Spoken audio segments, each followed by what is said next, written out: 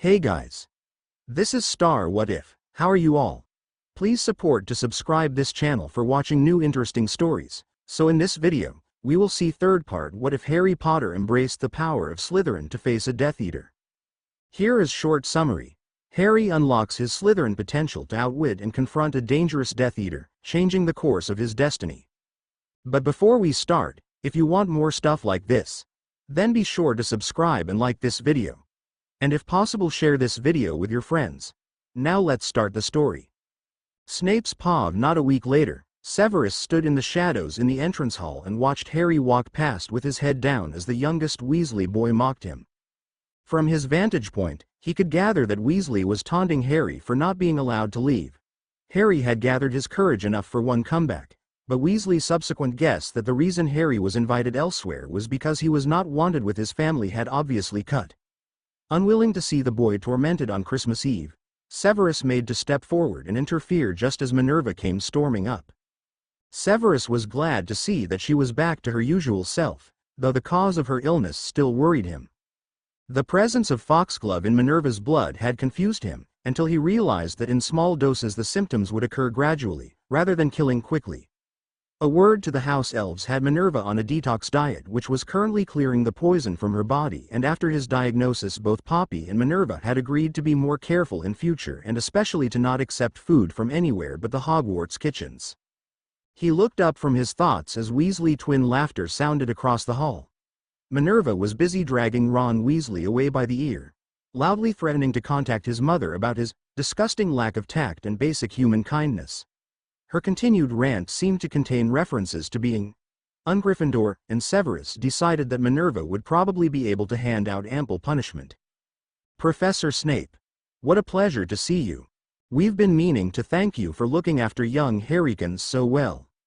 After all, according to your little snakes, you're a better head of house than Professor McGonagall. But secretly, George and I don't believe that. Severus resisted the urge to roll his eyes at the Weasley twins' absurd way of talking. Messrs. Weasley. Would you by any chance know why your brother has taken such a disliking to Mr. Potter? Severus knew that this wasn't the best time to ask, but Harry had breached the question himself in the last week. Because Ron's a jealous ass. Sorry, Professor. Severus acknowledged the apology with a slight nod. But honestly, Harry, pay our stupid little brother no heed. He's just unduly against Slytherins because most of you have money in your bank accounts. Mum reckons that what we don't have in gold, we definitely have in family. Since Mum's always been kind of smart, we reckon she's right. Harry's head had gone back and forth between the twins like he was watching a tennis match, and Severus could tell that he really did value the twins' opinions. Say, Harry, since our idiot brother has gone and got himself a meeting with Professor McGonagall, why don't you come play some Quidditch with us? Katie says you're good on a broom. And it's more fun with lots of players. Harry looked up at Severus for approval and he nodded his consent. Go, play your game. Just try and stay out of the infirmary, Mr. Potter, since you've already been there once this week. With that, the children took off outside, leaving Severus to venture out to a vantage point by the lake. From here, he could see the Quidditch pitch as well as the road leading up to the castle from Hogsmeade. As he knew that Dumbledore was expecting a visit from Minister Fudge, Severus planned on keeping Harry well away from anywhere he could be cornered by either Dumbledore or the current minister. The Weasley twins' idea for a game had been well timed. An hour later, the minister had passed and the boys were returning with pink cheeks and steamy breath. Severus frowned when he saw that the smallest among the group at the Gryffindor table was shivering as he walked into the Great Hall. He quickly pulled a handkerchief from his pocket and transfigured it into a winter cloak. It was not very thick, nor was it fancy, but it would suffice until other suitable clothing became available to Harry. Here, Mr. Potter. So that you do not freeze to death, in future, please try to ensure that your winter clothing is up to the task of combating the chill before you embark outside. While the gathered Gryffindors glared at his scornful tone of voice, Harry was looking at the cloak as if it contained a puzzle. Before Severus could question, however, Harry's eyes began to reflect happiness and gratitude. Thank you, sir. This is loads better than my jumpers from the Dursleys. I suppose I should have gone and gotten my winter cloak before I went outside. Harry's sheepish look and quick darting look towards his hot chocolate mollified Severus to the point where he didn't reply scathingly. "If you wish to remain at the Gryffindor table during the evening meal, that will be acceptable, Mr. Potter. However, please do not forget our meeting this evening." Harry frowned and Severus paused before walking away. "But it's the holidays." "Yes, and I told all Slytherins that were remaining at Hogwarts that the usual schedule would apply." Severus didn't wait for an answer, instead moving quickly off towards the head table. "Harry looks quite chilled, Severus. Does he not have winter gear?" Minerva questioned as Severus sat down. "He does, it just wouldn't keep a mouse warm, let alone an active 11-year-old boy. He didn't see fit to outfit himself when he bought new clothes in September, and has obviously forgotten that he can do so. That transfiguration will last until Christmas Day at least, and it will not be a hardship to see him receive some decent winter clothes." "Has the headmaster made any mention as to where Harry will be required to spend the remaining weeks of his holidays after the Dursleys?" Severus served himself his meal while answering Minerva, frowning when Trixie appeared next to him. "Yes. Trixie is returning from buying Master's Christmas presents. Trixie notices that there is not one for young Master Harry. Would Master be liking Trixie to buy one of her choosing?" The elf spoke quickly, almost as if she was afraid of punishment. "No, Trixie. Mr. Potter and I shall be visiting Hogsmeade this evening to acquire his Christmas gift." The little elf smiled and bowed before disapparating. "Really, Severus, winter clothes are a necessity, yes, but surely you could buy them out of the school fund and find something more suitable to give the boy for Christmas? And no, Albus hasn't mentioned any other holiday plans to me, probably because I told him that he was a fool for taking this course of action." Minerva kept one eye on the Gryffindor table while she spoke, and Severus held back a frown at the thought that she was the busiest head of house this Christmas even though she had been ill. "I don't plan on giving Mr. Potter clothes for Christmas, Minerva, though it would certainly be a sufficient gift." Severus paused to study Harry for a moment. "Since I don't believe he has been given many gifts, I wish for him to choose something he would like, rather than something he would enjoy simply because it is a gift." "And how are you going to ensure that? He might just pick out the cheapest thing, knowing that you are buying it for him." Minerva pointed this out simply. "I will tell him that it is a reward from the school for his grades. It would not be a lie. He has the best grades of all my Slytherins, and I have seen a few jealous glances from the Ravenclaw first years. He can be very intelligent when he applies himself." Severus set to eating as Dumbledore sat down on Minerva's other side. By mutual agreement, they refused to discuss Harry in front of the headmaster, to respect Harry's privacy and to show that they didn't believe Dumbledore should be trusted with information regarding Harry. Half an hour later, Severus was exiting the Great Hall when Harry fell into step beside him. "I know my meeting isn't until 7, sir, and it's only 6:30, but can we have it now, if there's no one in front of me?" Severus squashed any outward sign of surprise. This was the first time Harry had asked for anything more than a glass of water, and a huge step forward in his trust of Severus. "Of course, Mr. Potter. In fact, leaving earlier would suit our agenda better. Is there anything you would need to fetch from your dormitory before we take a trip outside the castle, Harry?" Harry's head tilted to the side, obviously curious. "No, sir." Harry was glancing up at Severus quickly, trying to gather some information about where they were going. Content to wait for Harry to ask, since he was always reluctant to ask questions, Severus simply nodded and strode towards the castle doors. "It is about 2 miles to our destination. Should you find the walk too difficult, we could apparate, however, I would like to avoid that." Severus kept his pace slow enough to allow Harry to walk comfortably next to him. Harry nodded quietly, regarding the Hogwarts lawn in the fading evening light.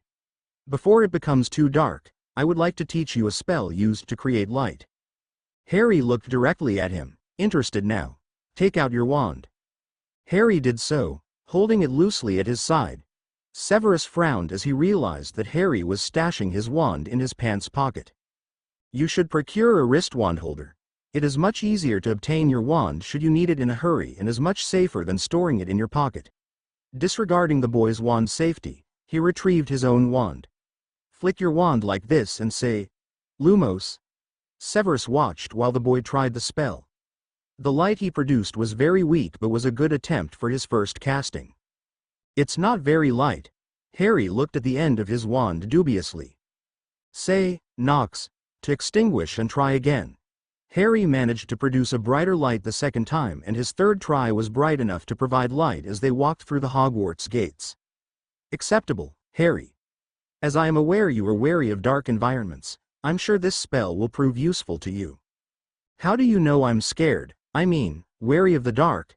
Severus smirked inwardly at the boy's Gryffindor show of bravado. You avoid wandering corridors without light. When you were in my office and the spells to keep the candles lit failed, you froze like a deer in headlights, and I believe the boys in your dorm have acquiesced to maintaining candlelight overnight. The signs are there if someone cared to look. Harry stayed silent for some time until they were away past the gates. So where are we going, sir? We are going to the wizarding village called Hogsmeade. As a third year you will be granted permission to visit on designated weekends. However, if you have need of new clothes or other items that you cannot order, then you will be escorted by a teacher to Hogsmeade to purchase these items. Severus watched intently as Harry took this in and saw that Harry was carefully eyeing the surrounding forest. He flicked his own wand, producing a strong lumos to fully illuminate their path in the growing darkness. As the light banished the shadows, Harry relaxed and inched away from where he'd been close to his teacher. Instead, he turned his eyes forward and quietly asked what they were buying. As I mentioned today and last Wednesday, the state of your winter wear is inadequate. Given that the weather is likely to worsen exponentially as we get deeper into the season, you require more sufficient clothing. You have also gained weight since the start of the year, though still not as much as we would like. It would be wise to purchase some larger items before you find you require them. Harry nodded silently, not protesting the advice. You may also find this a good opportunity to purchase Christmas gifts for your friends. At this Harry looked up in confusion. I bought all my gifts by owl order a few weeks ago, sir. Actually, there's only one I have left to get. Very well. I have need of the apothecary in Hogsmeade, and you may make use of the bookstore if you wish. We shall of course need to return to the castle before curfew, but I do not believe we will have to rush. Severus narrowed his eyes at the figure that had started approaching them. The aristocratic manner and the glimpse of hair instantly told Severus that this was Lucius Malfoy. He stepped slightly closer to Harry, reaching out a hand to stop the boy walking forward. Let Malfoy come to them. Severus, just the man I was looking for, and this must be. Malfoy's eyebrows rose in shock as he spotted the lightning bolt scar. Harry Potter. Severus shook his head minutely when Malfoy looked at him questioningly. Mr. Potter requires improved winter wear, and I insisted that this be sized properly. Since Mr. Potter has fortnightly meetings with me, as do all my Slytherins, I decided that this would be the best time. Severus wondered if Malfoy would realize that Severus was implying that he wasn't welcome on this excursion. Does Mr. Potter not have family to return to over Christmas? Thankful that the question was not directed at Harry, who would have answered honestly, Severus shook his head. Unfortunately, Headmaster Dumbledore believes that Harry would be best protected spending the majority of his year at the school. Though what he needs protection against, the headmaster is yet to say. Now would be the time to plant small reminders that Malfoy was not the only supposedly loyal Death Eater here. If there was going to be any information about a rising Dark Lord now that the boy was in school, it would come through Lucius. Of course. Does the headmaster not jump at shadows quite regularly? The mocking smile on Lucius' lips worried Severus, but not enough to confront him. If that is all, Lucius, we really must be on our way. Severus indicated the path in front of them with a tilt of his chin. My business is with the headmaster, so of course, enjoy your shopping trip. Mr. Potter, I'm sure I'll see you again. Harry nodded without speaking, his instincts obviously setting warning bells off in his head. Severus was almost too slow to see Malfoy's cane swinging up to hook under the boy's chin. He didn't doubt that it had been quite a knock and was ready for Harry to lunge away from the snake fangs decorating the end. He caught Harry as he tripped, steadying him against his own body before turning slightly to put himself between Lucius and Harry. After a quick check to ensure that Harry's skin hadn't been pierced, he turned a scowl on Lucius. Such a quiet child. I can see why you're so protective, Severus. Lucius' amusement worried Severus, but instead of showing it he just tugged Harry so that they had reversed positions on the path. Lucius closest to the school. I think, Lucius, it would be best if we took our leave. Good day. A light shove got Harry walking down the path in front of him while his continued glare made Lucius bow mockingly and turn towards the school. 2 long strides had Severus back next to his charge as Harry stumbled. "Careful, Harry. Are you all right? How hard did he strike you?" Through his worried queries, Severus cursed his slowness. Never before had Lucius Malfoy managed to move faster than him. "Not that hard. It just shocked me is all." Severus gently tilted Harry's head back so that he could examine the spot where Malfoy's cane had impacted. The boy's eyes were dilated with adrenaline and his breath was slightly faster than it should be. The mark under his chin consisted of 2 tiny pinpricks that were bright red, and Severus would not be surprised if tomorrow morning there was a bruise. "I think it would be best if we apparated the rest of the way to the clothing store. To side along apparate you must be physically close to me." With that warning, Severus reached out to the boy, twisting him as he tugged him toward him. Harry stiffened but did not fight him. Picturing his destination in his mind, Severus spun, all the while trying to make this trip as pleasant as possible for his passenger. When they landed, Harry collapsed forward, breathing deeply in an obvious attempt to stave off the nausea that accompanied apparition for the inexperienced. Severus rubbed his back, gently lowering the boy onto his knees. He had chosen a secluded area to apparate to in case of this very event. "I don't think I like this apparating stuff. It's sickening. Is it always like that?" Harry was slowly regaining his composure and Severus helped him to his feet. Once he was sure that the boy was steady on his feet, he started off toward the center of town. Passing witches and wizards gave him curious glances at the sight of the young boy behind him. No matter how much weight and height the boy had gained in the last few months, he still looked younger than his 11 years. Severus was sure that there would be rumors tomorrow about the mysterious child that he'd bought out into Hogsmeade. That was unless someone noticed the scar that Severus had placed a "Notice Me Not" spell over. Harry could not seem to resist looking around him with interest, and Severus slowed his pace so that the curious child could keep up. He paused outside of the bookshop before guiding Harry into the clothing store next door. He frowned at the garish Christmas robes in the display but was glad to see that the inside of the store was unchanged. "And how can I help you fine gentlemen tonight? Surely those robes you bought last week were good enough, Professor." Severus scowled at the shopkeeper, a bold former student of his. Though she had been a Ravenclaw rather than one of his snakes, both Severus and Flitwick maintained that she spent more time with Slytherins than her own house. Because of that, Bianca Shearman had managed to gain good advice on starting her own clothing store for free. For that, Severus respected her intelligence. "They were of respectable make, of course, Bianca, otherwise I never would have bought them. Harry is here to purchase some winter clothing because his current items are not sufficient. I will be covering the cost, of course, so please charge it to my account." Bianca spoke over Harry's protest, silencing them. "I didn't know you had a son, Professor Snape. When were you planning on revealing that trinket of information?" Severus was too shocked to growl at her nosiness. Is that what the people around him were thinking? It was not truly implausible, after all. It was well known that he was a very private man. He quickly looked to Harry, realizing how his silence must seem. What he saw shocked him even more. Harry had a distinctly pleased look on his face.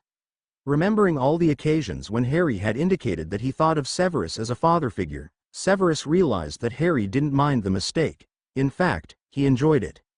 Severus shook off these thoughts for now, instead nodding vaguely in Bianca's direction, then herding Harry over to the boy's clothing. An hour and 4 near arguments later, Harry stood before him outside the bookstore in one of his new winter cloaks. On discovering that Harry had no gloves, Severus had quickly asked Bianca to put together a package of basics. He doubted that Harry had thought to buy more socks, underwear and accessories than he had already possessed. This had not pleased Harry, who had flushed bright red when asked by the witch what his choice of underwear was. The other arguments were mostly over Harry's reluctance to accept the fact that Severus was not going to let him spend his precious pocket money on necessities. Finally, Severus had just sent him outside while he paid for the order. Due to the boy's modest choices in clothing, the outing had barely cost what he expected it to, and he was now trying to decipher whether Harry's eagerness to go to the bookstore was for his final gift or personal interest. Harry POV, "Please sir, I won't be long." Harry looked up at his teacher with hopeful eyes, already learning that Snape hated to deny him anything he had the bravery to actually ask for. Though it usually cost him, Harry definitely wanted to ask for this. When Snape nodded slowly, Harry gave him a broad grin. "Thank you, sir. I won't dawdle, I promise." "Harry, surely after seeing my quarters you realize that I am not adverse to spending time in a bookstore. Take your time. I will be in the potions section should you require my assistance." With that, Snape guided him into the store, pointing him towards the fiction books. While Harry desperately wanted the chance to browse through all the stories a wizarding bookstore could hold, he was on a mission. Since Snape had said that he was going to be in the potions section, Harry couldn't find a suitable gift there, but he hoped that the art section might hold promise. Snape had been quite pleased with his interest in wizarding art and had replied to his questions in a manner that made Harry think Snape enjoyed art. He was flipping through a book that compared wizarding and muggle art when he heard a meow from somewhere near his feet. There lay a huge cat with a fluffy coat, and when she realized that she had Harry's attention, she rolled over onto her back, asking for a pat. He was still patting her a few moments later when the shop owner came over. "I see you've met Millie. Bloody nuisance thing, begging attention off of customers. Course she's beautiful, so she deserves some attention." Harry tilted his head in confusion as the large man that reminded him of Uncle Vernon bent down to pat the cat. She purred and butted against Harry's fingers as the man scratched her back. "Would you like to see her kittens, son? Wouldn't have expected anything less than beauties from this little lady, though she sure knows how to surprise me. Not only did she give birth to 7 kittens, but they seem to be part Siamese. It's an odd mix, but it works well. They're just ready to go to their new homes now."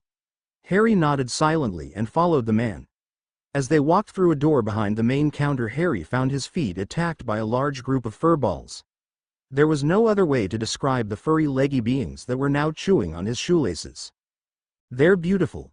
How old are they?" Harry bent down for a closer look, scratching the heads of the nearest ones. 10 weeks. Bit old for kittens. They're usually given away by now. I just couldn't part with them so soon, and Millie still mothers them, so I reckon it won't do them any harm. Your professor helped me make up some formula for the runt. Helped keep the mite alive in the end. In fact, I think he's right fond of them." Harry tried to stop the thought forming, but he couldn't. What if he got one of the kittens for Snape? "How much are you selling them for, sir?" Harry noticed that the man had noticed his scar the same moment he looked up. Quickly the man seemed to recover and decide not to mention it. 2 galleons and 4 nuts. That'll cover the neutering they'll get before they go and the vaccination they've already had. Which one would you like? Harry quickly pointed at the runt. "That's the one Professor Snape helped, isn't it?" "Yep. And unless you're planning on giving her to him, she's not for sale." "How do you know?" Harry smiled at the laughter in the shopkeeper's eyes. "Years of experience, kid. So that'll be 2 galleons and 4 nuts, and I'll deliver her up to Hogwarts house elves just in time for her to be washed and placed under old Snape's tree." Harry pulled the money for the man out from his coin bag and handed it over. "Harry, where have you disappeared to now?" Harry stood quickly, carefully extracting himself from the kittens. "Here, sir." Snape appeared at the doorway of the little room, and Harry could tell that he was amused. "I see that you've met Mr. Job's Maine Coon. They're an American breed of cat bred for size and temperament. I wasn't surprised that Mr. Job insisted in bringing her mother with him when he migrated. Of course, I'm sure he didn't expect Millie to have crossbreed kittens." Snape's smirk told Harry that Snape had obviously quite enjoyed whatever display Mr. Job had put on. "Yeah, well, I expected that bloody charm to keep her from getting pregnant. Her having the kittens was a surprise, let alone them being Siamese." Mr. Job scowled at Snape, but Harry didn't think he was really upset. "Indeed. Are you ready to go, Harry? The walk back to the school will seem longer on the way back, since you most likely beginning to feel tired after your long day. I will most likely see you before the new year, Mark. Have a Merry Christmas." Snape waited patiently while Harry said goodbye to the man, then put a hand on his shoulder to guide him out of the store and onto the street. "Unless I feel that it would benefit us, I do not wish to apparate." Harry nodded his consent, then walked quietly beside his teacher until they reached the outskirts of town. "Sir, what was Mr. Malfoy doing at the school?" Lucius Malfoy was indulging his power trip. He was recently awarded a position on the school board because of Draco's attendance and wishes to use that power to influence the running of the school to support his political beliefs. Given that his beliefs and the headmaster's are very different, Both of them spend quite a long time playing word games over a cup of tea. Harry could tell from Snape's voice that he was unimpressed with this. "Do you support Mr. Malfoy or the headmaster, if you don't mind me asking, sir?"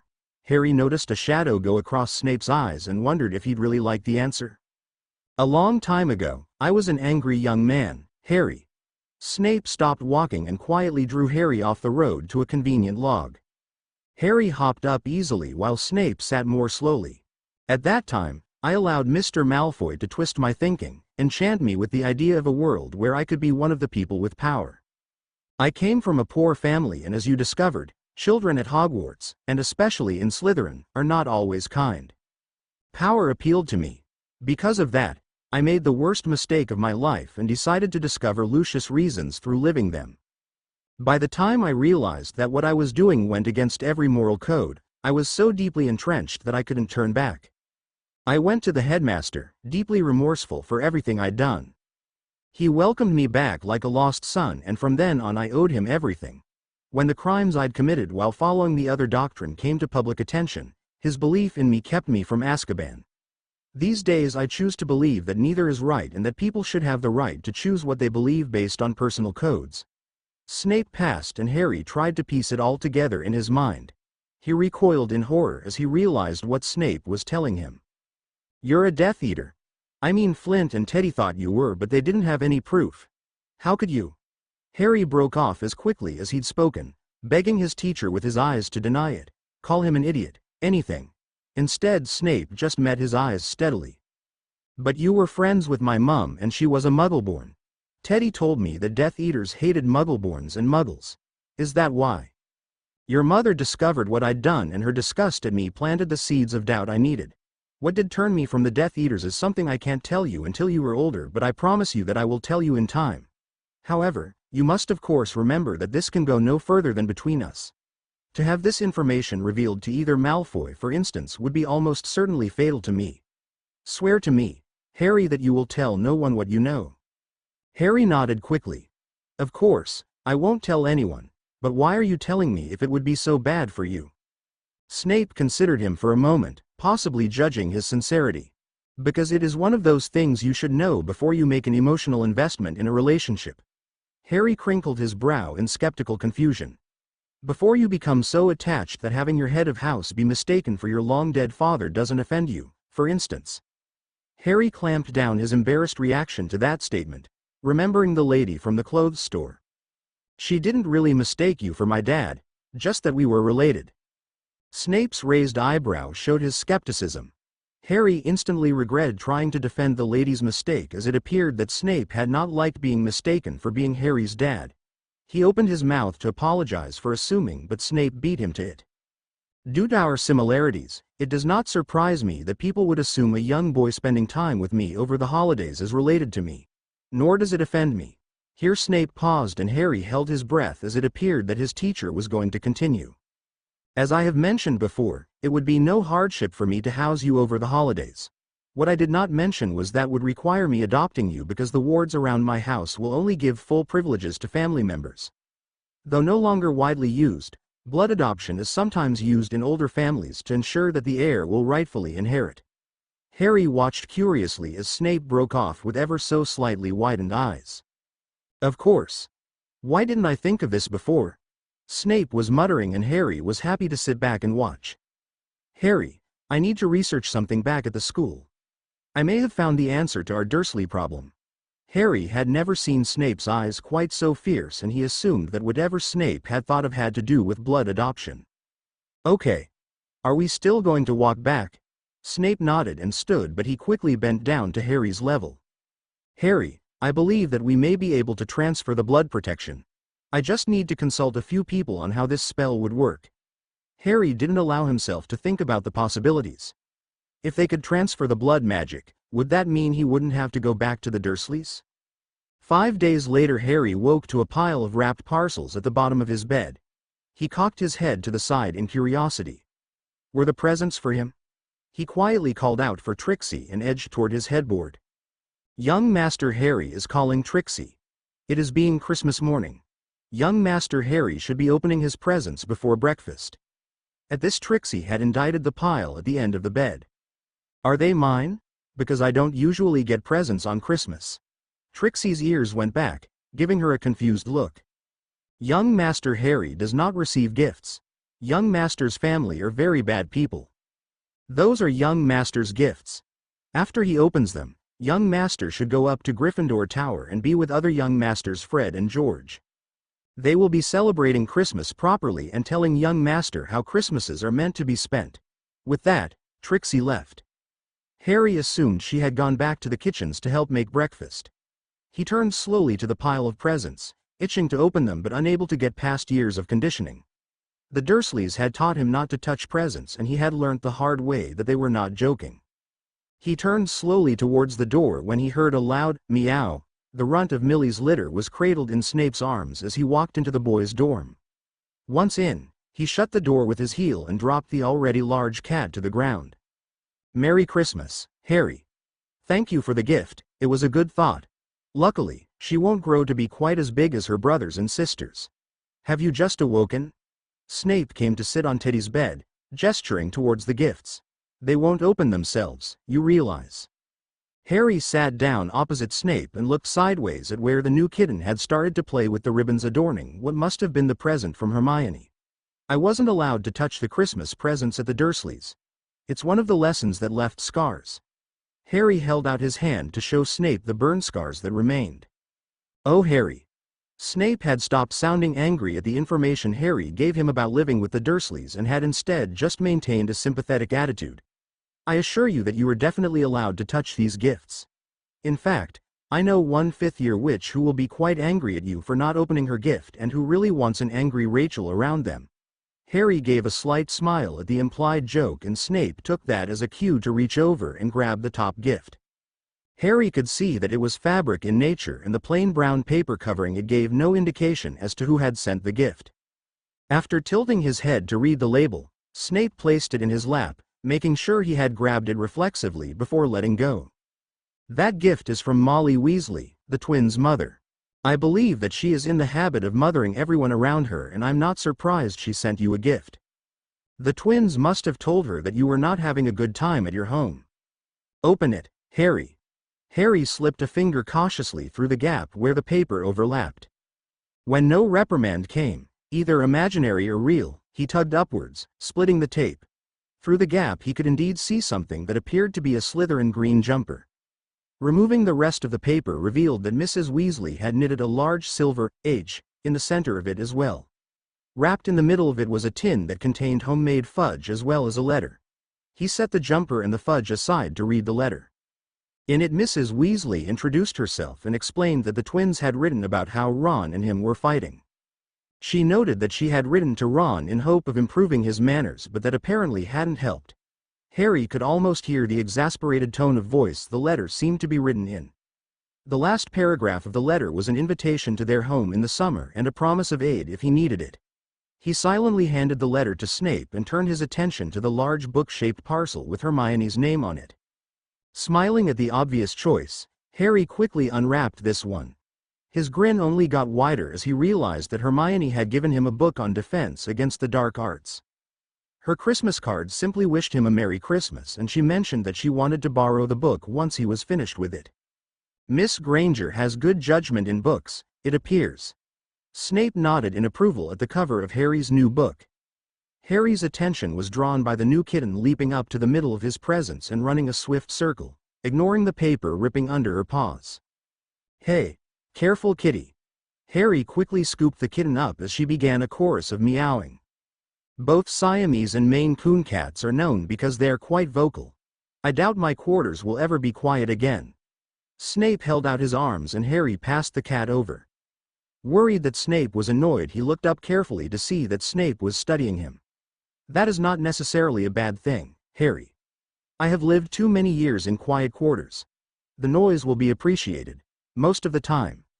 With Snape scratching behind her ears, the kitten had quieted to a low rumbling purr. My gift to you was the winter wear we purchased on Friday. However, I believe that this news should add to that quite nicely. I have done some research and my sources have confirmed that if you were to be adopted through a blood adoption, magical protections tied to your new parent could substitute for the protection your mother gave you. Once I am able to convince the headmaster of this, the process should be relatively simple. That is if you are amenable. Harry's nose scrunched at the different word, but he guessed that Snape was asking if he wanted to be adopted. You honestly think I'd want to go back to the Dursleys? Of course I'd love to be adopted. But, sir, who? At Snape's raised eyebrow Harry blushed and looked down. You don't have to, sir. I mean, I'm sure someone else. Harry, stop doubting everything I say. I would not offer if I was not willing to prove my intent. Convincing the headmaster of the merit of this choice may take time, and I know that the actual process can take over a year, so I cannot say that you will not return to the Dursleys this year. However, it does give hope for the future. Harry let his mind race to the possibilities. Snape would be his dad and he wouldn't have to go back to the Dursleys. He gave Snape a bright smile to show his opinion and turned back to his gifts when Snape gave him a searching look. A charm sounded through the dorms and Harry jerked his head upward. Snape had cursed under his breath at the interruption and Harry watched as he stood slowly. Apparently, your fellow housemates have chosen today to test my patience. Since that charm indicates that someone has chosen to use a dark curse, I believe I am needed elsewhere. Snape looked down at Harry, and he almost thought that Snape seemed reluctant to go. Do finish opening your presents, Harry. And seek out the Weasley twins. I doubt they'd let you pass this Christmas quietly. Harry's unwrapped gifts were waiting for him on his bed when he returned from spending the day with the Weasleys. The mysterious invisibility cloak had been the only thing Harry had put away, locking it safely in his trunk. He had found a quiet moment to tell Snape of it and wasn't surprised when Snape suggested that maybe Dumbledore had it. The rest of the day had been spent having snow fights with the Weasleys and begging Trixie for hot chocolate to warm up. All in all, Harry was quite content with how his first Christmas had turned out. When he sat down on his bed to take his wet shoes off, he was surprised to hear paper crinkling. The only thing that had changed since he had been in there was that all the rubbish had disappeared. He turned to the envelope that was just under his pillow and picked it up. The short spiky writing was obviously Snape's and Harry assumed that it was a letter about the adoption. Instead, when he split the envelope open he was surprised to see pictures fall out. He recognized the girl in them as his mother and intently studied the people with her. In one it was another young Snape and Harry smiled at the thought that Snape had ever been that young. The other photos contained other boys as well as girls, most wearing what Harry recognized as Gryffindor colors. He flipped the photos, hoping for names. Instead of names there was a note from Snape. Harry, since you do not have photos of your parents, I have decided to give you some of mine. I would suggest buying yourself a photo album or frames to keep them in. Due to the unpredictable nature of wizarding photos, I chose to reproduce these as Muggle photographs. They're easier to keep safe and allow you to look at them in the Muggle world. If you wish to know the stories behind the photos, please see Professor McGonagall. Unfortunately, some of those memories are painful to this day. Professor McGonagall would be able to do them the justice they deserve. Merry Christmas once again. Severus Snape. Harry smiled, then looked over at his trunk. Sure, Filch was hanging around. But now he had the invisibility cloak. Harry quickly drew it out and threw it around his shoulders. The material felt like it was barely there and he still couldn't quite comprehend disappearing in front of his own eyes. Still, if it let him get past Filch and to Snape's office without getting caught, then he'd probably get used to it. With that thought in mind, Harry hurried out of the dorm, intent on thanking his teacher, even if it was an hour past curfew. When Harry found out about the three-headed dog, there was no way he was going to tell Professor Snape. That was until Hermione got involved. Mr. Potter, why is it that you find it more difficult transfiguring plants than you would something made of wood? Harry sighed as Hermione's hand shot up. He really needed to talk to his friend about that. Because a plant is a living thing and living things resist change. Harry cringed as Malfoy sniggered at his hesitant tone. Are you asking me or telling me, Mr. Potter? Harry resisted the urge to glare at his transfiguration teacher. Telling, ma'am. Then do so without hesitating. You are correct, Mr. Potter. McGonagall went on to explain the complicated process that Harry was sure he'd never grasp. When it came time to begin attempting the transfiguration, Harry wasn't surprised to hear Teddy growl as Hermione perfectly completed her task. Are you having trouble, Harry? Harry grimaced and nodded. Do you want me to give you a hand? Thanks, Hermione, but no thanks. At Hermione's disappointed look, Harry backtracked verbally. I mean, sometimes it's just hard watching you get it right first try because it takes us so long. And your explanations are kind of the same as McGonagall's, which we usually don't understand the first time. Sorry, Hermione. Hermione turned to glare at Teddy, who'd made an affirmative noise. Would you rather I explained it using Quidditch terms? Or perhaps gardening terms? You lot have your own strengths that I'm not good at. Why don't you ask Professor McGonagall for more help if you're struggling so badly? Because personally, Granger, Malfoy has enough to mock us about without adding inability to the list. Teddy said it gently, not meaning to actually hurt Hermione's feelings, so Harry didn't protest. I thought you called a truce with Malfoy. Why are you fighting again? Hermione looked at Teddy accusingly and Harry tried to break up the impending fight. Because like my cousin, Malfoy went away bearable and came back after Christmas more annoying than ever. So until he decides to get over whatever has made him so annoying again, we're back at war. Hermione's raised eyebrow told Harry that this was possibly one of those things that Hermione had told them made no sense to her. Okay. The blank look on Hermione's face registered with Teddy and he sighed and shook his head. All of a sudden, Hermione shot her hand in the air. McGonagall made her way over, looking suspiciously at Harry's as yet untransfigured project. Yes, Miss Granger. I don't believe that you have any problems doing this transfiguration. Perhaps you would like to assist Mr. Potter with his transfiguration rather than talking to his friends. Harry shrank under McGonagall's disapproving glare. I'm sorry, Professor McGonagall, but Harry and I were just discussing his difficulties understanding how to do this transfiguration. Teddy leaned forward and pinched Hermione, hard, under the table. Hermione, what have we told you about signing us up for tutoring sessions we don't want or need? Teddy scowled at Hermione fiercely. Miss Granger is merely trying to be helpful, Theodore. There is no reason to be rude to her for that. Now, Mr. Potter, what appears to be the problem? Over Teddy's quiet mutinous muttering, Harry explained his problem to Professor McGonagall, but looking at Hermione, Harry thought that Teddy may have been a little too cruel to their Gryffindor friend. Snape's Pav Severus was in a pensive mood as he stalked the corridors on his pre-dinner rounds. From what he'd heard from Minerva, there was one very upset little Gryffindor chit who usually frequented his dungeons wandering around. After an upset during Transfiguration, she hadn't been seen at lunch and had claimed an upset stomach when asked why she did not attend her afternoon class. Severus hadn't been surprised to hear from Harry that it had been a crack at her intelligence which had bothered Miss Granger so. What had surprised him was when Minerva had approached him to find the girl and comfort her. His answer of, "I don't comfort anyone, especially not Gryffindor first years," had been ignored. He rounded a corner to hear sniffling and cringe. Since Harry had been the one to suggest that area for searching for Hermione, Severus was sure that this was the right upset girl. The brown bushy hair only confirmed it. Miss Granger, you are a long way from Gryffindor Tower where you are meant to be resting. The girl's head shot up and Severus sighed at the sight of the red rims around her eyes. After futilely trying to wipe the tears away, Hermione went to push herself to her feet. Stay, you foolish girl. He paused and considered her. Surely a few insults from people you know or friends doesn't hurt that much. Severus sighed as she shook her head. To be less intimidating, he crouched down next to her, leaning his head back against the wall in frustration. It's okay when they make jokes in private because I know they aren't saying it to be mean.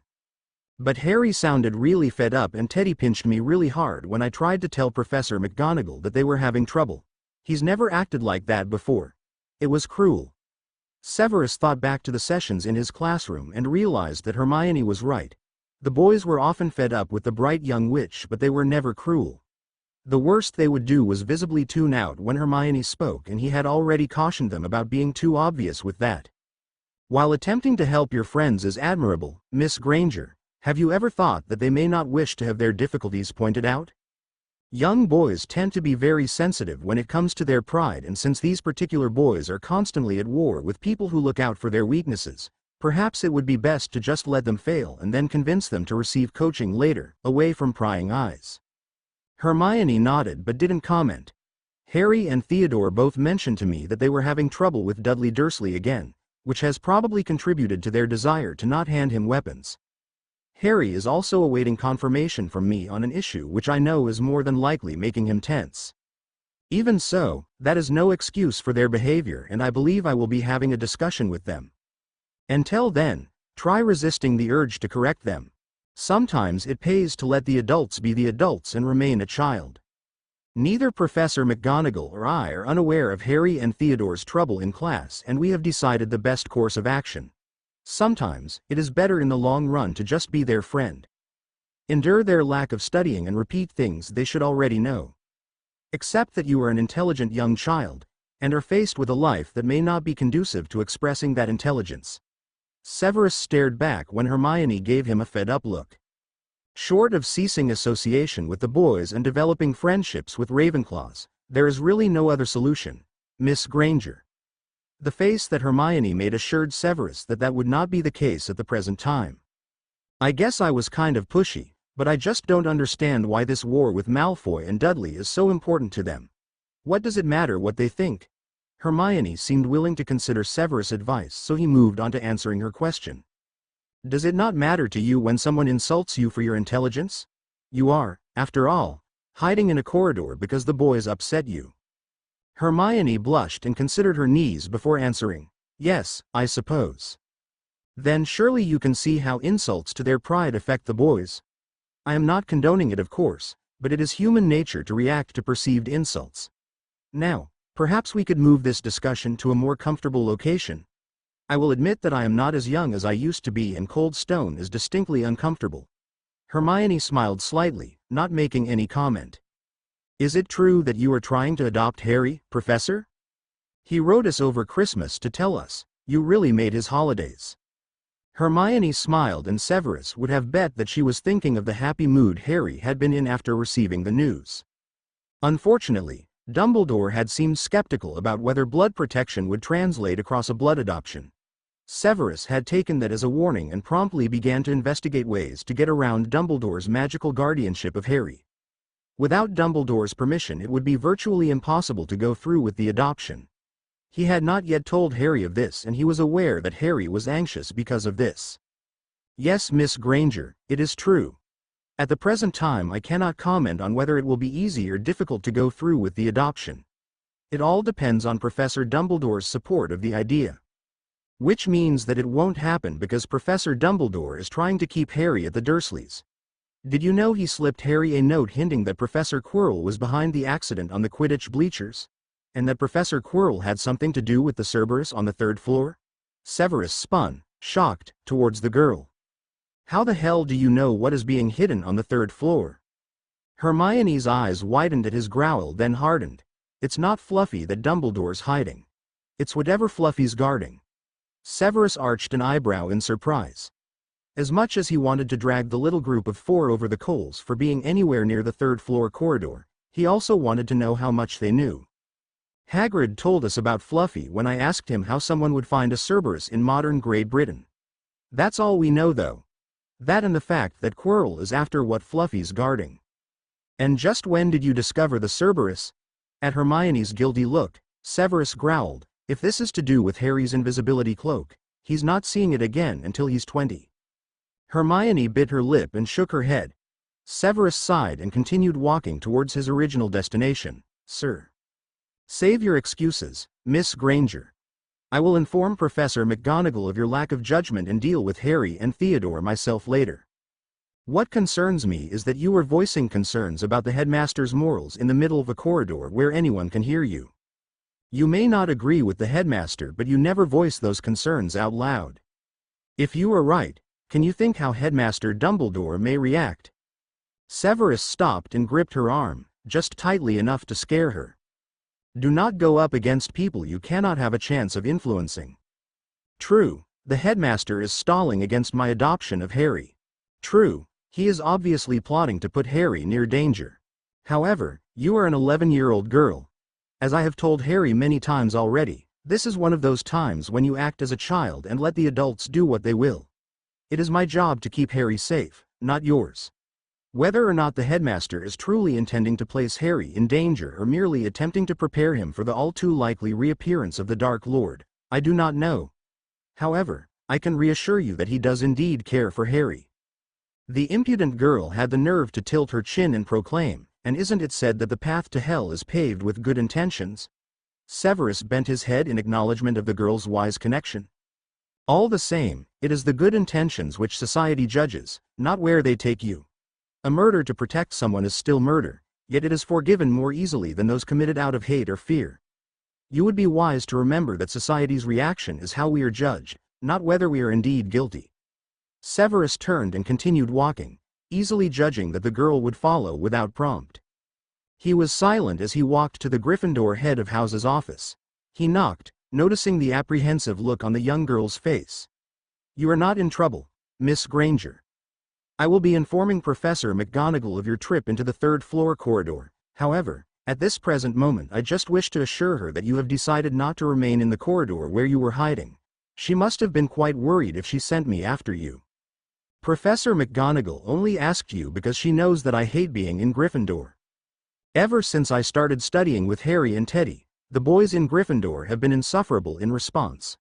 Almost like they feel that being mean to me will hurt Harry or Teddy." Severus smirked as he realized that Harry was right.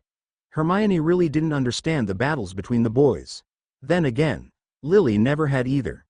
She had always thought that the war between Severus and Potter had been a foolish waste of time. "It probably would, Miss Granger. Or at least offend Harry enough to make him do something foolish." He nodded at Hermione's shocked look. "Harry has some distinctly Gryffindor-ish traits, one of which is that he is too quick to leap to the perceived defense of his friends. This trait will no doubt lead him to quite a lot of danger. That's partly why I didn't tell him, sir. He and Teddy get so angry when Dudley or Ron tease me. They get in enough trouble without my problems." "Yes, but they also stay out of trouble due to your influence." Severus took a good look at the girl and noticed the circles that had no place being under an 11-year-old's eyes. "Is it only the boys who have decided to victimize you, Miss Granger? Or are the girls in on the plot as well?" The young girl's blush and shake of her head told Severus that Hermione was indeed having problems with the other girls in her house. "Indeed. If you are being harassed, you should speak to your head of house. Professor McGonagall is there to ensure that your experience at Hogwarts is as enjoyable as possible." With that almost bitter comment, Severus knocked sharply on Minerva's office door. She appeared momentarily, looking relieved when she realized who was at her door. "I see you found Miss Granger, Severus. Thank you." Severus nodded in acknowledgement, then waited quietly while Miss Granger was ushered into her head of house's office for her missed meal. "Minerva." The lady in question paused in her doorway. "Both Miss Granger and Mr. Longbottom know what is hidden on the third floor. From witnessing it with my two errant Slytherins. I will leave punishment up to you, however. I will be dealing with the boys tonight." With that said, Severus spun around and started the walk toward the dungeon. Now that Minerva was going to deal with the Gryffindors, he had two wayward Slytherin first years to put the proverbial fear of God into. Harry POV, uh-oh. Snape is not happy and headed our way. Think he's going to chew us out for being mean to Hermione? Harry looked up from his book as Teddy groaned in dread next to him. "If he does, we deserved it." Harry dropped his eyes back to his book, having seen that Snape had traversed half the common room. "True. Wait." Teddy squinted in Snape's direction for a quick moment. "He's pissed, sure, but he's worried too. Wonder what we did to worry him." Harry looked up in alarm as he ran back through the weeks. "Teddy, Fluffy." Teddy whipped his head around to stare at Harry with a matching alarmed expression. Hermione might have told him. "In that case, I'm killing her. If we're not dead ourselves." Teddy looked up as Snape stepped into their little circle. "Mr. Knott, your mother and your uncle are waiting for you in your office. I wish for you to have a conversation about your adventure on the third floor not long ago." Teddy nodded and quickly gathered his things. Teddy paused before leaving. "Will they decide my punishment or will you, sir?" "They will offer suggestions, certainly, however I will have the final say." Snape didn't look at Teddy and Harry could feel his eyes burning on the back of his neck. "Yes, sir. See ya, Harry." Harry looked up under his fringe to acknowledge the goodbye. "Mr. Potter, we will be having our discussion in my quarters. Please pack up your things and come with me." Harry reached down and dragged his bag up to his lap, all the time keeping his eyes off of Snape. After his book was safely in his bag, Harry stood slowly. "Follow me." Snape strode off and Harry walked slowly behind him, ignoring Malfoy's smug look. Snape didn't speak. They walked in tense silence to a door not far from Snape's office. Snape opened the door and gestured for Harry to go in front of him. In. The living room is the first room on the left. Sit yourself on that couch and don't move. I need to get something from my private office. Harry hastened to comply, sparing a moment of curiosity for what Snape needed. He sat carefully on the same couch that he'd sat on before. Snape's new cat jumped up to join him and purred when he reached out a tentative hand to pat her. How much trouble do you think I'm in, huh? It was pretty stupid going into the third-floor corridor, but Flitch was going to catch us on the third floor, and so we went into the forbidden corridor. I don't think Snape will accept that we really were lost. Stupid stairs. At that moment Snape walked back into the room. He was carrying a leather-bound book and he set it open on the table in front of Harry before walking back to the mantel to stand. Take a good look, Mr. Potter. Harry pulled the book to himself warily, suspicious of this turn of events and Snape's cold tone. The pictures were of his parents with 3 men he recognized from the photos Snape had given him over Christmas. They were crowded around a bassinet and smiling at the camera, and Harry had the feeling that he was the baby they were crowded around. All bearing Lupin, these are the people who sacrificed their lives or their sanity to keep you safe. Alive. Happy. They did not sacrifice their lives for you to go gallivanting about on the third floor. What part of the headmaster's warning about a terrible, painful death at the start of the year did you not understand? How dare you risk what they gave so much to protect? Do you know what could have happened to you? Harry's throat tightened and his eyes burned as the implications hit him. Snape thought he was being ungrateful. He wasn't. Maybe he hadn't thought about that, but he hadn't done it deliberately. We were lost. And of course it never occurred to you to consult the map that is stuck to the back of your homework diary for just such an occasion. Harry shrunk even more. Of course, the map. He hadn't even thought of that. We didn't get hurt. The glare Snape fixed him with was doubtful. And the fact that technically, being in that corridor is an expelling offense doesn't matter, does it? Or the fact that it was yet again sheer dumb luck which stopped you all from dying? Think, Harry, think very hard about how dangerous it was. And then you actually had the gall to try and investigate. Whose brilliant idea was that? Snape seemed to be quietly building up to a point, and Harry didn't think he could possibly feel any smaller. Hermione asked Hagrid about the dog, but it was just a question. She doesn't care what's under it, just why Dumbledore used such an easy thing to get past as protection. At Snape's incredulous look, Harry decided to elaborate. Teddy had read this story as a kid about a guy who played a flute to tame a Cerberus. He hummed at it and it got kind of drowsy. That's how we got away. He said that it puts them to sleep if you play something loud enough. How close did that dog come? Harry heard the strain in Snape's voice and wondered if he was trying not to yell. He thought back to that day and his desperate leap to stay out of the way of one of the heads which had knocked Neville out of the way of another. How close? Yes, you idiot boy. How close did that dog come to killing you for? There was definitely strain in Snape's voice. Harry thought to lie and then decided against it. He ripped my robe off. Hermione managed to get him with a stinging hex right before Teddy remembered the music trick. Snape turned even paler and Harry thought he saw his hand shake. His eyes widened in shock when Snape covered the distance between them and grabbed him by the shoulders. You foolish child. You could have died. You almost did. What the hell were you thinking? Were you even thinking at all? Harry pulled back as Snape yelled and shook him, fear sweeping through him. When Snape tightened his grip, Harry brought his knees up, creating as much of a barrier as possible. Let me go. Snape didn't answer, merely pinning him with a glare. Sir, please. You're scaring me. At Harry's whisper, Snape loosened his grip slightly. I'm scaring you, Snape repeated flatly. Harry, you could have died.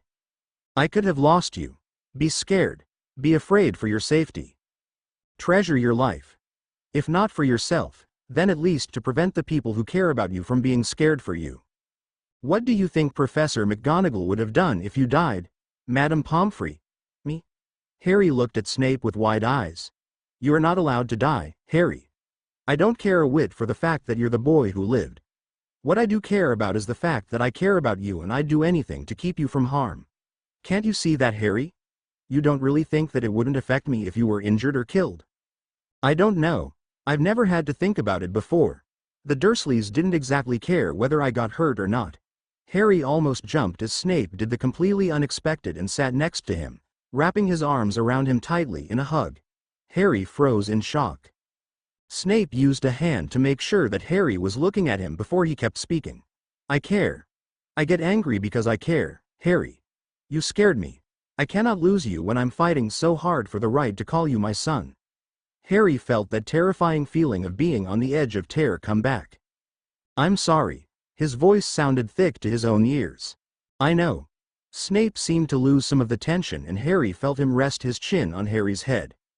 As the realization that this was what being held felt like, Harry felt something break inside. He couldn't believe he'd lived for so long without the feeling that someone cared. His shoulders shook and he tried not to let Snape notice, but of course he did. Harry felt Snape begin to rub his back in soothing circles, and that destroyed his last resistance. The tears started streaming down his cheeks as he gasped, sobbing out all his pain, confusion and fear. He was wanted, and better yet, no piece of paper was going to change that. He surrendered to the feeling, trusting Snape not to turn him away. Snape paused as Harry finally relaxed and sobbed against his chest. Severus quickly reached up and removed his glasses before they were crushed. It's all right, Harry. Just let it out. He wasn't completely sure what had caused this, but given the feeling that had flashed through Harry's eyes when he'd made the comment about calling him his son, he had his suspicions. As he held the sobbing boy, he felt his own tension run off his shoulders. He'd been prepared to guilt the boy into not running into any more trouble, but finding out how close Harry had come to being Fluffy's next meal had pushed him slightly past reason. Ever since Christmas, he had been considered just what a blood adoption would require, and he knew this was just the start. To even convince the magic to work, the relationship had to exist already. Which meant that he would have to ignore Dumbledore's protests and treat Harry as he intended the adoption to acknowledge him. Presently, however, he had his arms literally full of sobbing child, and Severus concentrated on Harry, rubbing circles on his back and making soothing noises. After a while, Harry's sobs began to lessen and Severus smiled as he realized the child was falling asleep. He twisted, bringing Harry's body around so that he could pick him up. He frowned as he realized that Harry was still too small for his age, since he should be getting too big to carry like a child on his hip. As it was, the half-asleep child instinctively clung to him, wrapping his legs around Severus' hips. The flow flared and Severus turned, alarmed, to face it. Narcissa Malfoy seemed surprised to find him with an armful of child, but her maternal instincts were still strong enough to smile slightly at the sight. Severus scowled at her knowing look and made his way through to his spare room. Sparing a hand quickly, he used his wand to brighten the lights slightly and freshen up the bed sheets. Narcissa slipped in next to him and, with skill born of years of practice, slipped Harry's shoes and socks off. She turned and pulled the covers down before stepping aside to let Severus put Harry down. The child stirred, fussing as he lost contact, and Severus ran his hand gently through Harry's hair to calm him. Once he was sure Harry would stay asleep, he gestured for Narcissa to go in front of him back out to the lounge room. Once he was there, he removed his teaching robes and hung them in their usual place. Narcissa, how can I help you? Severus focused on the slight tremors of Narcissa's hands and the way she avoided standing too close to him and sighed. Has Lucius received any bad news lately? How did you guess? Wait, don't answer that, you always knew. Narcissa sighed and sat on the armchair opposite Severus' own. Yes.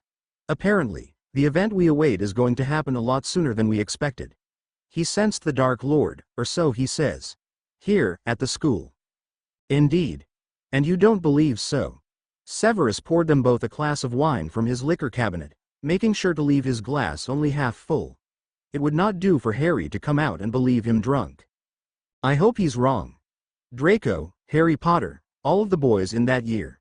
They're the next generation of warriors in this war, Severus, and they are not old enough. They will never be old enough. Narcissa studied Severus over her glass, and he was reminded that Narcissa was, first and foremost, a wife and a mother. The return of the war would not bode well for her family. That sounds like disloyalty, Narcissa. You should exercise caution in your company when voicing your doubts. Severus said this as though he truly believed it. Indeed, if Narcissa had said this to any other Death Eater, she would already be dead. Bull, Severus. It's not disloyalty, it's honesty. We can't possibly expect 11-year-olds to take up the mantle their parents dropped. Lily Potter should never have thrown herself in front of that curse. She only doomed her child to becoming the next hero of the war. And everybody knows that heroes die young. Narcissa had stood in anger and was standing in front of the mantle. Since when did you care about Harry Potter? Since Draco came home complaining about how much you care about him. It was quite an "Uncle Sev doesn't love me anymore" tantrum he threw. Did you not wonder why he was still in disgrace on Christmas? Severus raised his eyebrows. I assumed he had attempted to open one of his presents without permission. Should I be reassuring him? Of course not. He has his mother for that. He has been made well aware that he is to not begrudge Harry kindness. After all, it doesn't take an idiot to hear the stories and realize how hard his life must have been. I'm glad you've decided to treat him as family. Narcissa sat back down, smiling softly. Do you know that you're the second woman to tell me that in 2 months? Minerva told me the same thing before Christmas. Severus sipped his drink, allowing Narcissa to see his incredulity. Then you should believe us. Why was he asleep in your arms when I flowed in any case? I don't know for sure, but it may have been because I told him that I wished to be able to call him my son. I don't believe he can remember ever being wanted, and it always seems to shock a reaction out of him. Were you hugging him before he broke down? Severus furrowed his eyebrows at the strange question. Yes. Why? If the boy has truly never been wanted, how often do you think he's been held without some sort of unpleasant experience stemming from it? Severus sat back in obvious shock. Of course. The boy had hated touch when he arrived at Hogwarts. Severus tried and failed to contemplate how that must have felt, being comforted for the very first time. Even Draco, who was expected to be composed in public and as much as possible in private, still climbed into his mother's lap for a cuddle after a long day. He'd even approached Severus for a hug after a particularly distressing encounter with the Gryffindor upper years. God, Narcissa, who could treat a child like that? He's the first student I've had to deal with who's never experienced these things. Most of them have had another parent as a buffer or memories of before the abuse started. He honestly can't remember the things parents do that children take for granted. You would have laughed at the look he gave the shop clerk when she asked him what type of underwear he preferred in front of me. Severus smirked at the memory of the Christmas Eve shopping trip. Since I've seen Draco give me a similar look, I can imagine. Narcissa turned her head to look through to the hallway, and Severus waited for her to turn back before raising an eyebrow inquiringly. I thought I heard something. Are you sure the boy is asleep? He was when we left the room. I wouldn't be surprised if he sleeps through the night without waking. He's had a stressful start to the term. It had been a month since Christmas Day and Severus offer. Does he deal with stress well? Severus remembered Narcissa's comment that Harry was to be a warrior and nodded. When it comes to protecting his friends, the stress barely registers. When it comes to emotional upheaval, he tends to ignore his body's own signs. That usually leads to him losing sleep or hiding injuries as he would have in the Dursley household. Is it true that he is going back there? Surely Dumbledore would act to protect the boy who lived? Narcissa appeared merely concerned, but Severus could tell that there was something brewing under the quiet exterior. It is true. I will be accompanying him unless I can perform a blood adoption in the next 5 months that will stick. In which case he won't be returning to the Dursleys. Severus was interested to hear whatever Narcissa was scheming. She had always been known for her interest in blood magic, something her family specialized. You'll need blood from Petunia Dursley if that's who the protection is bound to. I won't find that hard to acquire. At Narcissa's raised eyebrows, Severus finished. There are some muggles I wouldn't mind bringing before Lucius and telling him. Have at it. Narcissa's laugh was tentative but appreciative. But most muggles you would. Narcissa, just because you decide to speak of disloyalty, does not mean I will. Let's just say I believe that this cleansing should remain magical. Perhaps I have chosen to remain neutral in the next war. Perhaps I realized that you could not possibly turn Harry dark under Minerva McGonagall's nose. Perhaps I realized that you don't mean to support the Dark Lord's rise. Narcissa leant forward and fixed Severus with a glare. And perhaps I know that as England's premier potions master, you are the only person I might be able to draw into a project to remove the Dark Lord's mark. It is not possible, because nobody's tried? Or have you? Narcissa, blood magic. There is no way to remove it bar death. Severus, you are sitting in front of the only person in our generation to continue to study blood magic. Be creative. Severus stood slowly, hoping to every god possible that Narcissa was speaking truthfully. Would you be willing to take Veritaserum to prove your intent? Or let me use Legilimency to ensure that you are not going to betray me? Since you already seem to have decided to trust me, I will not offer you the same. Narcissa raised her eyebrows delicately. I'd prefer Legilimency, all the same. At least then I know what you're looking at. Severus nodded and silently cast the spell that would allow him into Narcissa's mind.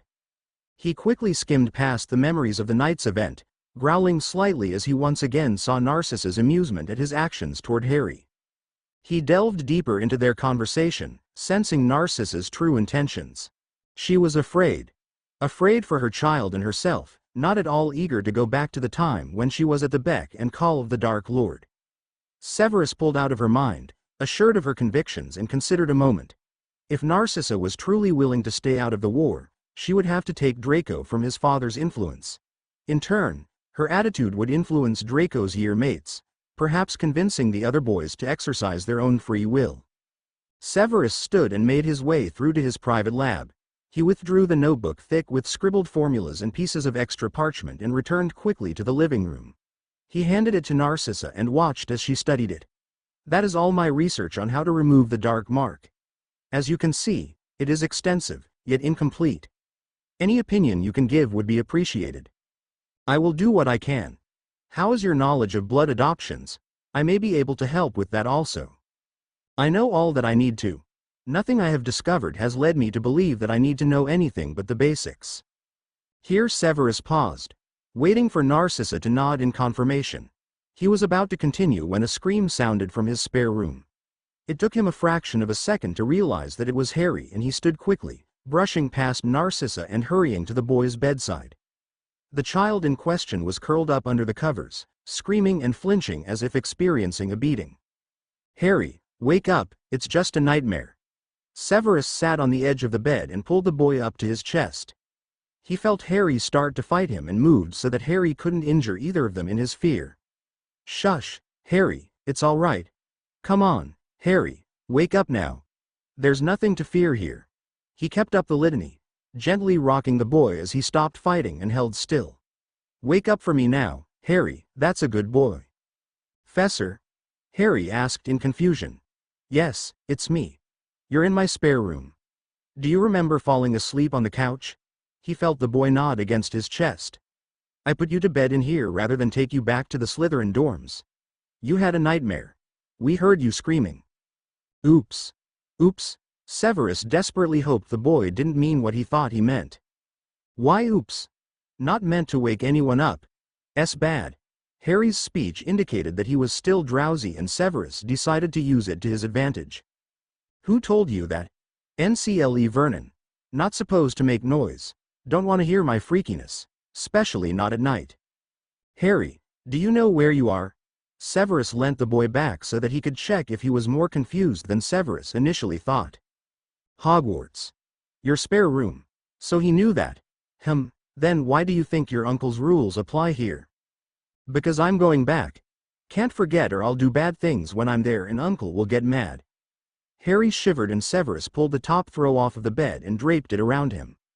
How long have you been having nightmares like this, Harry? And why didn't any of your housemates tell me that you had them? I don't usually yell. Or I bite my pillow. Harry's head tipped in thought. You're not wearing your teaching robes. What time is it? About 11. I am entertaining a guest, so I was in the living room when I heard you. Sorry. Severus had a good idea of what Harry was apologizing for and dismissed it. Don't be. Narcissa Malfoy has dealt with her fair share of night terrors with Draco. She understands that children are meant to come before social obligations. Harry still seemed off after the nightmare, and he was darting nervous looks at the expanse of the bed behind him. Would you like to come and sit with us for a while until the nightmare isn't so vivid? I'm sure Trixie can be convinced to bring you a hot drink and some pajamas.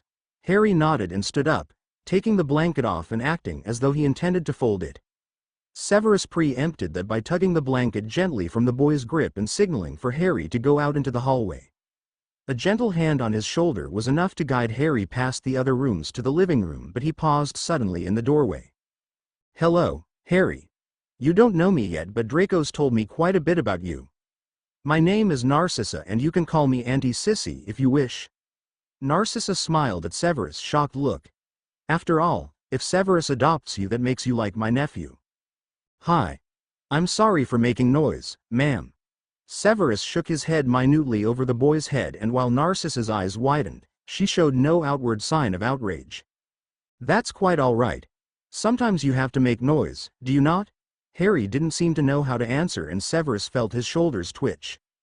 "Why don't you sit down, Harry, and talk with Narcissa while I talk to Trixie?" Harry nodded and sat. Severus draped the blanket back across his shoulders, then went into the kitchen to call Trixie. "Master Snape is calling for Trixie, sir." Trixie appeared with a pop. "Can I have tea for two and whatever will suit Harry, as well as some of his pajamas from his dorm?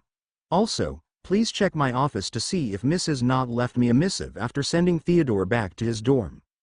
Severus stayed in the kitchen area as Trixie left, listening as Narcissa coaxed Harry into quietly talking about his classes.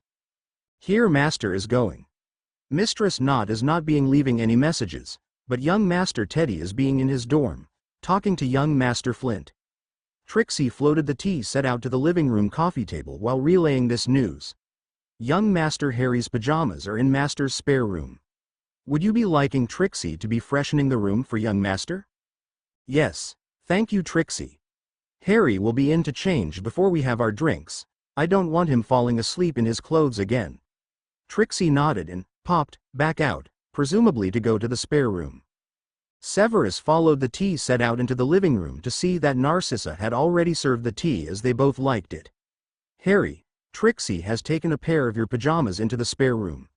If you go now to change, it will not matter if you fall asleep out here again." Harry nodded and quickly scooted out of the living room and into the hallway. "He's quite a delightful child, very shy, almost painfully so. You need to make sure he's socialized more than he has been.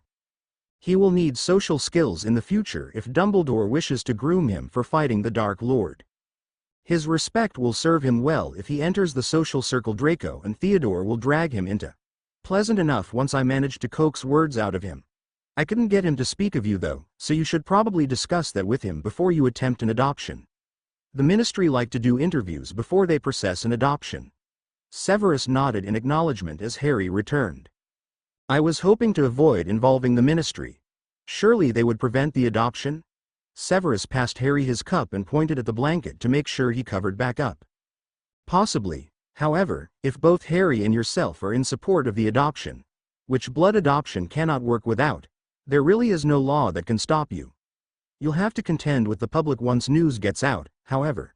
I'll step in and help you deal with that, if you like." Severus pointed his wand at the fireplace to float a few logs into the dying fire. "Perhaps that would be best. Goodness knows I won't be the prime example of civility if the press decide to make a spectacle of it." Severus sat, keeping a close eye on Harry. He seemed relaxed with the topic of conversation, which was good. Whenever his friends had brought up the adoption within his hearing, Harry had tensed and changed the topic. "I know how your manners with press are like, Severus. Am I to assume that you wouldn't want to talk to reporters either, Harry?" Harry looked up with wide eyes at Narcissa's question. "Why would the press care about me? Because you're Harry Potter, sweetie. Unfortunately, that seems to give them the right to disrupt your life and try to make public judgments that aren't theirs to judge. You will most likely not be able to escape it for your entire life." Narcissa did not sound as sympathetic as Severus would have liked, but Harry seemed to accept it. "Is there anything you can tell me about the ministry that would make this adoption go smoother? Especially since I may have to do without the headmaster's permission?" Severus leaned back and listened as Narcissa went over everything she knew about anyone connected to the child services section of the ministry. As she spoke, he could see Harry beginning to nod off, and a small motion of his hand brought her attention to this. "Dear me, look at how late it is. You should have stopped me, Severus. Harry, it was a pleasure to meet you. I will probably see you before the end of term. Severus, I will owl you a summary of what I know and some ideas on the issue we discussed earlier.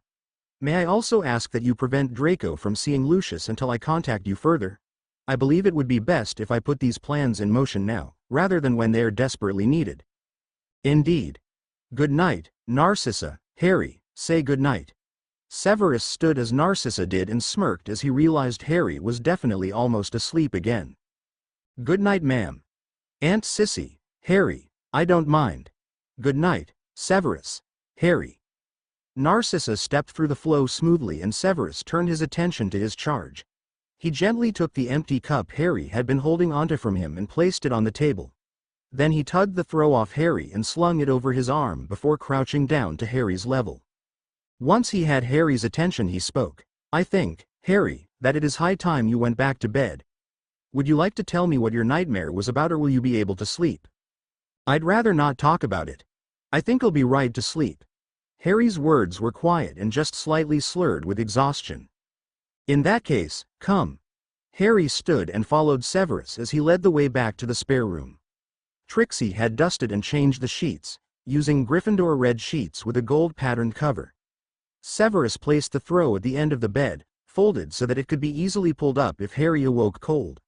He noticed Harry's curious look towards him as he sat at the end of the bed and realized that Harry had never had someone put him to bed. I'll wait until you're comfortable before I go. Then I can dim the light once you're already abed. Harry's mouth formed a surprised yet comprehending "oh" and he toed his slippers off next to the bed before climbing in. Once he was sitting up in bed, he removed his glasses and placed them on the bedside table. When Severus didn't move, Harry looked at him expectantly, obviously expecting him to leave. Lie down, Harry. Unless you prefer to sleep sitting up. No. Harry lay down gingerly, keeping his eyes on Severus. Once he was flat on his back, Severus went through the motions of tucking the blankets around him. Harry giggled as Severus tucked the blankets down his sides and Severus made a mental note that Harry was probably ticklish. That feels weird. Weird in a good way or a bad way? Finishing, Severus sat on the edge of the bed again, wanting to seem less imposing than he would standing. A good way. Kind of like, Harry broke off hesitantly. Like what, Harry? Like when you hugged me before. Severus nodded in understanding. Don't ever be ashamed of liking or needing physical contact, Harry. It is not a crime. In fact, it is expected of children and sometimes even of adults. Harry bit his lip and Severus gently used his thumb to remove the abused flesh from his teeth. We'll take about this later. For now, good night, Harry. If you have a nightmare, my bedroom is the door at the end of the hall. The bathroom is the first door to the right. Don't worry about what time you wake up tomorrow as I am an early riser and will probably already be awake. Harry nodded and murmured his good night. Severus stood, drawing his wand to dim the lights and leave the room softly illuminated. He turned back to see that Harry was already sleeping. Sleep well, little one. When Dudley Dursley called Harry a freak during a potions lesson, Professor Snape almost didn't notice, until Hermione Granger punched him in the nose. It was almost a pity, taking points from her for standing up for Harry. Harry entered his Friday potions class with some anxiety. After staying the night in Snape's, Severus, Harry felt a little anxious as to how this would change things in class. Or if it would change at all. The weirdest thing was being told by SN Severus that he was allowed to call him by his first name. Harry couldn't tell what to make of that. Hey Harry. Harry looked up from unpacking his things as Hermione made her way over. Hermione. Harry gave her a grin and was relieved to get one in return. Sorry about yesterday. That's okay. I think that my confession about seeing Fluffy was enough to settle that. What did Professor Snape do to you? Harry remembered back to that morning when Teddy and him had both been in Severus' office, discussing their punishments. Grounded for 2 weeks, detention for a week and no invisibility cloak.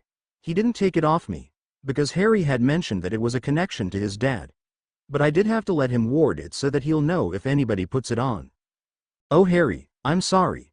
All Professor McGonagall did was make us write lines. She said that she can't restrict us to the common room because of the problems we've been having with the other first years. Harry tilted his head in confusion, trying to remember if Hermione or Neville had mentioned problems. You never said you were having problems, and anyway, Teddy and I both agree that the lectures were worse than the punishments. Though we won't be able to study in here for those 2 weeks. Hermione looked up as Severus swept into the room and then made an apologetic face when he looked at her pointedly. She hurried to take her seat with Neville, and Harry turned expectantly to his teacher. Severus waited until all the students were quiet and then began his lecture. Harry took notes as usual, flipping his book open to the notes Severus had left in his own potions book. Pissed. "Hey, Potter. Is it true you spent the night in Snape's quarters?" Harry turned toward Dudley with a wide-eyed look of terror. "How did Dudley find that out?" "Mr. Dursley, is there something you'd like to share with the class?" Severus' voice had darkened and Dudley quickly shook his head. "Then you had best refrain from speaking during my lecture. Unless, of course, you like serving detentions. Oh, and 5 points from Gryffindor." There was a casual air to Severus that had Harry thinking that he was taking pleasure from calling Dudley out. Harry turned back to his notes, aware that Severus had mentioned that this would in the exam. He flinched as a note flew into his sight. Teddy sighed next to him and dropped his wand down, so he was pointing at Dudley behind Harry's chair. Just as Severus was drawing to the end of a sentence, Teddy sent a stinging hex at Dudley. The hex was perfectly timed and Dudley gave a loud yelp in the quiet moment before Severus continued. "What is it now, Mr. Dursley? Or do you simply feel the need to attract attention to yourself whenever it has been absent for more than a minute?" Dudley glared at Harry, ignoring Severus. "Watch it, Dudley." The murmured warning from Dean didn't go unnoticed by Dudley, who turned away as Severus began speaking again. Harry turned back to the note Dudley had flicked at him. Teddy's hand slid into view and he carefully withdrew the note, then flicked it into the small fire they were warming their cauldrons on. "Trash belongs in the fire."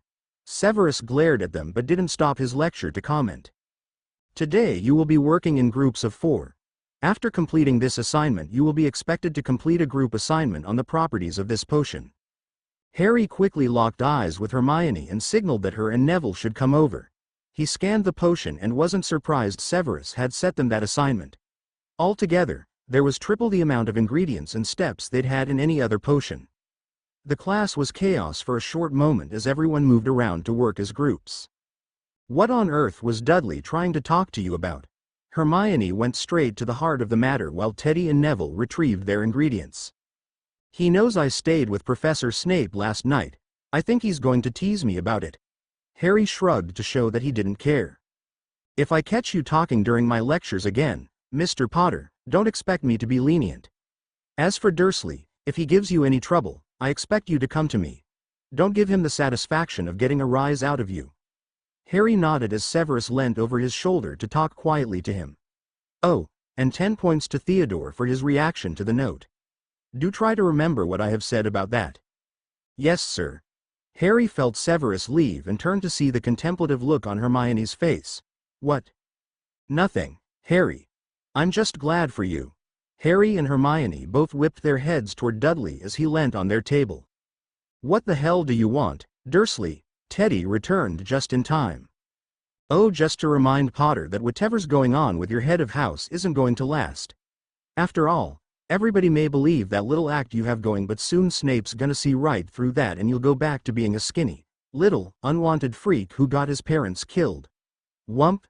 Harry flinched back as Hermione punched Dudley in the face. "You foul, cowardly, loathsome bully." Hermione had jumped at Dudley as he fell, knocking him to the ground and slapping and hitting him. "Miss Granger." Severus sounded shocked, and when he realized the fiery girl wasn't going to stop he pulled her up with an arm around her torso. Once he set her on her feet, Hermione seemed to come back to herself and blushed as Teddy led a few other Slytherins in a cheer. Enough. The Slytherins wisely fell quiet, but Teddy still had a massive grin on his face. "Sorry, Professor, but I couldn't stand the vile things he was saying." Hermione was still blushing, but Harry noticed with admiration that she seemed pleased with herself.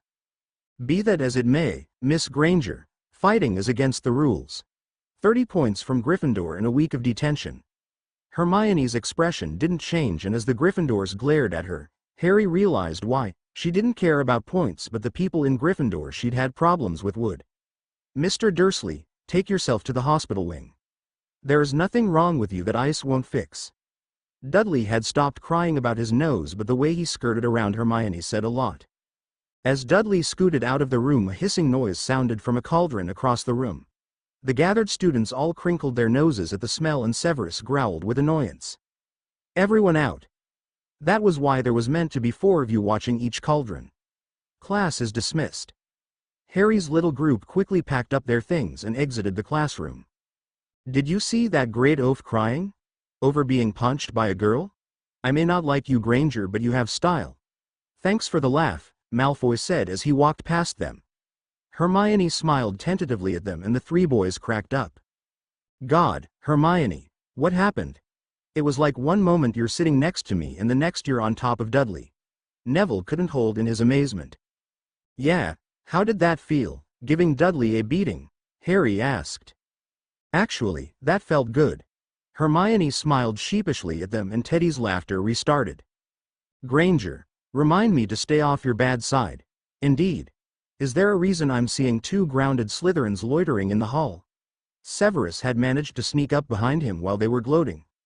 We were celebrating watching Dudley get what he deserved, sir. After all, it's not every day you see a prat like Dudley realize that he probably should have kept his mouth shut. If Hermione hadn't punched him, I probably would have hexed him. Teddy didn't seem put off by Severus' glare. As you had already done, am I correct? Harry smiled at Teddy, wondering how he would react to that. Well, yes, but sometimes, sir, messages just don't go through like they should. Anyway, I have a meeting with the Weasley twins to discuss options for convincing Harry's relatives to leave the country, thereby forcing the headmaster to change his custody, and I believe you Griffins have a library table to be claiming. That leaves Harry here to stop avoiding issues. Bye, Harry. Teddy sprinted off before Harry could work out what he was talking about. Teddy. Hermione grinned at Harry's outraged call. You know, I wish I'd thought of that. I'd always be able to get an answer out of you. Hermione smiled at Neville and then gripped his arm, intending to drag him off. Bye, Harry, bye, Professor. Neville waved as Hermione walked off, towing him behind him. You know what, Hermione didn't need that confidence boost. Do you have any clue what young Theodore meant, Harry? Harry bit his lip. On one hand, he wanted to tell Severus what Dudley had said and that he feared Dudley was right, but on the other was the fact that Severus had said many times that he wasn't going to abandon Harry or get sick of him. Just about what Dudley said, sir. But it's not an issue. He's wrong and was just saying stupid stuff for attention. Harry didn't look at Severus, but he did hear him sigh. Tell me that you aren't lying to me, Harry. I really thought we had that habit beat. Severus sounded upset and Harry cringed. It's not all a lie. But the important part of that sentence is a lie, correct?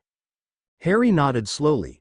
He was surprised when Severus put a hand on his shoulder and prodded him through Severus' office and quarters until they were in the bathroom.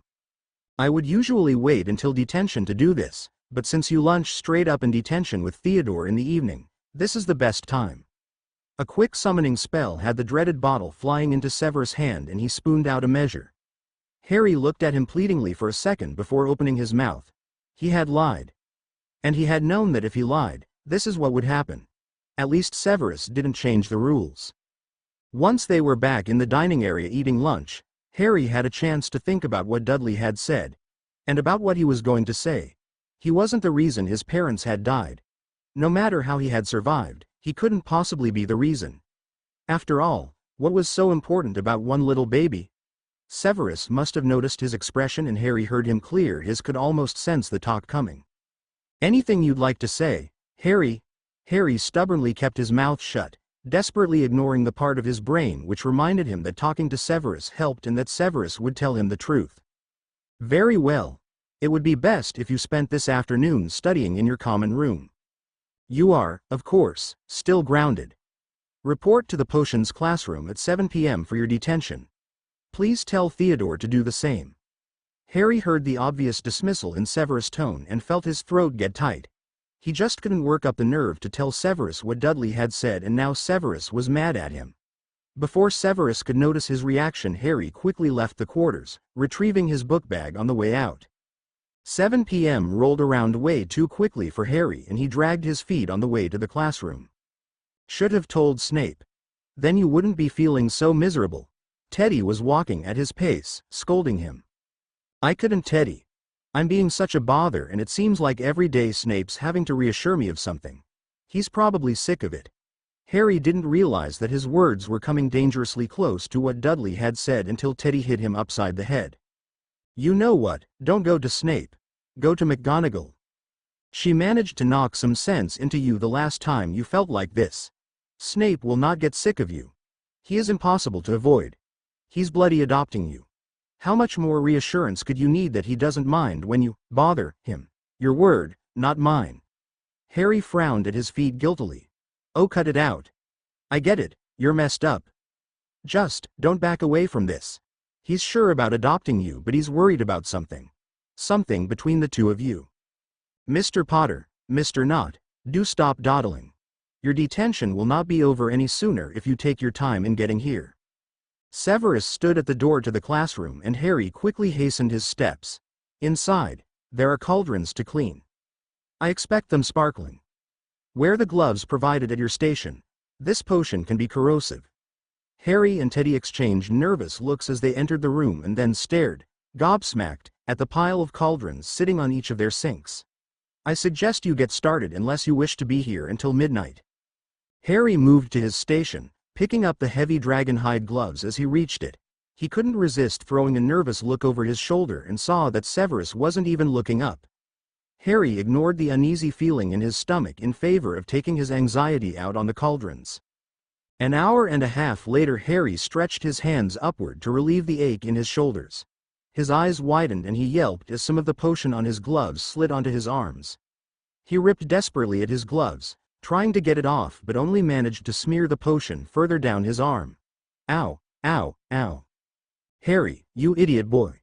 Severus wrapped an arm around him from behind, holding his upper arms against his body. With his other hand he scooped up the cloth Harry had been cleaning with and used it to cover his hand while he pulled Harry's gloves off. Discarding them, he pulled Harry's arms under the tap and turned the water on all the way.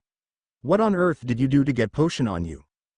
Harry shrugged, fidgeting as the cold water numbed his arm and the disquiet returned to his stomach. "Words, Harry. Theodore, wash your gloves under the water and then use one glove to pull the other off. Once you have done that, use the cloth to cover your hand and pull the remaining one off. You are dismissed." Teddy nodded and moved to do as he was instructed.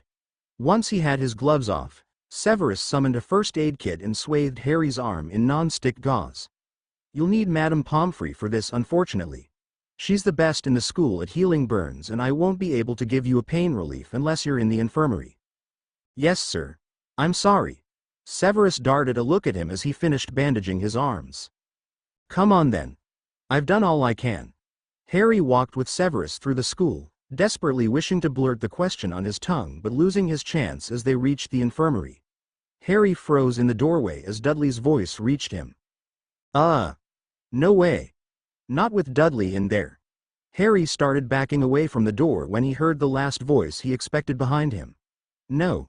He turned terrified eyes to the end of the corridor where Uncle Vernon and Aunt Petunia were approaching with Professor McGonagall. "Easy, Harry. They can't hurt you here." Severus used his hands to turn Harry and make him look away from his relatives. Harry found small comfort in the black depths of Severus' eyes as their voices came closer. Desperately trying to will them away, he squeezed his eyes shut. He felt Severus pull him towards him as the voices stopped near them. "What is he doing here? Probably the one that put Dudley in the hospital anyway. He shouldn't be here." Uncle Vernon was angry and Harry shivered involuntarily. "Mr. Potter has just as much right to medical treatment as any student of this school, Mr. Dursley. Your son's altercation was with Miss Granger." Professor McGonagall sounded as if she had gone thin-lipped with anger like she did when Malfoy was being arrogant, and it reassured Harry slightly. "Our Dudley wouldn't be in the hospital wing after fighting with a girl. She probably had help from that little runt." Uncle Vernon sounded closer on the last word and Harry turned quickly, spinning himself off balance. Severus' helping hand drew him backwards, closer to his teacher. "Mr. Dursley, I do believe we've had a conversation about your treatment of your nephew. Would you like a recap?" Harry twitched his shoulders as Severus spoke in a dangerous voice behind him. He'd never heard Severus sound that scary before. "Severus, is it at all possible for you to heal Harry without Madame Pomfrey's assistance?" Harry had stared pleadingly at Professor McGonagall and she had understood his silent plea. Unfortunately for Harry, No, he needs pain relievers and magical skin grafts. He was burned by a potion while cleaning cauldrons in detention. Ha, told you the boy was a troublemaker. Nuisance since the day he was dropped on our doorstep. Professor McGonagall whipped around angrily and Uncle Vernon had the sense to stop talking. Harry is in detention for endangering his life, Mr. Dursley, not for troublemaking as you put it. I am finding it surprisingly hard to teach him self-preservation. I assume you can guess why that is. At that Severus put a hand on Harry's upper arm, tugging him into the infirmary and to the bed furthest away from Dudley. Sit, Harry, and I'll fetch Madame Pomfrey. Harry shivered as the Dursleys entered the ward and hurried over to Dudley. He was fussing about being asked to go to sleep early and Madame Pomfrey looked like she gave up when his parents came up. She listened as Severus spoke to her and then came over to Harry. Right, Harry, let's see what you've done to yourself this time. Harry glared at the implication and ignored McGonagall's laugh. This is going to hurt, Harry. I'll have to convince the skin to grow back, but since this potion is meant to impede growth, it's going to be a bit of a fight. Here, take this first. Madame Pomfrey held out a pain reliever and Harry quickly drank it, eager for the ache in his arms to go away. Now, young man, if Professor Snape would like to keep your arms steady. Severus nodded and sat behind Harry on the bed, holding his arms just above the burns, at the elbow. If the pain is unbearable, you can ask Madame Pomfrey to stop. It is better, however, if it is done all at once to prevent drawing the pain out. Harry bit his lip at this murmured comment from Severus. Just how much was this going to hurt? He'd already had a pain reliever. Harry got his answer as Madame Pomfrey began the spell on his arms. He whimpered as he bit down harder on his lip, trying to contain his reaction to the itching, burning pain in his arms. As his arm twitched in response, the pain jumped, and Harry pushed back away from Madame Pomfrey, right into Severus. Severus let go of the arm Pomfrey wasn't currently healing and allowed Harry to turn half into his body with his arms still held out. He buried his head in the crook of Severus' neck and almost asked for them to stop when Harry felt Severus running his hand through Harry's hair. The motion was slightly comforting and convinced him to grit his teeth and hold on. He didn't have to move when Pomfrey started in on his other arm, but he did turn pleading eyes on her when she started the spell. Almost there, Harry. I know it hurts and you're being very brave. You're making Minerva very proud. She's probably thinking that even if you became a Slytherin, you're still brave enough to be one of her lions. What do you think about that? Severus was talking him through it and Harry clung to his words as much as his robe while the tears of pain poured down his cheek. Just as the pain seemed to taper off, he felt Severus move him so he was sitting across his lap and completely in his embrace. There we are, all over. Good boy, Harry. It's okay. You're going to be fine now. Harry couldn't stop his tears so he just buried into Severus' robes, refusing to look up. Slowly Harry felt his pain and fear fading away and he turned away from Severus to look at his arms. Expecting to find them still red, blistered and angry, he was surprised to see unmarked skin. Running a finger over it he realized that it was no longer painful. That hurt. Harry's voice was thick and he kept sniffling. Severus handed him a handkerchief and he wiped his face, scrunching his nose gently against the headache that had developed from crying. Yes, I'm sure it did. But you were very brave. Harry looked curiously at his teacher, wondering why he sounded strained like the night before. Why don't you try to get some sleep, Harry? I'll wake you up for another pain reliever later. But it doesn't hurt anymore. Severus reached out and pressed lightly on Harry's arm. He hissed in a breath and turned pained eyes on his teacher. Ow. The muscle underneath has been abused by the magic used to heal your arms. They will most likely be very stiff and feel as though they are asleep when you wake up. If I wake you up for a pain reliever, it will not be so bad in the morning. Severus stood and gestured for Harry to stand as well. Madame Pomfrey came through the curtain. Harry couldn't remember existing with some pajamas. We'll leave you alone to change. The teachers and nurse exited the curtain and Harry gingerly changed into the pajamas, avoiding knocking his arms. Finished changing, he climbed up under the covers and curled up with his arms to his chest. They'd hurt him. Logically, he knew that he needed healing, but his chest still felt funny when he tried to take his mind off of the pain. He heard Severus come back around the curtain and draw the visitor's chair up next to his bed. Severus took one of his hands in both of his and began to rub his thumb over Harry's hand. The massage felt comforting compared to the feeling in his chest, and Harry focused on it instead. "Do you remember the mantra I gave you when I put the eye balm on the wounds Dudley inflicted on you?" Harry nodded silently, rubbing his glasses on the pillow under his head. Severus reached up before he could, gently drawing them off. "Can you repeat it?" "My head of house will never hit me or hurt me with the intent of causing me pain." His stutter was back, and Harry saw an emotion flicker across Severus' eyes. "That's right.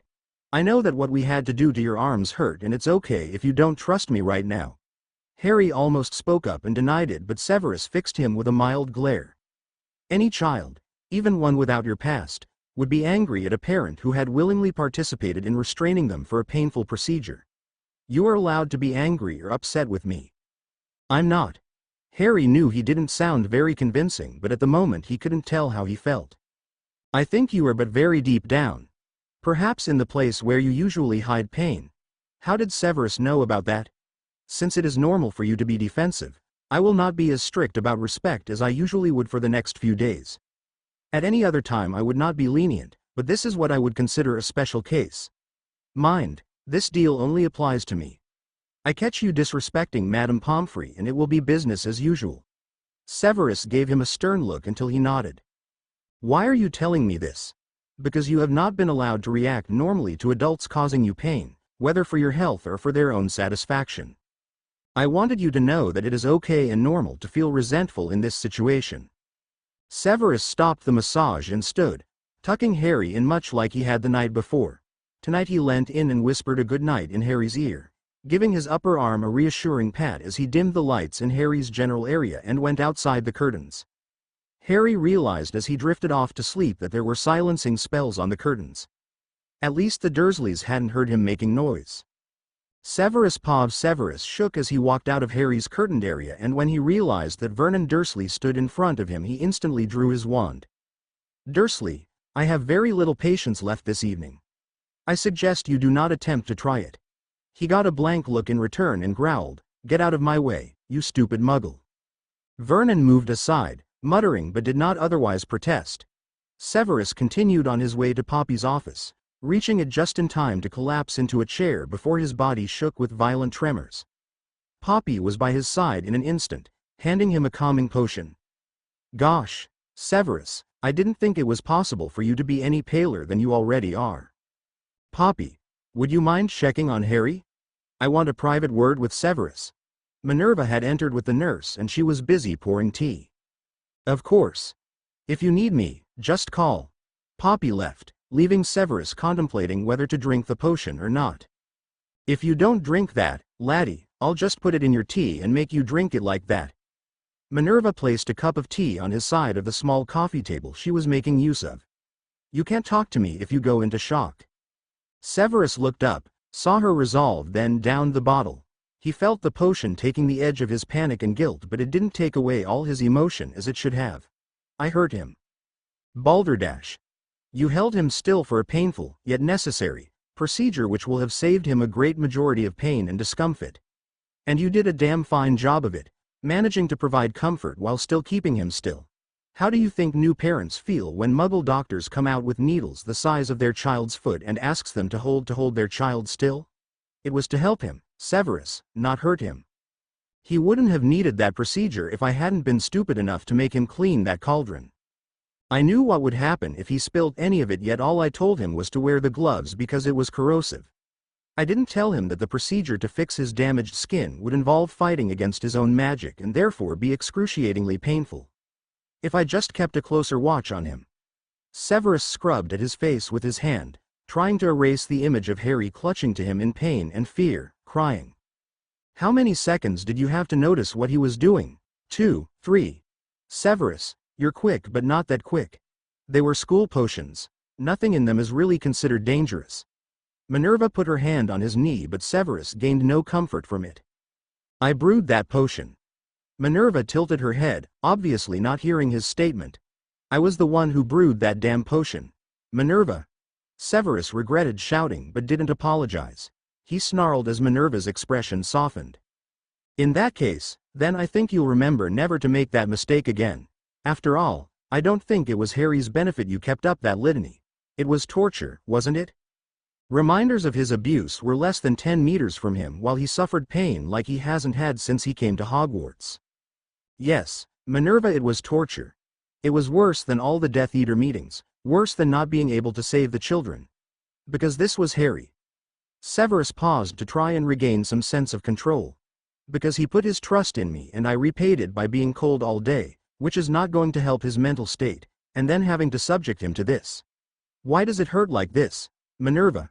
Severus sipped his tea after hearing how hoarse his voice sounded. Because you love him. Because hurting him, no matter who does it, hurts you. Because you've put your energy into protecting him. You, Severus, are an incredibly honorable man. You promised to protect him and that you will do. But you love him. Any idiot can tell.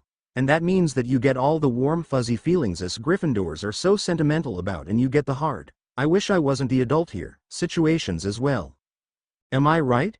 Severus' first reaction was to deny it. Sure, he cared for the boy, but love? Severus' mind flashed back to the night before when he'd checked on the boy at 4 separate times, waking at the slightest noise lest Harry need him. He flashed to the moment of seeing the Dursleys walking down the corridor. The flare of defensive anger that could very well have led to one dead Vernon Dursley. His pride as his boy tried to be stoic during what was an extremely painful procedure. Severus dropped his head into his hands in surrender. I do.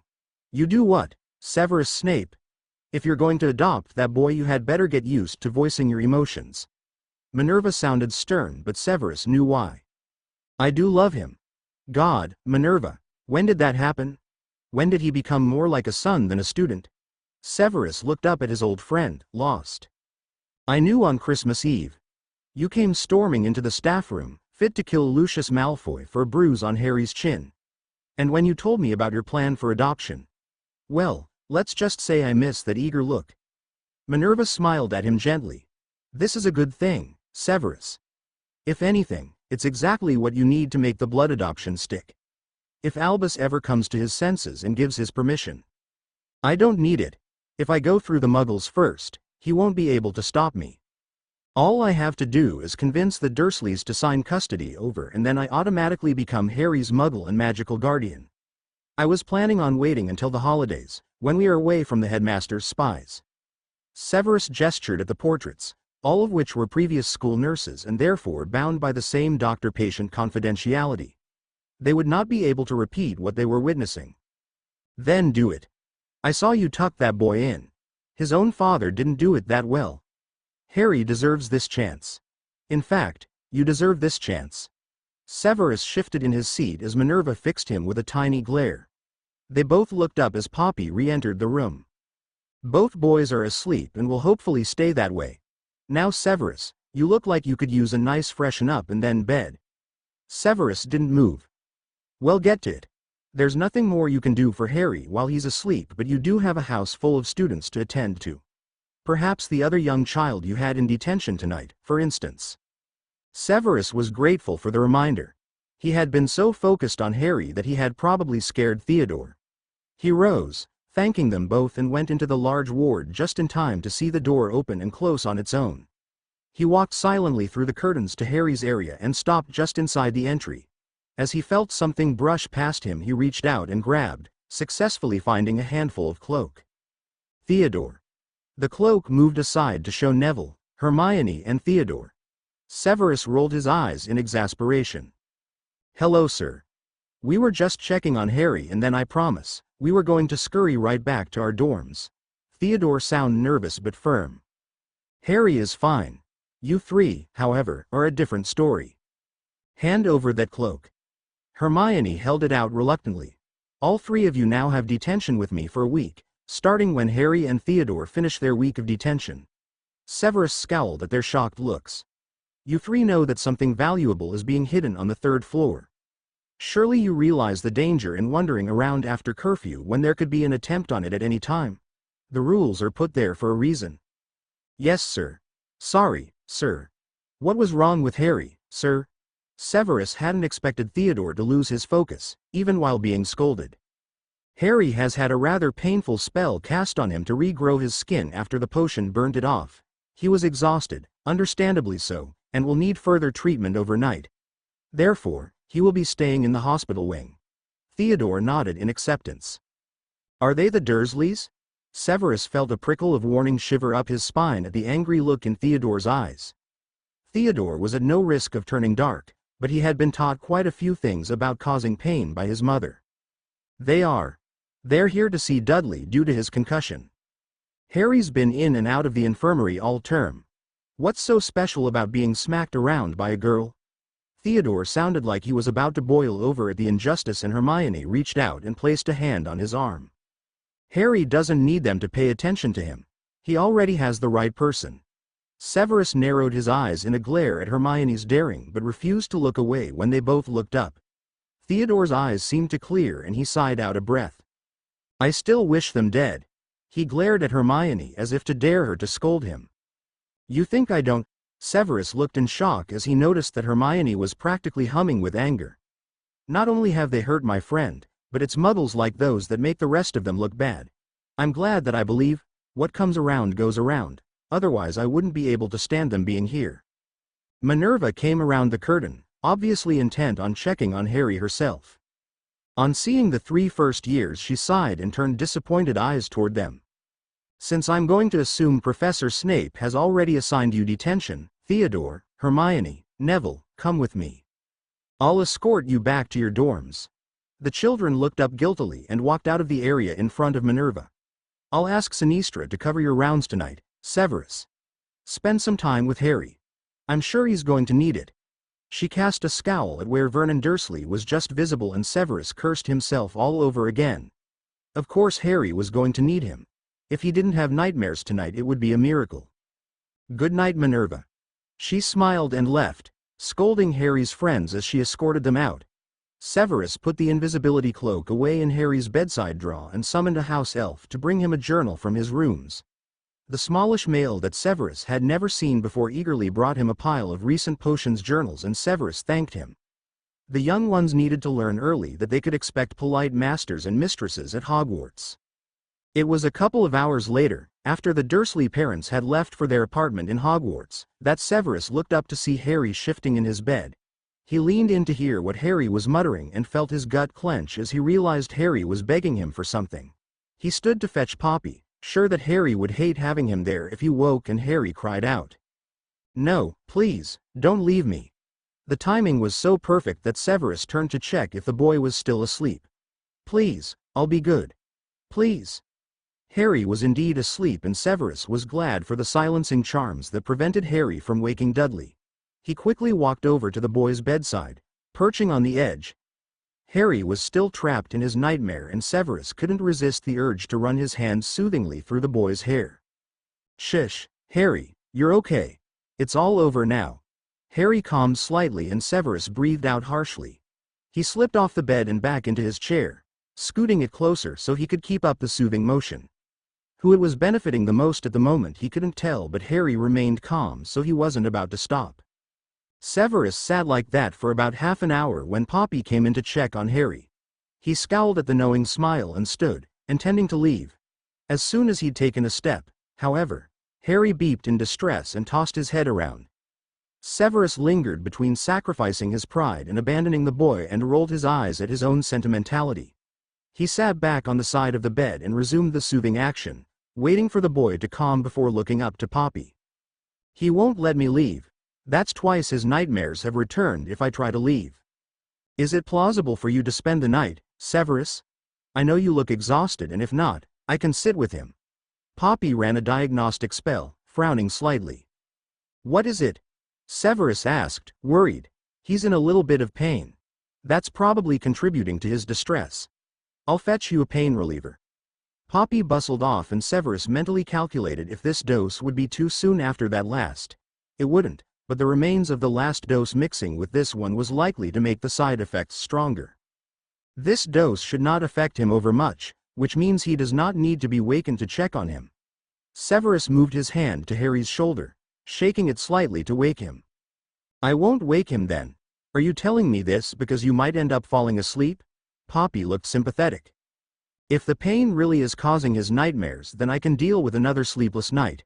Just don't complain to me if Gryffindors are brought up here panicking tomorrow." Poppy smiled lightly at that and handed Severus the potion before leaving. He placed it beside him on the bedside table before looking down to his charge. He smiled slightly at how young Harry looked and gave him another gentle shake. Harry groaned and mumbled a protest. "No, go away, Teddy. I'm not Theodore, Harry." Harry's eyes shot open as Severus spoke. He pushed backward in the bed until he was sitting up. Severus noticed Harry wince as he put pressure on his arms, and Severus held up his hands to calm Harry. "Easy, easy. I bet that hurt." Harry nodded and hugged his arms to his chest. He looked at Severus with a guarded expression, and Severus held out the pain reliever. "I told you I'd wake you for this. This is earlier than I intended, but Madame Pomfrey was concerned that you were feeling undue pain. This one may not last all night either, so I may have to wake you again later." Harry took the potion, but his hand shook and Severus leaned in to keep his grip on the potion. Harry drank willingly, but he obviously wasn't used to having someone help him drink potions while he was still awake. "That feels better. Thank you." Severus nodded and called softly for the infirmary house elf to come and take the empty vial. "I'm glad. You seem to be having some nightmares. Would you like to talk about it? Or perhaps the subject we broached after potions class?" Harry's brow furrowed in confusion. What Mr. Dursley said to enrage Miss Granger so? "He called me a freak. Hermione didn't like that." Harry slowly relaxed as the pain relief took effect and Severus didn't make a move towards him. "I'm sure Miss Granger was upset, but since that word has been thrown around by Mr. Dursley in and out of her presence, I think that Mr. Dursley must have said something worse." Severus took an extra blanket out of the bottom of the bedside table and threw it gently over Harry's shoulders. Harry's hands came up and tightly gripped the blanket with his arms crossed across his chest. Harry opened his mouth as though he was going to talk, but instead shook his head, pleading with Severus with his eyes. Severus dipped his head in acknowledgement and was about to change the subject when he heard Dumbledore and the Dursleys walk back in. He stiffened, aware of Harry doing the same. "No, I'm sorry, Mr. Dumbledore, but Harry is just too troublesome. He used to use his magic to terrorize Dudley as a child. We can barely keep them under the same roof." Petunia Dursley obviously thought that making the abuse for Dudley's sake would make it all right. "Did not." Harry protested quietly and Severus spared him a smile. "I know. And so does the headmaster." As Severus quietly reassured Harry, the other adults walked past the gap in the curtains. Dumbledore looked vaguely upset and Severus felt the tiniest flicker of hope. Surely after seeing how the Dursleys acted, Dumbledore would give up. Harry stayed silent as the Dursleys fussed over their children and Severus was too busy watching Dumbledore for tells to acknowledge his silence. Therefore, he was surprised when he felt Harry scoot closer to him. Harry was still hugging the blanket to himself and Severus realized what Harry was looking for. He repositioned himself so he was sitting next to Harry on the bed and wrapped his arms gently around the boy. Harry relaxed against him, obviously drawing comfort from Severus. Severus looked up as Dumbledore came over to them. He realized quickly that Dumbledore was deeply upset about something. "Severus, Harry. Good evening." Dumbledore paused, looking back at the Dursleys once more. "Severus, you have my permission. Do the adoption. If it doesn't stick, Harry will still need to return to the Dursleys, but after that he's yours, Severus. I am sorry I delayed." Severus froze in shock as Dumbledore turned to leave. "Why?" Harry sat up, pulling slightly away from Severus. He could feel tremors running down Harry's arms and hoped that it was from excitement rather than upset. Dumbledore turned back, obviously not understanding the question. "Why what, Harry? Why do you change your mind? I told you they abused me and that didn't work. Why now?" Severus had to admit, Harry certainly had a right to know. "Because I realized that I was being a foolish old man who was allowing his fears interfere with keeping two people he cares very deeply for happy. I am so sorry I hurt you, Harry. In my fear that I could not keep you safe, I inadvertently hurt you." Dumbledore came back to the visitor's chair and sank into it. Severus didn't miss the guilt that flashed through his eyes as Harry shrank back. "Why did you panic now, if I may, Headmaster?" Severus asked his own question as Harry tried to come to terms with what he was being told. I believe that is a conversation better left to adults, Severus. Harry, as to the note I sent you about Professor Quirrell, please do not take it as an invitation to test my theory. It was merely intended as a warning. Not, as Miss Granger believes, a challenge. Harry nodded and watched as Dumbledore left. When he turned to Severus, his eyes were wide in excitement. I really get to stay with you? No more worrying about Professor Dumbledore or the Dursleys? Really? Yes, you do, Harry. You may have to return to the Dursleys just this once, but I promise it will only be once. After that, I will be able to use my magic to transfer the blood wards over to me. Severus smiled as Harry tuned out everything but his confirmation. There would be time for details in the morning. I can't believe he's letting us do it. I believe that the headmaster realized the true extent of the Dursleys' dislike for you. Also, in addition to spending Christmas at the Malfoys, many of my holiday traditions usually involve the headmaster. He may have felt the loss of our trust more acutely since the holidays. In fact, Severus had deliberately brought up Christmases past in the staff room just after the holiday, hoping that the sharing of memories would remind Dumbledore what he had missed. I'm not going to be able to sleep now. I can't wait to tell Teddy. Severus smiled indulgently. I think I may be able to help with that. Harry pouted, disappointed. You need your sleep. You're still healing and you were up late last night as well. I don't want you to be sleepy tomorrow. Severus explained his reasoning, hoping Harry wouldn't protest. Okay. But how will you get me to sleep? A potion? Harry didn't make a move to lie down, so Severus stood up. Lie back down and I'll show you. It's a spell most parents learn to use on fussy babies and can come in handy even when you're older. It merely convinces your body that you really are tired, so you fall asleep. Harry settled into position and Severus straightened the blankets.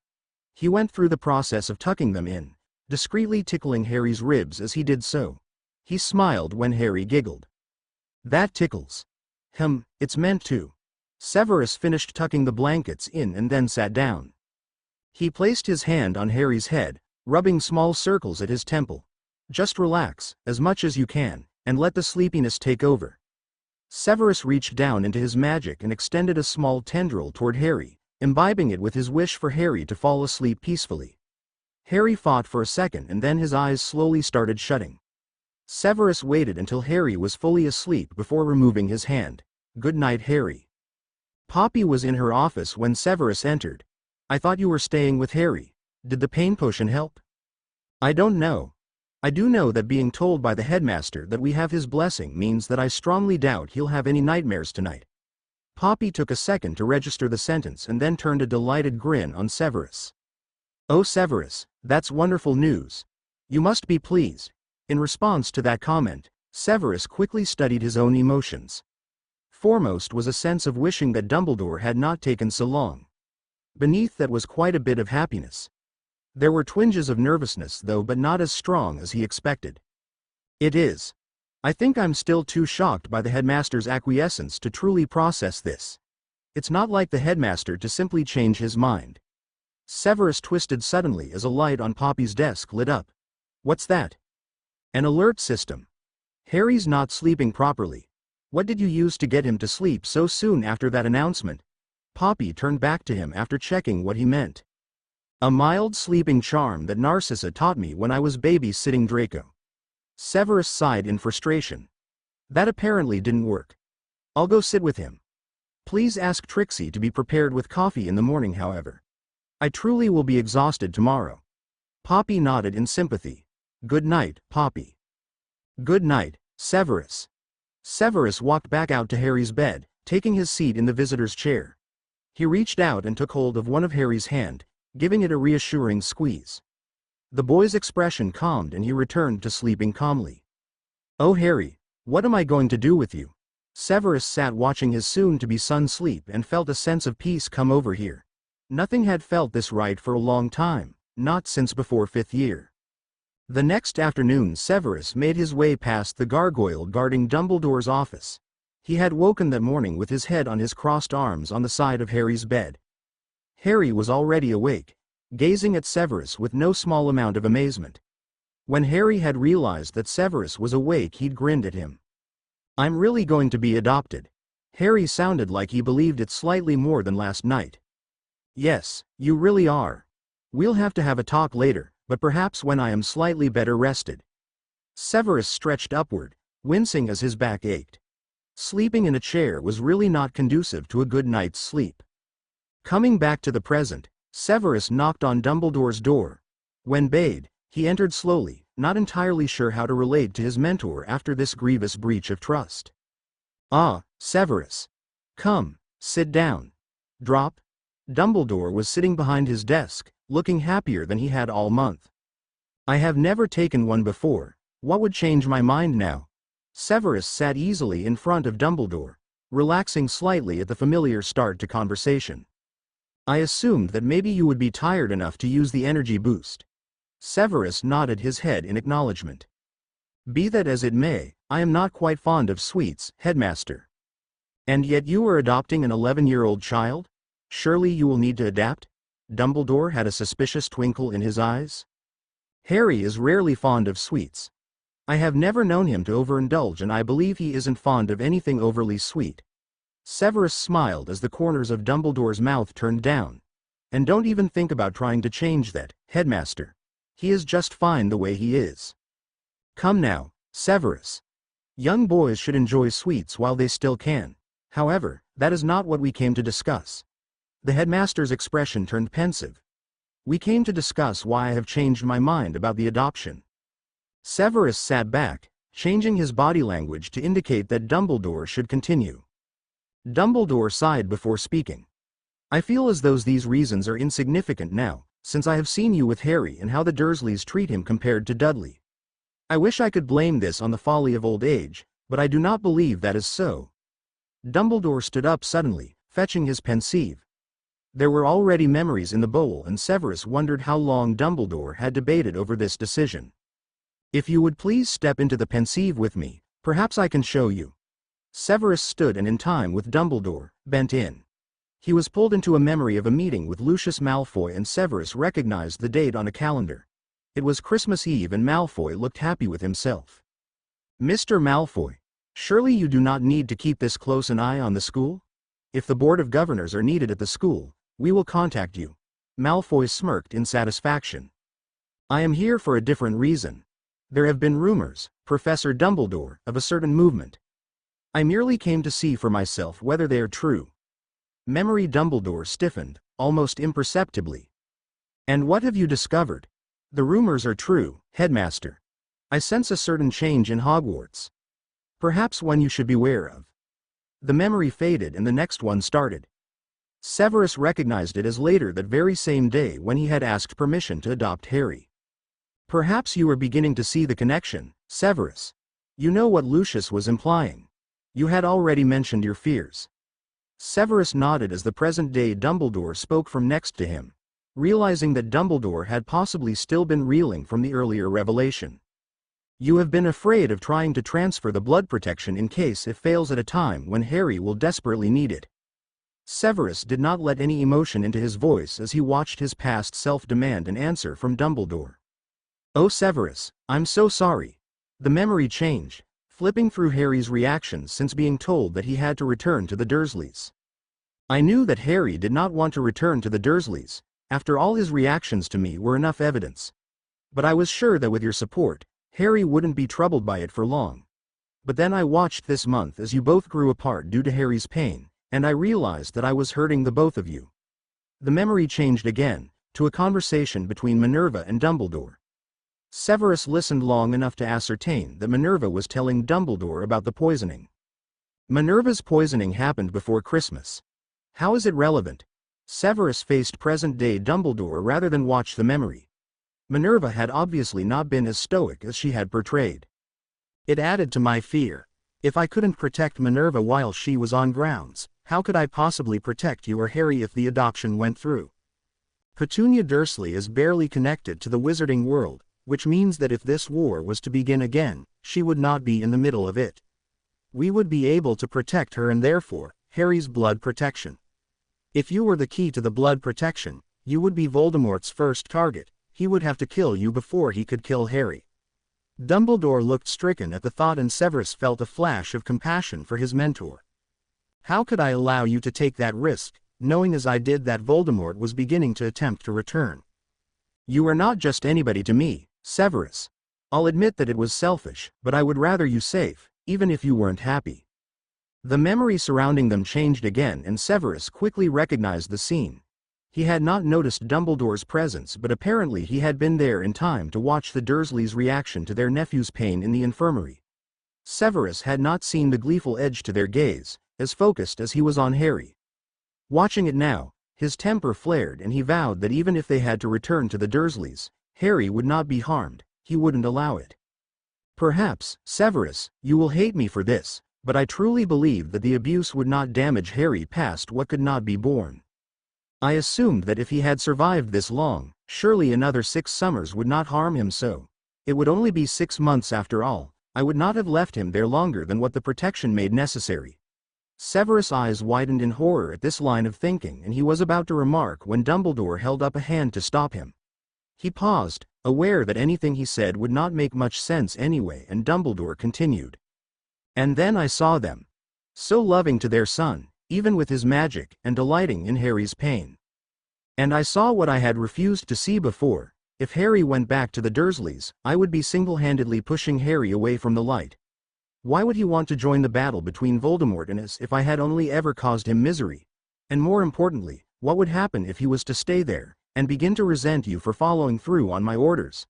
Then we would truly lose him. Dumbledore looked more tired than Severus had ever seen him, and he looked at Severus with sad eyes. I never thought I'd find myself saying this, Headmaster, but you underestimate the boy's capacity for forgiveness. He would have forgiven us both in time. And he has no desire to harm anyone, friend or foe. Severus paused as they exited the pensieve. I need some time to think about this, Headmaster. I will try to explain your reasons to Harry in a way that he can understand, however, I cannot guarantee that he will understand. I know it will be difficult, but try not to approach him for another couple of weeks. He will need space to process this. Severus smiled self-mockingly, as will I. Of course, Severus. Take as much time as you need. The twinkle in Dumbledore's eye had returned after Severus had agreed to think about it. If it is no different to you, Headmaster, I should think of this on my own. I also need to speak to Harry regarding the details of this adoption. Severus inclined his head in a request for permission. Of course, Severus. Take as much time as you need. Give my apologies to Harry. Severus nodded stiffly and exited the office. His mind was reeling, and he was happy that he didn't come across any students as he made his way to his office. He sighed in frustration as he spotted Harry sitting on the floor across from his door. Apparently, he was going to have this conversation sooner than he was ready for. Harry. What are you doing? Severus made sure to keep his voice soft so that he didn't startle the boy. Harry looked up slowly and Severus felt a twinge of sympathy for the boy's tired look. Even after sleeping well the night before, Harry still looked as though his sleepless nights were catching up with him. I didn't want to go back to the common room. I know I'm supposed to be there, but I'm just too tired to deal with Draco today. Severus watched Harry for a moment, debating whether to just send him back to the common room or make a compromise. This will not happen very often, Harry, but since you have a parent on staff, the spare room in my quarters is also considered an acceptable location for fulfilling your grounding. You won't have company, however, so I would suggest fetching your homework to work on. Harry nodded and rose quickly.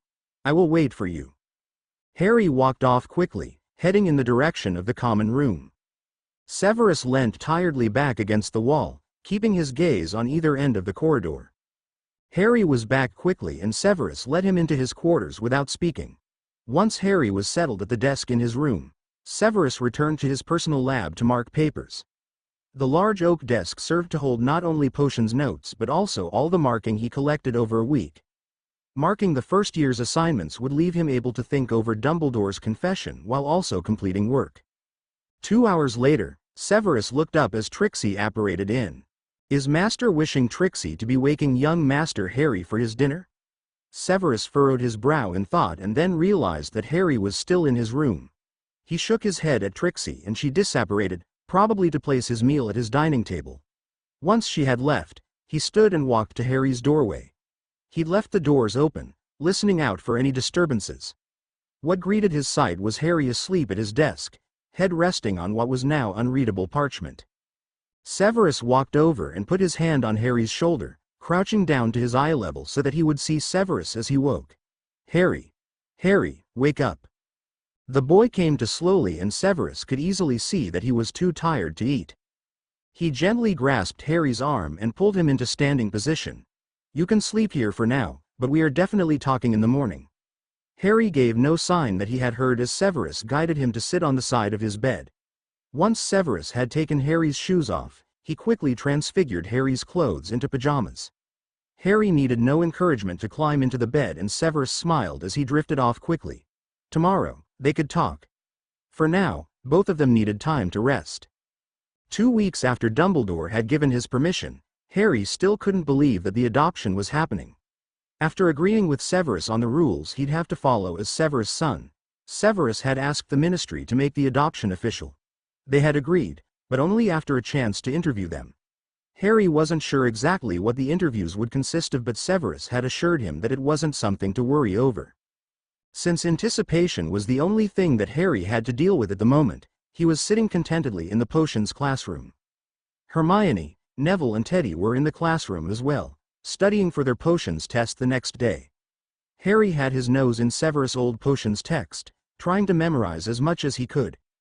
Ever since seeing the Dursleys 2 weeks ago, he'd had trouble paying attention to his schoolwork, and his relationship with Severus was suffering because of it. "Hey, Harry, what do you say to a game of exploding snap?" Teddy appeared in front of him suddenly, and Harry welcomed the distraction. "All right. Here or in the common room?" Teddy looked over at the door connecting the office to Severus' office. "Here should be all right. Though if Professor Snape comes back he might make us stop." Harry shrugged, unconcerned. Teddy looked at him weirdly but dealt the hand of cards without commenting. After they'd played a few hands, Teddy looked up carefully. "Hey Harry, Professor Snape will probably ream me out for saying this, but are you all right? You seem a little, I don't know, weirded out." "Teddy, leave Harry alone. We've been quite fine, even with Harry being hyper. Though, Harry, if you don't stop fidgeting in class, then don't sit next to me." Hermione didn't look up from her book, but Teddy had the sense to look sheepish. "All right. I promise, no questions. But someone had to mention it." Harry shook his head as his friend decided that he had to have the last word. They kept playing the card game until Severus entered the classroom. Harry shot a guilty look at his book when Severus raised his eyebrow at the evidence of their distraction.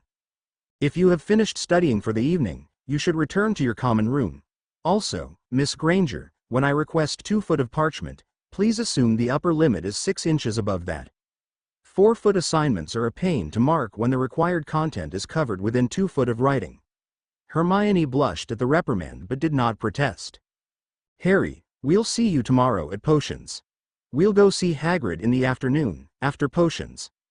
Neville had already packed up his stuff to watch them play Exploding Snap, and Hermione had finished packing quickly. They both stood and made their way to the classroom door. "Good night, Neville, Hermione." Harry reached and pulled his stuff toward him. Was Hermione's essay really that bad? "I won't discuss results with another student, you know that, Harry." Harry scowled at the frustration in Severus' voice. When Severus' eyes closed as if he was praying for patience, Harry stuffed his stuff angrily into his bag and stood. "Good night, sir." He left before Severus could answer and walked quickly to avoid the weird looks Teddy was giving him. "Sometimes I feel like asking, what now? Whenever I see you with Professor Snape. Why are you angry at him now?" Teddy caught him up just as he entered the common room. "I don't know." At Teddy's shocked look, Harry threw up his hands in disgust and stalked off to the first-year dorm. In doing so he ignored a call from Rachel and Flint, who had noticed his temper tantrum. It was half an hour later when Harry heard Teddy came in. Harry sat up quickly, cautiously checking his friend's expression. "Teddy, I'm sorry." "I know, Harry. That's the advantage of my gift." Teddy didn't say anything more on the topic as he got ready for bed. "But Harry, if you ever want to talk, I'll help." "How?" Harry didn't express any interest, but he knew Teddy would read between the lines. "Well, for starters, can you even name half the things you're feeling? And stop scratching yourself." Harry bit his lip and smiled when Teddy rolled his eyes. "Maybe Snape was right, I'm not meant to be the one doing this." Teddy threw a pillow at him and within seconds they were involved in a pillow fight. The other first-year boys ignored them in favor of getting ready, and by the time Harry and Teddy had exhausted themselves, all the boys were ready to turn out the lights. Harry bit his lip again as the lights dimmed, but as promised Draco didn't extinguish the last candle. "Thanks, Draco." "Stop thanking me, Potter." The next morning they were in the Great Hall, sitting with the Weasley twins, when Trixie popped into existence. Harry frowned, looking pointedly at his plate of food. "Trixie is not being here for young Master Harry. Trixie is looking for young Mistress Rachel. Is you knowing where young Mistress Rachel is?" Harry shook his head and dismissed the conversation from his head as Fred and George drew him back into tales of the pranks they were playing on Professor Quirrell. "Only problem is that the idiot doesn't notice. The rest of our class does, but Quirrell just keeps talking. Get." Fred and George had stopped talking so disjointedly over the year, after multiple requests from the first years to slow down. "Thinking that we may have to do something major to him on April Fool's, but that's still over a month away." George smiled evilly at Harry in anticipation. "Oh Harry, Neville, Teddy, thank you." Hermione had walked up behind them, carrying the box of sugar quills they had bought for her. "Happy Valentine's Day, Hermione." She squealed quietly and wrapped them in a hug each. She blushed when a few of the upper years wolf whistled but stuck her chin in the air when Fred told her not to worry. After all, they're just wishing they had 3 Valentines. Harry was glad that Hermione was happy with her present. Neville had suggested it to make up for never properly apologizing to Hermione about the Transfiguration lesson. "Come on, Harry, or we'll be late for potions." Harry glanced at his mostly untouched plate and ignored the twinge of guilt in his stomach. After all, one missed meal wasn't going to kill him. Severus was distracted in potions and all the students shamelessly took advantage of it after they finished their tests. Harry had brought a normal deck of cards to class and was teaching Teddy how to play the card game Go Fish. He had played card games at school with his teachers, and couldn't believe that Teddy had only ever played Exploding Snap. "Did you even finish your tests?" Hermione asked as they walked out of potions. "Of course we did, Granger, we're not that stupid." Teddy didn't say it in a harsh voice and Hermione made a face at him. "Well, sorry for caring." She turned to Harry.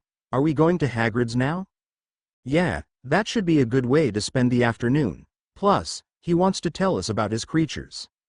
"As long as it's not another Fluffy." They laughed at Neville's all-too-true statement. Monday morning came far too quickly for Harry, who had been feeling cranky all weekend and was worried about Rachel to top it off.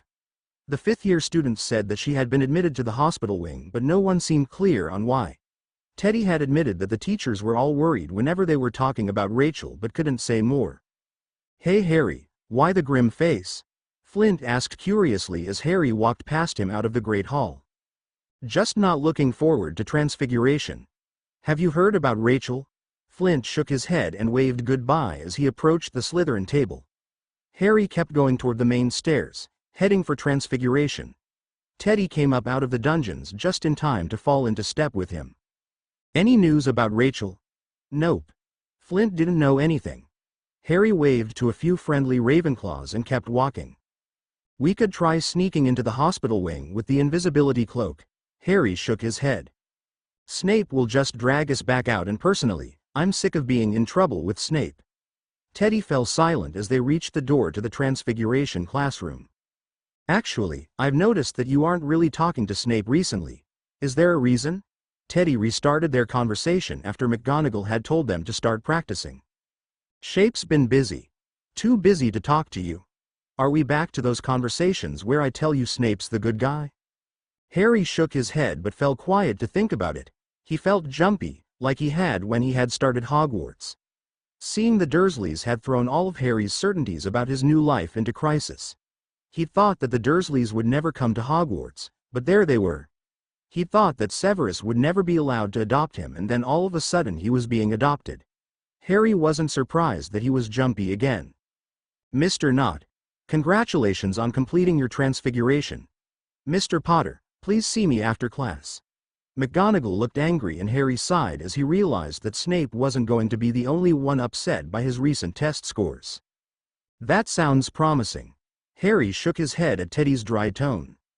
It was Wednesday by the time Harry heard anything about Rachel.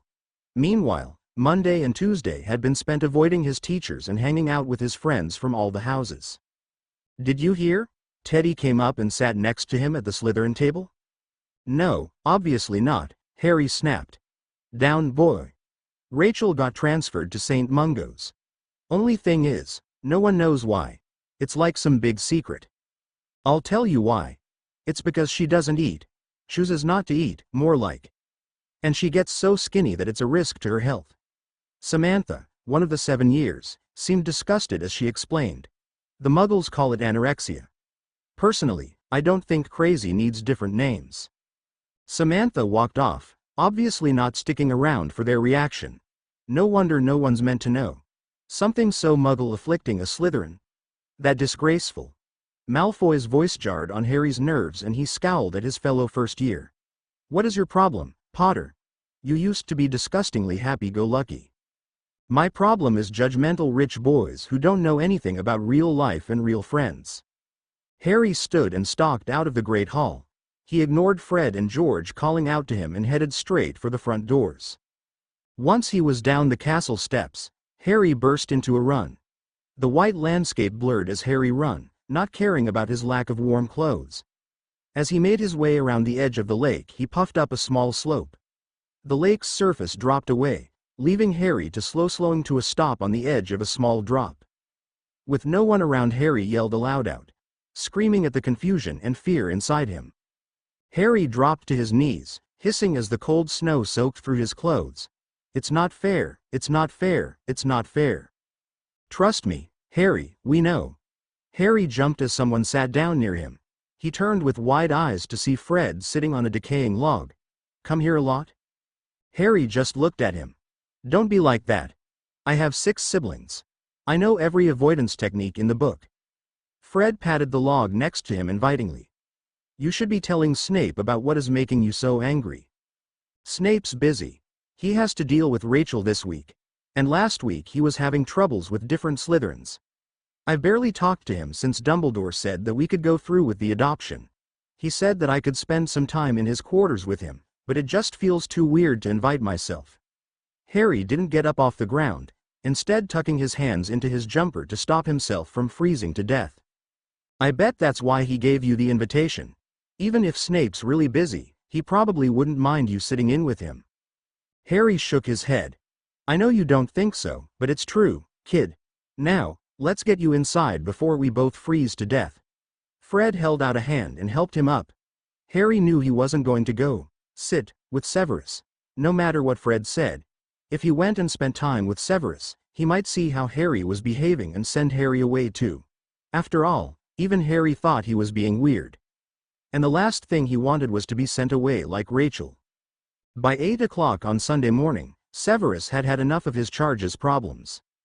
The week had wreaked havoc on his nerves and he was looking forward to relaxing for one day. Rachel's hospitalization had destroyed what little faith he held in his charge's ability to recover. Rachel had been almost fully recovered by Christmas time, easily eating and ignoring her desire to return to the cycle of anorexia. Returning to her family home had left her emotionally fragile and cruel comments from her fellow students had sent her back onto that downward spiral. Are you ready for your interview? Severus looked up in confusion as Minerva sat next to him at breakfast. Interview? At Minerva's sharp look, Severus scanned his memory. Shit. Oh indeed, Severus. Don't tell me you forgot. Minerva sounded scandalized. Minerva, did you or did you not notice the teenage girl I had to send to St. Mungo's this week? Severus let a little of his derision into his voice. Yes, Severus, I did. I also noticed that you decided to adopt Harry. And yet, you haven't talked to him for 3 weeks. Severus, I know that Rachel's case affected you, however, Harry is going to be your child. Otherwise known as a parent's first priority. I've had children, Severus, and I've had troubled students. You told me that Harry was distracted in class and I've witnessed it myself. Have you talked to him? Minerva sounded almost sympathetic as she scolded him. Severus sighed and shook his head, adding that to the list of things he hadn't done in the last 3 weeks. Are you still all right to be a character witness when they arrive? Severus looked over to the Slytherin table and frowned when he realized that he couldn't see Harry. Of course. Just don't ask me about your behavior in the last few weeks. It's scarily like the first week of school, Severus. Minerva stood up with a light slap to the back of his head. Looking up for his charge, Severus noticed that Harry was not in the Great Hall. Severus finished his meal quickly and walked out of the Great Hall. On an impulse, he headed out to the lake, scanning its shore. He instantly spotted what he was looking for.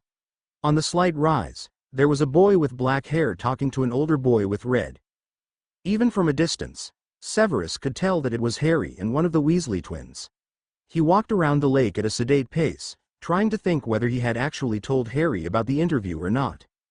"Mr. Weasley, Mr. Potter. Are you aware that you are both missing breakfast?" Harry looked up at him sharply, flinching in surprise. "Yes, we are, sir." Severus recognized that this twin was Fred Weasley. "And so you plan on not eating?" Fred shook his head. "I know where the kitchens are, sir, and so does Harry. If we get hungry later, we can always go and get more food." Harry was regarding his feet with a high amount of interest rather than looking at Severus, but Severus could see Harry nod in agreement. "Indeed. I would prefer Mr. Potter eat now, since he has an appointment this morning." Harry's head came up but he stopped before he made eye contact. "Which appointment?" Severus sighed to himself as he realized that Harry was being hesitant with him again. "With the Ministry Child Services worker. They wish to ascertain whether we would be suitable to follow through on the adoption." Harry nodded and stood. "I'm going to go get something to eat then. I'll see you later, Fred." Severus watched Harry walk off and turned to see that Fred Weasley was standing in front of him with an angry look on his face. "You've been ignoring him. He's hurting. You didn't pay any attention to him for 3 weeks and he's gone back to being the scared little boy we met on the train. You don't deserve him at the moment." With that, Fred walked away before Severus could think to take points for his cheek. Severus sighed in a mix of anger and frustration. Of all the weeks for him to hurt Harry, even inadvertently. He stood gazing out at the lake for a time, trying to will answers to the surface. He deliberately didn't look up when Harry came back, letting the boy decide what he wanted to do. He was surprised when Harry sat down next to him. "Everybody's angry at you. Even without being Teddy, I can tell. Professor McGonagall's angry at you. Remus said some really mean things, and Aunt Sissy sounded really furious in her letter the other day. What have you done that's so bad?" Severus winced as he realized just how true Fred Weasley's accusation was. "You mean apart from ignoring you all week and barely talking to you for the 3 weeks since you were hospitalized?" Severus laughed harshly. "Plenty." He sighed when Harry flinched at his tone and bent down to crouch in front of Harry. "Above anything else today, Harry, I want you to be honest. If you have any doubts, don't deny it to the person who asks you." "Why would I doubt it?" Harry seemed to interpret his warning as Severus giving up on the adoption. "It doesn't matter if you do. You're never going back to the Dursleys, even if you aren't adopted by me." Severus looked up suddenly as he noticed Dumbledore at the doors to the entrance hall. Standing beside him were 2 women that Severus recognized as Ministry Child Services workers. "It looks as though our presence is required. It is quite likely that they will want you to go see Madame Pomfrey. Be good for them." Severus stood, extending a hand to help Harry to his feet. Harry ignored it and rose quickly, flinching almost imperceptibly as Severus placed a hand on his shoulder to guide him up to the castle. "Hello, Severus, Harry. How has your morning been?" Harry shrugged silently and Severus contained his displeasure at the gesture. "Hectic, Headmaster. Due to the events of this week, I realized that I had not informed Harry of the date of this interview." Turning to the as yet unintroduced strangers, Severus explained. "One of my Slytherins was placed in intensive care on Wednesday and then had to be transferred to St. Mungo's when she attempted to take her own life. Needless to say, I have been distracted." He noticed that the red-headed woman on his right didn't seem impressed and was looking between him and Harry skeptically. "Ah, yes. Severus, Harry, this is Dr. Christina Eldridge and Miss Melanie Carter. Miss Carter will be conducting your interview, Severus, while Dr. Eldridge interviews Harry." Severus frowned at the implications. "What is your field of specialty, Dr. Eldridge?" "Child psychology. I affiliate with Child Services, but I also have a private practice." Severus nodded in acknowledgement before turning to Miss Carter. "Madame Pomfrey has already offered to present you with up-to-date medical records from Harry, if it is required. I would also allow Madame Pomfrey to provide you with mine. I won't require yours, Professor Snape. I will need Harry's medical records to use as evidence against the Dursleys. Am I correct that you don't wish for this to go to court? Miss Carter looked skeptical, and when she heard this, Dr. Eldridge gave Severus a sharp look. You are not taking this case to court. She gave Harry a searching look which he didn't notice because he was watching the floor. I believe that would be unwise. It is often the case that trials can give children closure. The Dursleys remain a source of protection for Harry.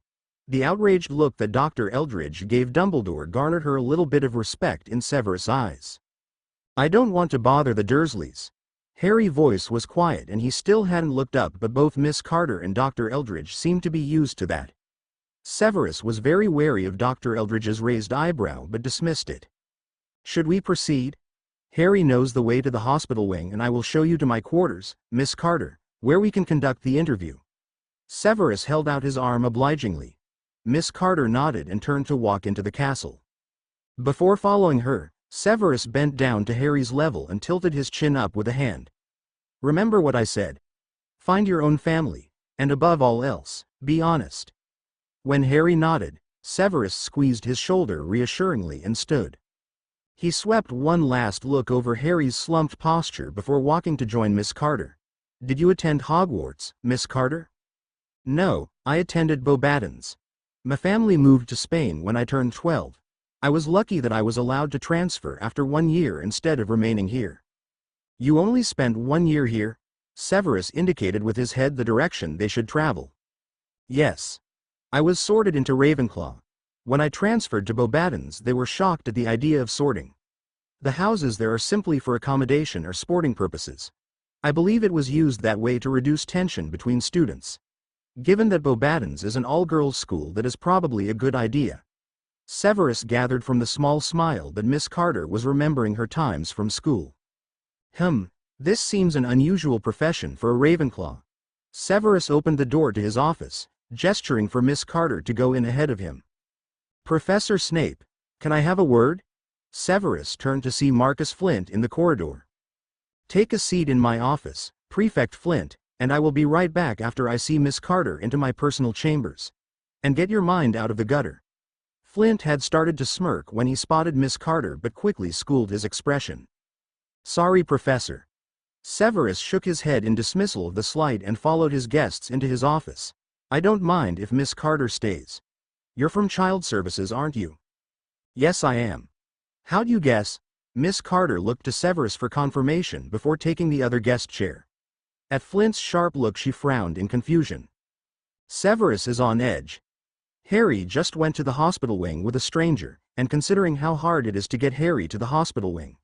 And anyway, there are very few people who look as pretty as you who Professor Snape grants the time of day. Ergo, Child Services representative. Flint said all this with a self-assured air. As fascinating as your deductions are, am I to assume that you wish to talk about Harry? Severus conjured another chair and placed it between Flint and Miss Carter. Actually, no, Teddy seems to be a little overwhelmed at the moment. The Slytherins are upset, sir. Rachel's hospitalization has stirred up issues and there's been a bit of aggressiveness going on. Especially between the first years. Rachel mothered them. Now she's gone and the purebloods are closing ranks while the half-bloods and muggleborns are spinning from the implications. Flint rubbed carefully at his jaw and Severus reached forward, stopping the movement. He applied gentle pressure to make Flint tilt his head toward Severus. It was faint, but there was a shadow of a bruise along Flint's jaw. Is this evidence of the aggression my Slytherins are showing? Severus kept the anger out of his voice, summoning a jar of bruise balm while still holding the boy's jaw. When it arrived he applied the bruise balm quickly, ignoring the boy's hiss of pain. Did you initiate this fight or were you defending someone else? The boy stubbornly kept his mouth shut and raised his eyes so that he was looking just above Severus' eyes. To an unsuspecting observer, Flint was meeting his eyes. Very well, Prefect Flint, I will allow you your silence. Please seek to minimize the aggression in the common room. Send Mr. Knott to the hospital wing. He should be more comfortable spending time there temporarily. Please ask him wait an hour before going to the hospital wing to give Mr. Potter time to complete his checkup. His free time would be best spent in another common room or in the Great Hall. Flint nodded as he took this in. "Will do, sir. Thanks from Teddy." Flint stood smoothly, making his way to the door. "Mr. Flint, take this and give it to those who need it." Severus held out the bruise bomb. "And please tell them that any injuries that remain after this is used will require the skills of Madame Pomfrey and that they are to go to her. The usual punishments for fighting will stand if her services are required." Flint nodded and said goodbye before exiting. "Now, Miss Carter, would you like to proceed to my quarters and talk there?" The women nodded, looking thoughtful. "Is that how you would usually deal with fighting with peers?" "No, it is not. However, given the disruption to their normal routine by Rachel's hospitalization, I am willing to accept some distraction. That bruise bomb was mild. It will only heal that which is already almost healed or was not severe. If they do not seek Madame Pomfrey's assistance, I will merely inform them of their punishments when I next see them. Their punishment will be a week of detention as well as a 20-point loss." Severus gestured to the couch as an invitation to sit down. "Tea, Miss Carter?" "Coffee, please. I've had a long day already." Severus nodded and knelt by the fire to order refreshments. "Your punishment seems rather harsh. Is it because you have high standards or because you have regular problems with aggression among your students?" "I set high standards for my students because the other students and teachers at Hogwarts only expect that they will become followers of the Dark Lord.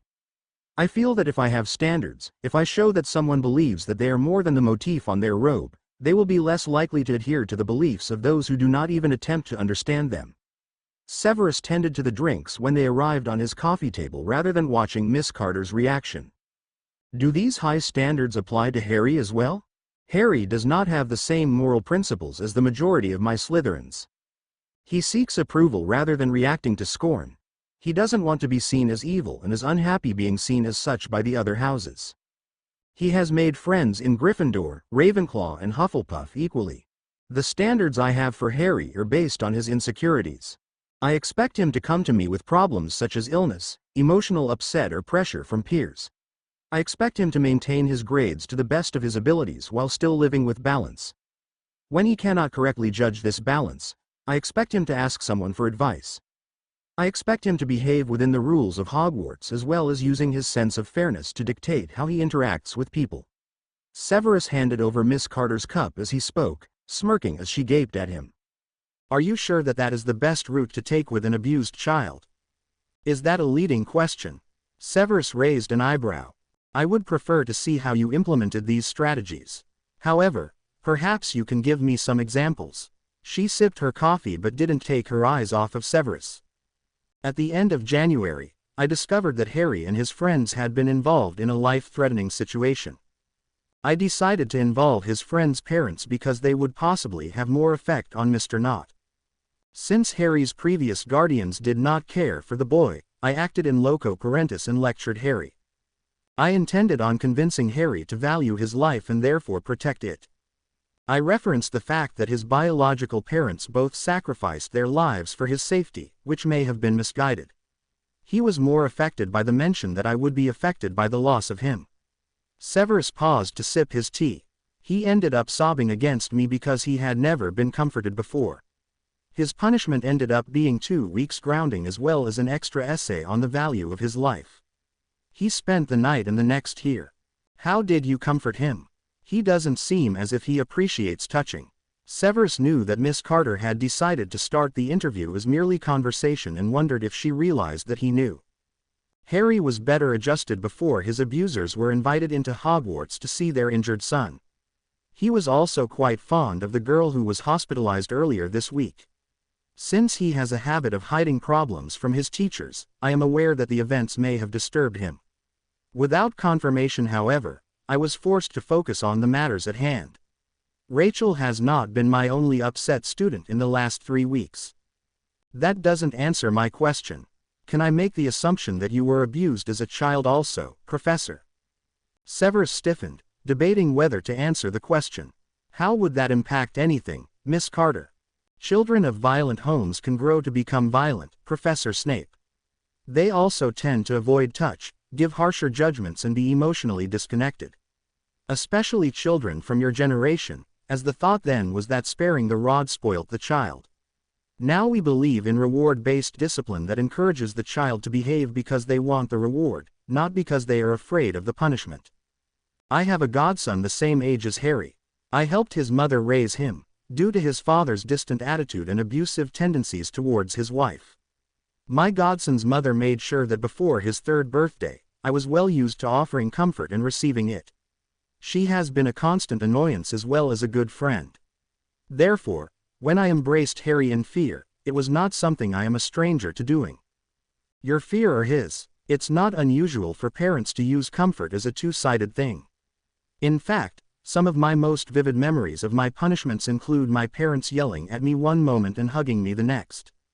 That sounds familiar. Severus scowled at her knowing grin. Good. Believe it or not, children actually realize the reasons behind it. Now about Harry being better adjusted, I am aware that you have had a difficult few weeks in relation to your students. How much contact have you had with Harry over that time? In class and at mealtimes. I had to cancel his fortnightly meeting with me, which all Slytherins are offered, when one of my 7th years tried casting an unforgivable. That's as a teacher. How much time have you spent with him outside of your teacher's duties? Severus looked away from her in shame as he realized she had cornered him. Ah, well in that case, I'm going to tell you frankly that is not a good thing. Harry's been abused. He needs constant reminders that the people around him care for him. It's not enough to believe that he knows it intellectually. I realize this, Miss Carter. Severus couldn't keep the tightness out of his voice and he saw immediately that this was the wrong thing to do as her eyebrow rose. If you do, why didn't you change the circumstances? Severus stubbornly kept his mouth shut, sparing a concern for how Harry's interview was going. You didn't, Professor Snape, which means that I have concerns that you will continue to fail to differentiate between treating Harry as a student and treating him as a son. If you cannot put Harry before your students, then perhaps your relationship should remain a mentorship. There are plenty of other foster homes available to wizarding children.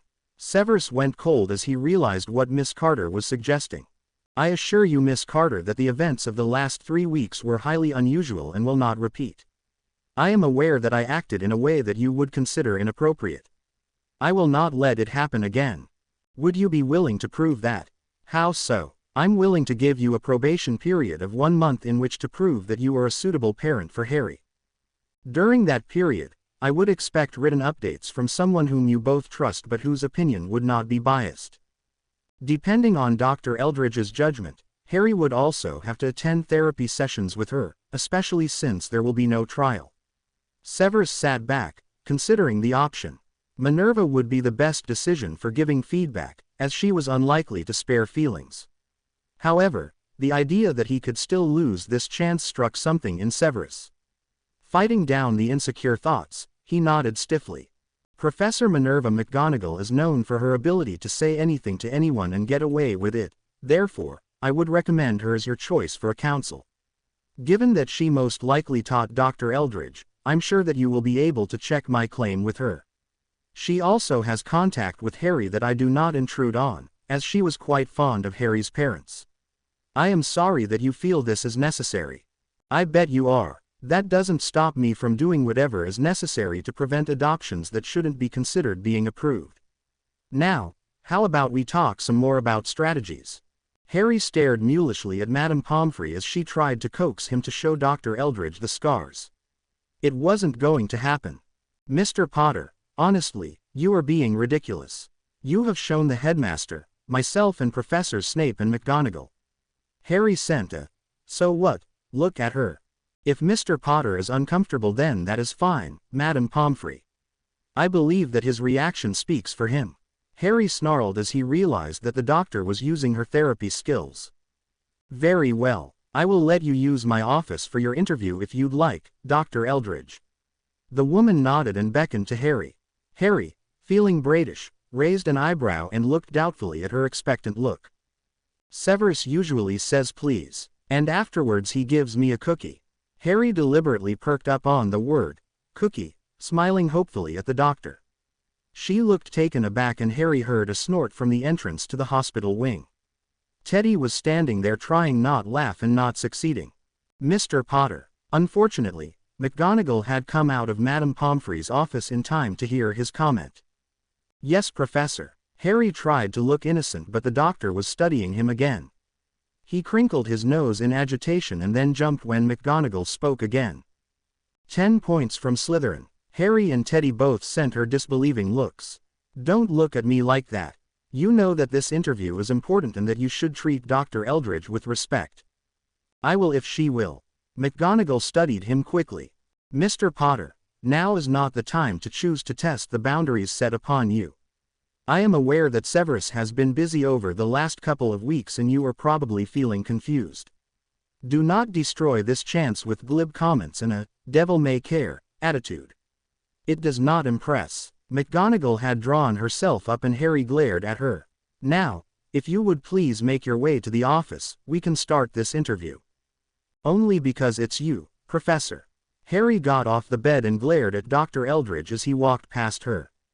"Oh, thank you, Mr. Potter." Harry raised his eyebrows in appreciation of McGonagall's sarcastic tone. Once they were seated, Dr. Eldridge took out a quill and paper and Harry couldn't contain his disbelief. "Since we will be meeting regularly after this appointment, I thought it best to use this as a springboard from which to leap. Therefore, I won't show these notes to anyone else, they'll just be my own records." "We're going to what?" Harry ignored McGonagall's disapproving look. "Don't I have to agree to that?" "Actually, Mr. Potter, it is the belief of both Child Services and Madame Pomfrey that you would benefit from psychological counseling. I am sorry that this is distressing for you, but I assure you that it is not uncommon for children in your situation to need someone to talk to." "Huh, stupid doctor lady. I have people. Your friends do not count. May I call you Harry?" "No, and I'm not talking about my friends.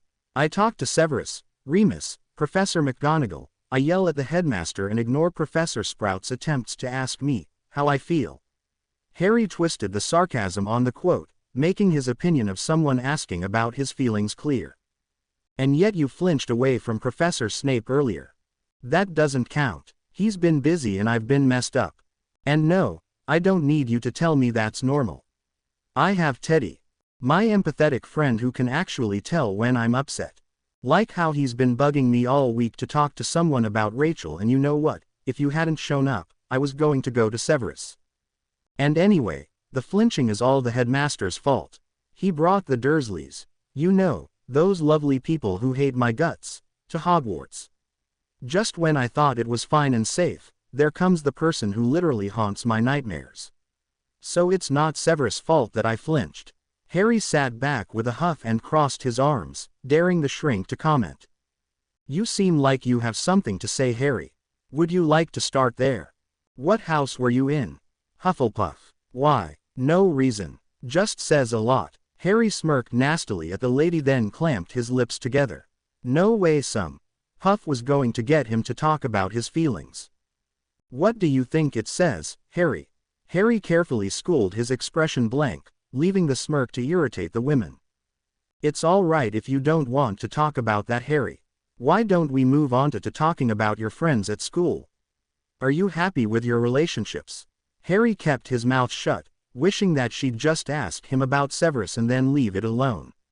She didn't, but Harry stubbornly kept his mouth shut for another half an hour, ignoring McGonagall's scolding looks. When the door to the office opened to admit Severus and the social worker, Harry let his lips curl into a smile. It took him 2 seconds to realize that Severus had correctly guessed the reason behind the expression on Dr. Eldridge's face. "Harry." Severus drew his name out dangerously and Harry braced for the anger.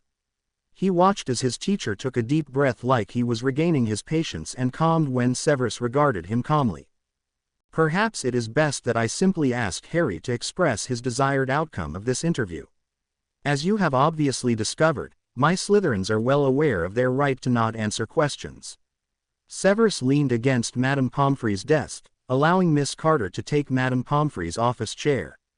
"I don't think that would be wise, Professor Snape, as Harry might feel compelled to answer a certain way." The patronizing tone that Dr. Eldridge used was the last straw for Harry, and he growled. "Obviously I wouldn't have defended Severus when he wasn't here if I didn't feel at least some respect for him. And seriously, Dr. Eldridge, I'm not stupid enough to lie when Severus has already told me to be completely honest twice. I've lied in front of Severus enough to know it never works. I want to be adopted by Severus. I hate living with the Dursleys. There is no other viable place for me. Case closed. Severus caught his eyes as he sat back, silently promising that his disrespect would be addressed. Unfortunately, Mr. Potter, that isn't how this works. Our decision is that your adoption will be held under probation. We do not believe that Professor Snape is aware of the magnitude of his actions and have granted him a month to prove that he has your best interests at heart. Professor McGonagall, we request that you communicate with us on a regular basis as to your impressions of Mr. Potter and Professor Snape's interaction. Mr. Potter, you will be assigned mandatory counseling sessions with Dr. Eldridge, as always happens when removing a child from an abusive home. Harry turned to raise a disbelieving eyebrow before turning back around and slumping in his seat. After all the fighting with Dumbledore, now it wasn't going to happen anyway. Harry's eyes stung and he stubbornly glared across towards Severus, biting down on the feelings of disappointment and despair. Seeing his distress, Severus crossed to kneel next to his chair and took Harry's hand to squeeze it in sympathy. Harry cursed himself as he flinched. Perhaps you can see why we are concerned, Mr. Potter. Harry glared at the social worker, feeling all his emotions rattle underneath his skin. The four adults glanced around in alarm as the potions vials on Madame Pomfrey's shelves began to rattle. Harry, take a few deep breaths please. I know you are angry, tired and disappointed, but that does not mean you may let your accidental magic get the best of you. Severus took his hand back to rub soothing circles on Harry's back as Harry struggled with pulling his magic back in. Say what's causing this out loud. You don't have to be heard, just mouth what you're feeling. It will help you control the emotion. Severus paused. Harry shook his head and Severus tried to ignore the voice screaming in the back of his head that mixing the potions in those vials could be very dangerous. Minerva, a shield charm would not go amiss. At his quiet comment Minerva set to work and Severus turned back to Harry.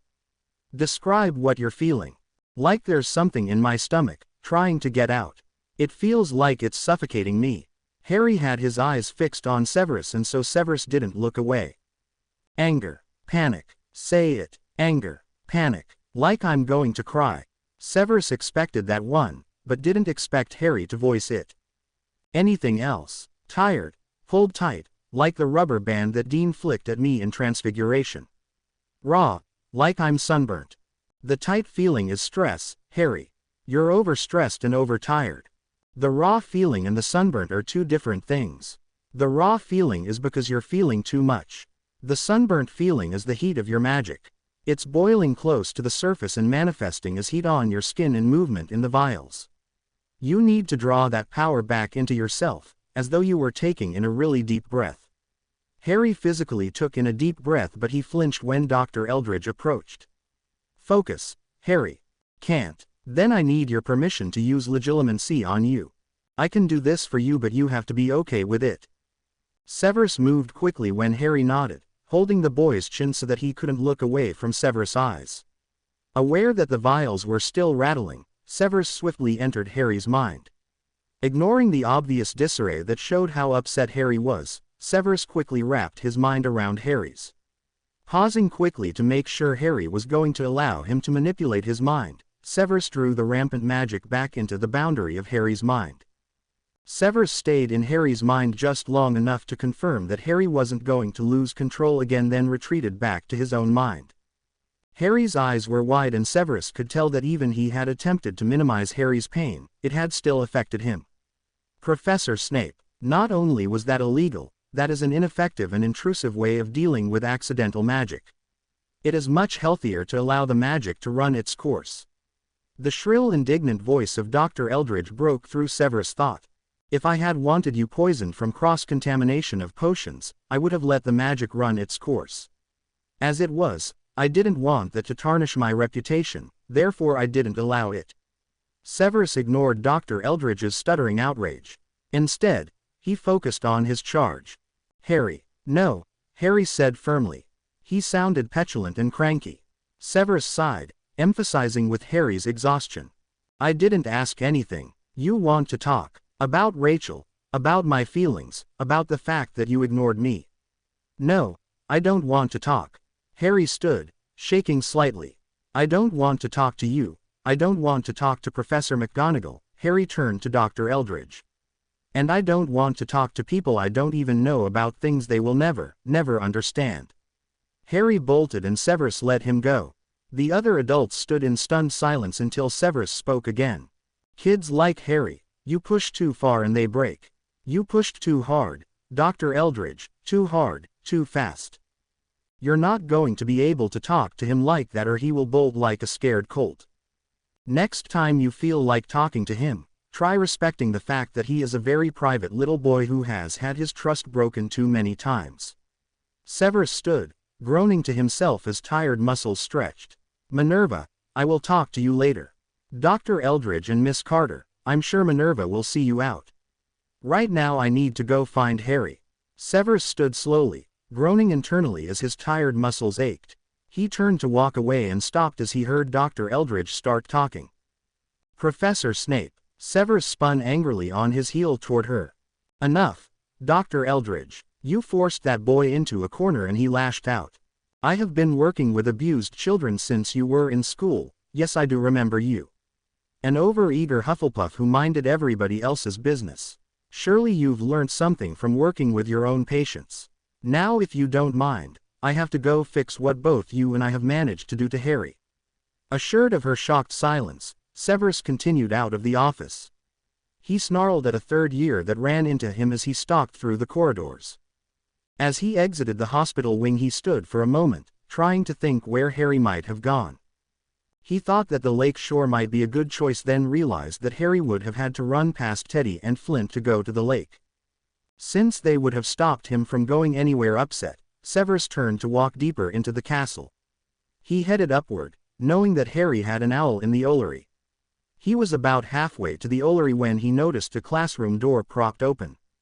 Given that he was in an unused corridor, Severus knew that a student must be in the room, which would form the perfect hiding spot for a scared adolescent.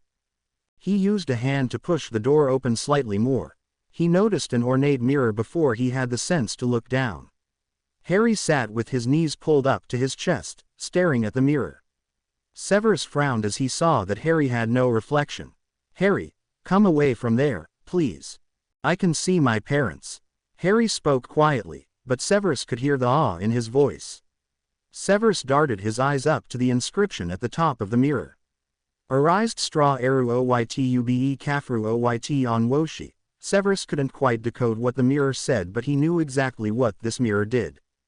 You can see your parents because they are your deepest desire, Harry. This mirror shows what you want to see, not what you should actually see. It isn't real, Harry, no matter how much you want it to be. Severus walked forward, intending to pull Harry away from the mirror. I don't want my parents.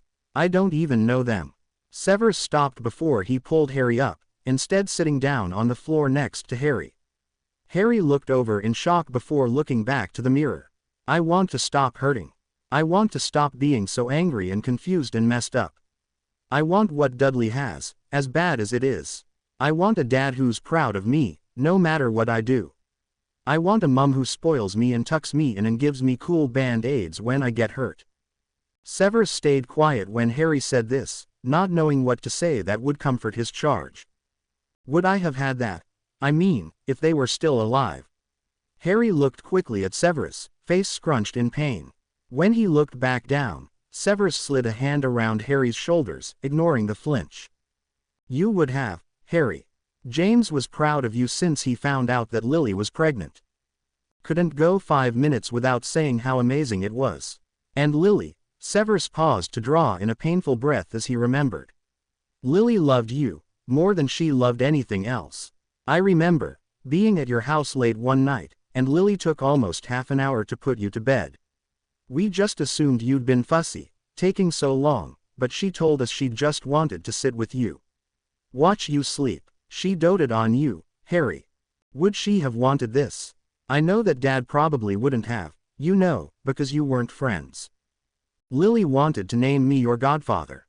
Your dad didn't like that and I told her not to, so agreed to name someone else instead.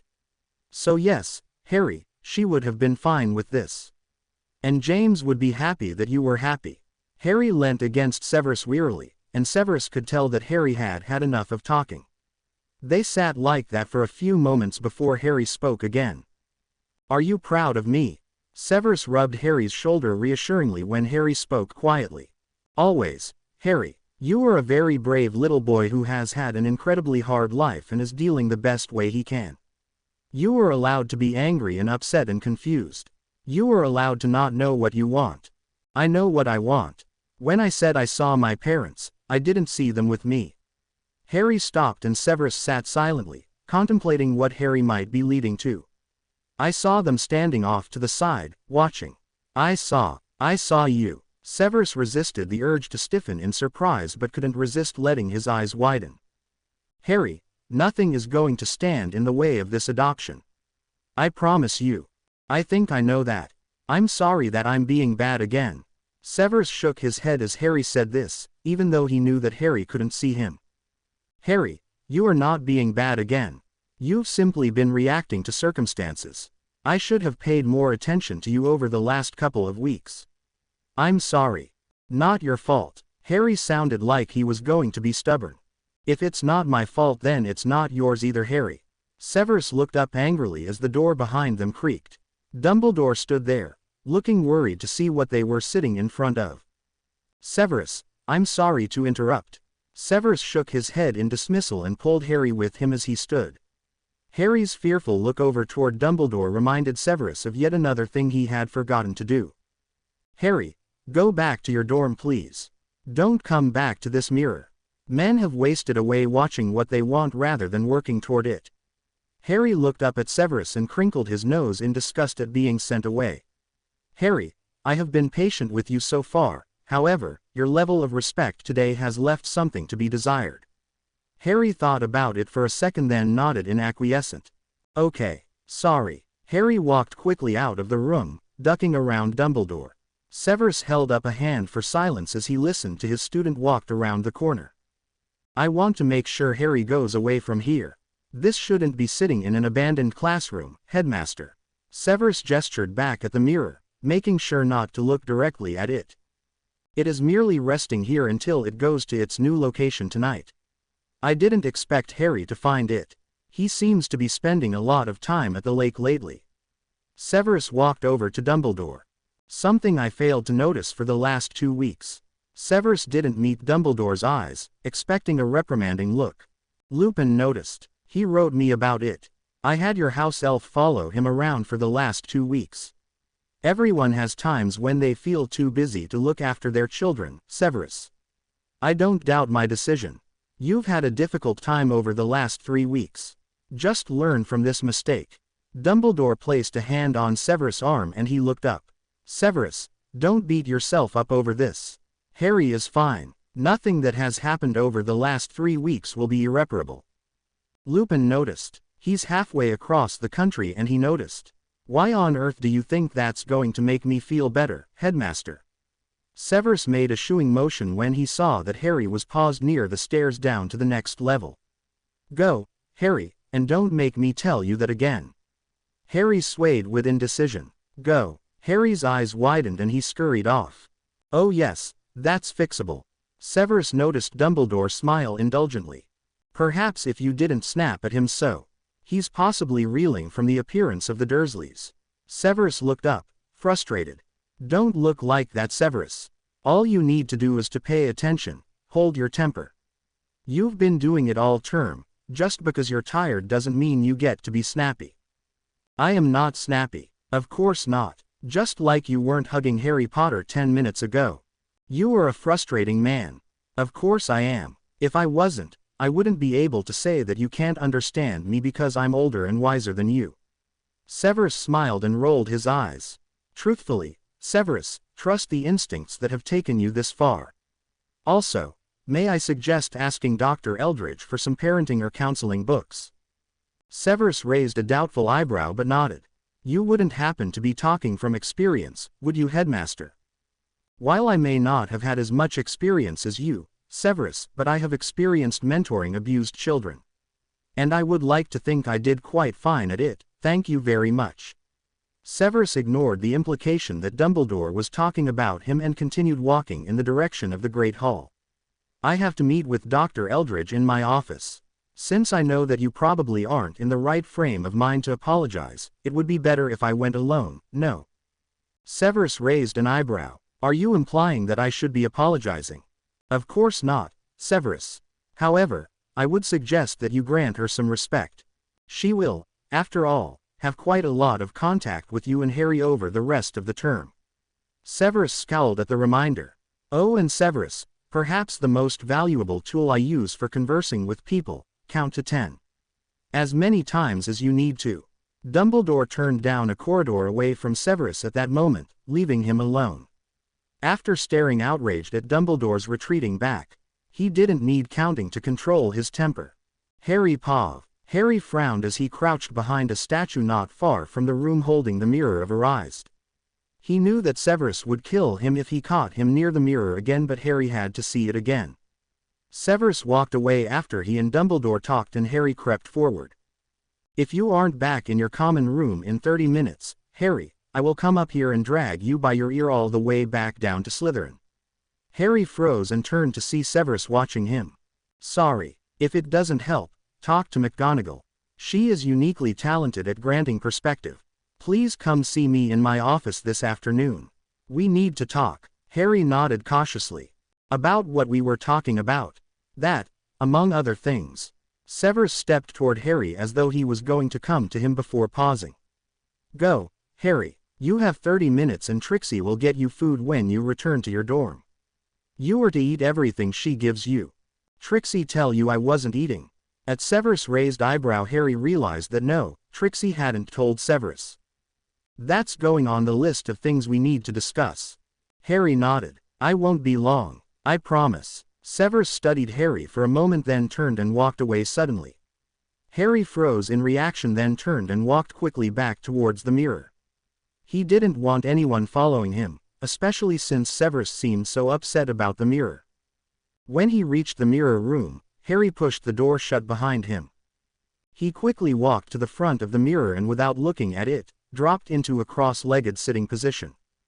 Harry squeezed his eyes shut and counted to 10 slowly in his mind, then looked up. It was still the same. His parents stood off to his left side, one hand on his shoulder while Severus stood on his other side, an arm wrapped around his shoulders. Mirror Severus was looking at him proudly, and when Mirror Harry turned and reached up, Mirror Severus bent down and wrapped Mirror Harry in a hug. Harry looked down again and took 2 deep breaths to steady himself. When that didn't work, Harry shot up, following the path Severus had taken earlier.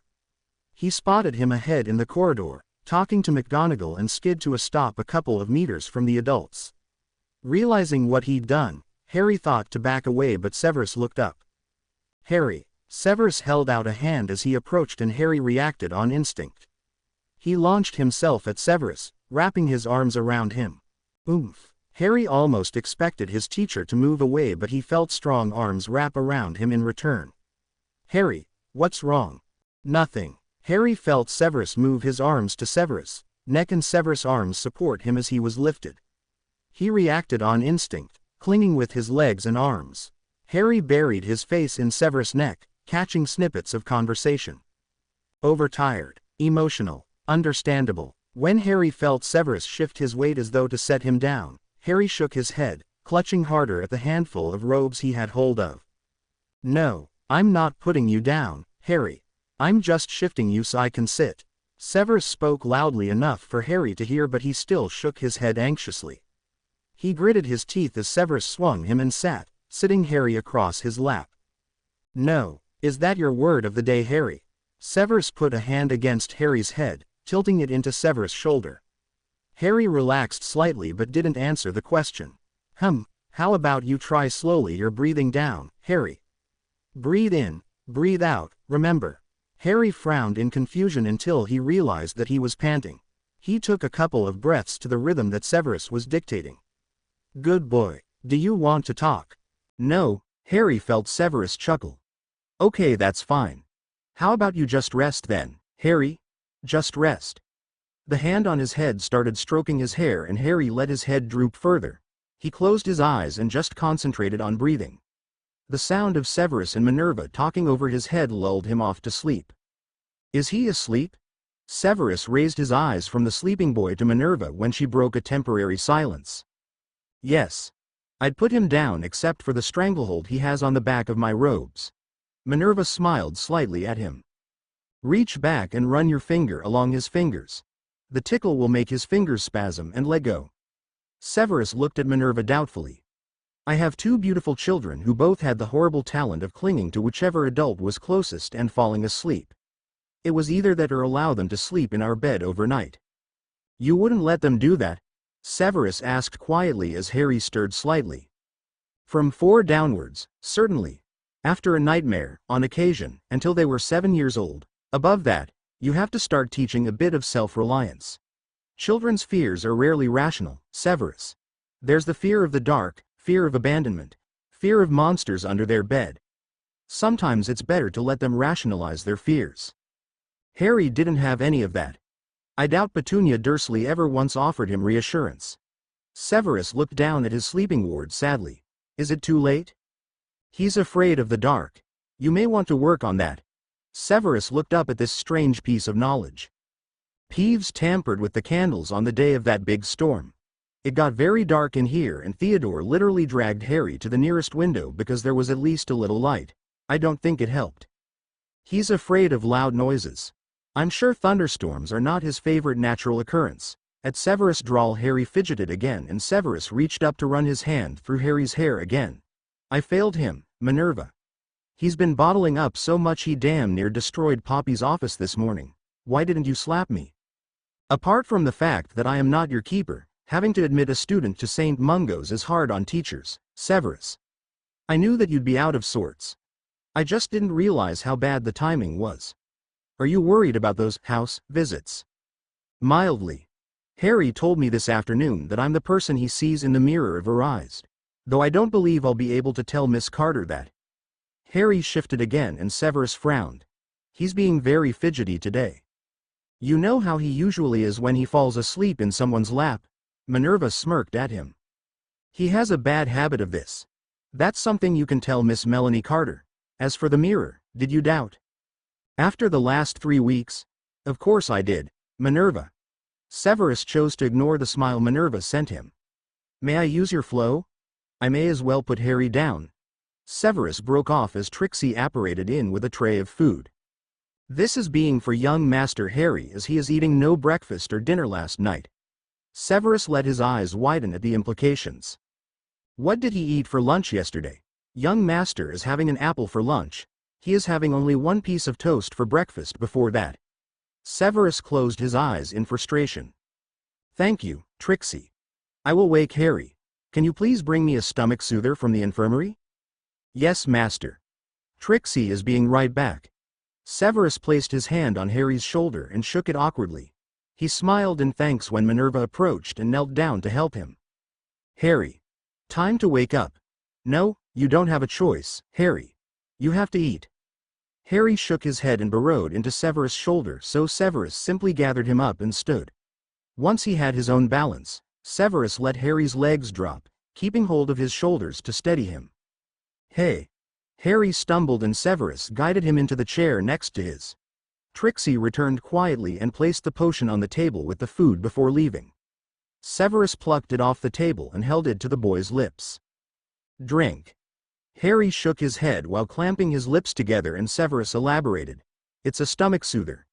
It will calm your stomach so you can eat enough for an 11-year-old to survive on. Since you haven't been eating enough to sustain your average-sized bird.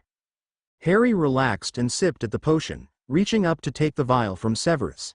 Severus let him, reaching the tray over and using the utensils to cut up half of what was on the plate. I don't need you to do that. Harry sounded indignant, but Severus ignored the potential for embarrassment. I'm doing this so that you know how much I'm going to make you eat. If you eat less than what I've cut up, you get to have a nutrient potion on top of that. Severus met Harry's outraged look with a blank look. Drink your potion and then eat, Harry. Harry didn't change his focus and Severus stood, pointing at the plate. Harry, why haven't you been eating? You know that students are expected to eat their full at every meal. Minerva sounded mildly concerned and Severus listened for Harry's answer. I wasn't hungry. Severus sighed and pointed at the food again as he sat in the chair next to Harry. And I was worried about Rachel. Rachel had a relapse. She has been moved to St. Mungo's because they are more experienced in helping people with Rachel's condition. She is there because Madame Pomfrey is better at healing the physical than the mental. I will be telling this to your house tomorrow night as well as encouraging those in the same position to come to me. She wouldn't want to see you starving yourself with worry over her, since that is why she ended up in St. Mungo's. Now would you please eat? Harry jumped as Severus snapped at the end of his sentence but started eating. While keeping an eye on Harry, Severus started talking to Minerva about her children, smiling when he recognized some of the things Harry did in her stories. Finished. Harry spoke during a gap in conversation, smiling proudly when Severus looked over and nodded. Harry had managed to clear what Severus had told him to eat, though he hadn't attempted to eat anymore. Good boy. Now, you have two options.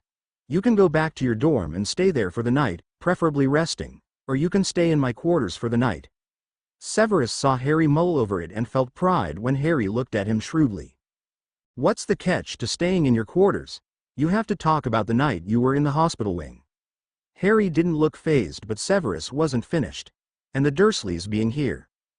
Harry instantly crossed his arms and shook his head. I don't want to talk about that. Then you can spend the night in your dorm. I realize that the atmosphere in there is rather discontent at the moment, so I encourage you to rethink that choice. How do you know the first years are pissed at me? I didn't know that Theodore moved into the hospital wing because the hostility was overwhelming him. Theodore does not get overwhelmed. He practices occlumency, which gives him protection. Does that mean that you are both having troubles with other students that neither of you have mentioned to me? I called Draco a rich boy who knows nothing about real life or real friends. He didn't like that. Harry set his jaw stubbornly when Severus motioned for him to elaborate, and Severus smiled inwardly. You look like your mother when you do that. Harry's eyes went bright instantly, ignoring his defensiveness in return for tidbits about his mother. Really? Oh yes. She was a stubborn young girl when she set her mind to it, Harry. Minerva answered Harry's question while glaring at Severus. And she would not have approved of her best friend manipulating her orphan son like that, Severus. Harry looked at angrily as he caught on. That's not fair. And yet, we both get what we want. Please don't nurture your Gryffindor side, Harry. It will only get you in trouble. Now, why did you say that to Draco? Severus leant towards the boy, fixing him with a glare. Since I have extracted a promise from both you and Draco that you will behave. He said that Rachel was acting like a common muggle and that it was disgraceful. Then he acted like it wasn't right to be worried about her. So I was angry and I said that, and now we're fighting. There was a hitch to Harry's voice which told Severus that Harry had finished part of that sentence silently. Draco is in charge of your dorm lights, isn't he, Harry? Harry nodded warily, obviously wondering where Severus was going with that topic. I've noticed that your dorm has been unusually dark after curfew for about a week. Draco wouldn't happen to be taking his displeasure at you out on your fear of the dark, would he? I'm not afraid of the dark. Wariness, then. Harry fidgeted for a moment before answering in a sullen tone. Yeah, he's been snuffing out all the candles. But it's not important. Severus resisted the urge to show his frustration with that defense. It is if it makes you uncomfortable. Perhaps it would be best if you did spend some time in my quarters, at least until you both agree to a truce again. Harry nodded slowly. Does this mean I have to talk? Because I really don't want to, Severus. The use of his first name threw Severus for a second until he realized what Harry was unconsciously doing. Like normal children whined, Dad, to convince their parent, Harry's tone and demeanor said that he was whining. Is there anything you would talk about? Severus studied Harry's face quickly as Harry thought about his answer. There were dark circles under the dull green eyes, and the slump in Harry's shoulders talked of more than just simple exhaustion. Harry was tired, and not in the way a good rest would help. Please? Harry's eyes turned desperate and Severus decided to concede. All right. Perhaps after a good dinner and a night of rest. But we do need to talk, Harry. Harry nodded and Severus allowed a pang of sympathy for the boy. Severus stood, placing a hand on Harry's arm to draw him up as well. The boy slumped against him and Severus moved his arms to Harry's shoulders instead. Looks like a night of rest would definitely be the right idea, Severus. Goodbye, Harry. Minerva seemed to accept the weak nod of acknowledgement Harry gave as Severus nudged him toward Minerva's flow. Goodbye, Minerva. May I visit tomorrow to discuss the controls Miss Carter has placed on this situation? Minerva nodded and threw the flow powder in for them. Severus doubted Harry would make it through on his own, so he pulled Harry into the fire with him. Even though it was an unusual form of travel, Harry barely resisted stepping into the fire. Severus gave Minerva a grateful smile and spoke their destination to send them through the flow. As Harry walked with Severus down to the lake, he fidgeted with his gloves. Severus hadn't said much since Harry had gone running to him the night before, instead asking him quietly to eat and do his homework after dinner. Severus had been gone before Harry had woken, and there had been a note on his bedside table asking him to eat the breakfast laid out for him and to meet Severus on the castle steps after classes. Harry flinched as one of the seventh years walking back to the castle yelled suddenly and stumbled into Severus. "Sorry, sir, sorry." Harry quickly backed up, scolding himself internally as he realized that he was overreacting. Severus shook his head in dismissal and gestured that Harry should keep walking. When did that start again? Harry didn't have to guess to know that Severus was asking about his flinching. After the Dursleys came here. Dudley's delighted. Harry thought back to the Dudleys mocking when he realized that Harry was back to flinching whenever Dudley spoke to him. Severus' next question drew him away from those thoughts. Have you regained any other habits from your time with them? Severus didn't seem overly interested, merely curious. You mean apart from not eating? Harry thought for a moment. I don't know. Stop scratching your arms, Harry. It's an avoidance maneuver. When your body is distracted by actions such as scratching your arms, bending your fingers back or playing with your quill, you can't feel deep emotions. Which means you're either upset about something or nervous. Just because you say it so matter-of-factly, doesn't mean I'm going to agree with you, Harry groused as he realized that Severus was right. Of course not, I wouldn't expect you to. The reason you are doing those actions is because you wish to deny the emotion behind them. So, I'm just going to assume that you're upset or nervous and work around that. Harry didn't answer as he puzzled that out. What if it's something else? Is it? Harry looked away as Severus looked down at him. He took in the fact that the snow was starting to melt, leaving the lakeshore slushy. He could see where someone had slipped trying to get out of the water, though who was swimming at this time of year was beyond him. Is it, Harry? I don't know. Harry rounded on Severus angrily, frustrated that he couldn't just settle on one emotion. I'm angry and I'm hurt and I'm tired and then sometimes I'm happy, but I'm still worked up inside. I'm upset with myself because I know that I can trust you and Teddy and Hermione and Neville, but I'm acting like a baby. And I'm mad and I don't know why I'm mad. Harry could feel himself shaking by end of the outburst and honestly couldn't figure out whether it was because he was scared of Severus' reaction or because he was upset. His attempt to judge Severus' reaction based on a quick glance failed and he shook his head and backed away. Easy, Harry. Severus drew Harry back toward him with a hand on his elbow and Harry looked to see that Severus was crouching to his level. That's quite a lot to be feeling. Have you tried talking to anyone about it? Harry shook his head. McGonagall doesn't get it. I tried but I don't think she believed me. I can't tell Remus because he's so far away and Teddy's got enough on his plate. What about Fred? It looked like you've been talking for a while when I saw you together yesterday. What would he know? His parents love him. He thinks it should be easy to go to you. And you were busy. Harry tried not to sound sullen, but he couldn't help feel a pang of envy for Fred's family. It should be easy to go to me, Harry. You are always welcome to come to me, even if you think that I'm busy. Harry's panic must have come through in his expression because Severus continued. But I'm not blaming you for not coming to me. I should have sought you out before the end of the first week, if not before. There were quite a lot of things we needed to talk about. Severus stood back up and tugged Harry over to the roots of a large willow tree. Severus sat on one of the taller ones, pulling Harry to sit down next to him. Where do you think we should start? My grades. Harry said it reluctantly and cringed when Severus raised his eyebrow but didn't bolt. I thought we'd start with something less school-related, actually. As for your grades, as your head of house, I've known for the last fortnight that you weren't doing very well. You still have time to bring your year mark back up, so I'm not concerned at the moment. If they stay that low, we might be having a different conversation about them. Is that okay with you? Okay. Then what are we going to talk about? Severus made a contemplative sound before saying, "How about what Dudley said to you in potions that day?" "What's the other choice?" Harry picked up a lone twig and started playing with it, avoiding looking at Severus. "The Dursleys coming to Hogwarts. Or we can talk about your treatment of Dr. Eldridge." Severus trailed off invitingly. "Dudley said you'd stop wanting me." Harry felt Severus stiffen next to him. "But I don't believe him," Harry quickly reassured. "Right now, Harry, I'm more concerned about the fact that you didn't want to tell me that then. If it didn't matter, why did you try to hide it from me?" Severus looked at him expectantly, and Harry's heart clenched at the disappointment he could feel radiating from his teacher. "I'm sorry." Harry hung his head as he apologized, hoping to make Severus happier. "I don't want an apology, I just want an answer." Severus sounded gentle. Harry bit his lip and stayed silent. Severus didn't speak again, and they sat in silence for a while. Harry scratched at his wrist absent-mindedly and jumped when Severus reached over and captured his hand in his larger one. When Harry relaxed slightly, Severus rubbed his thumb across the back of Harry's hand reassuringly. "I'm a bother." Harry spoke quietly, and he felt Severus sigh at his confession. "You are not." Harry nodded dutifully. "You are not a bother.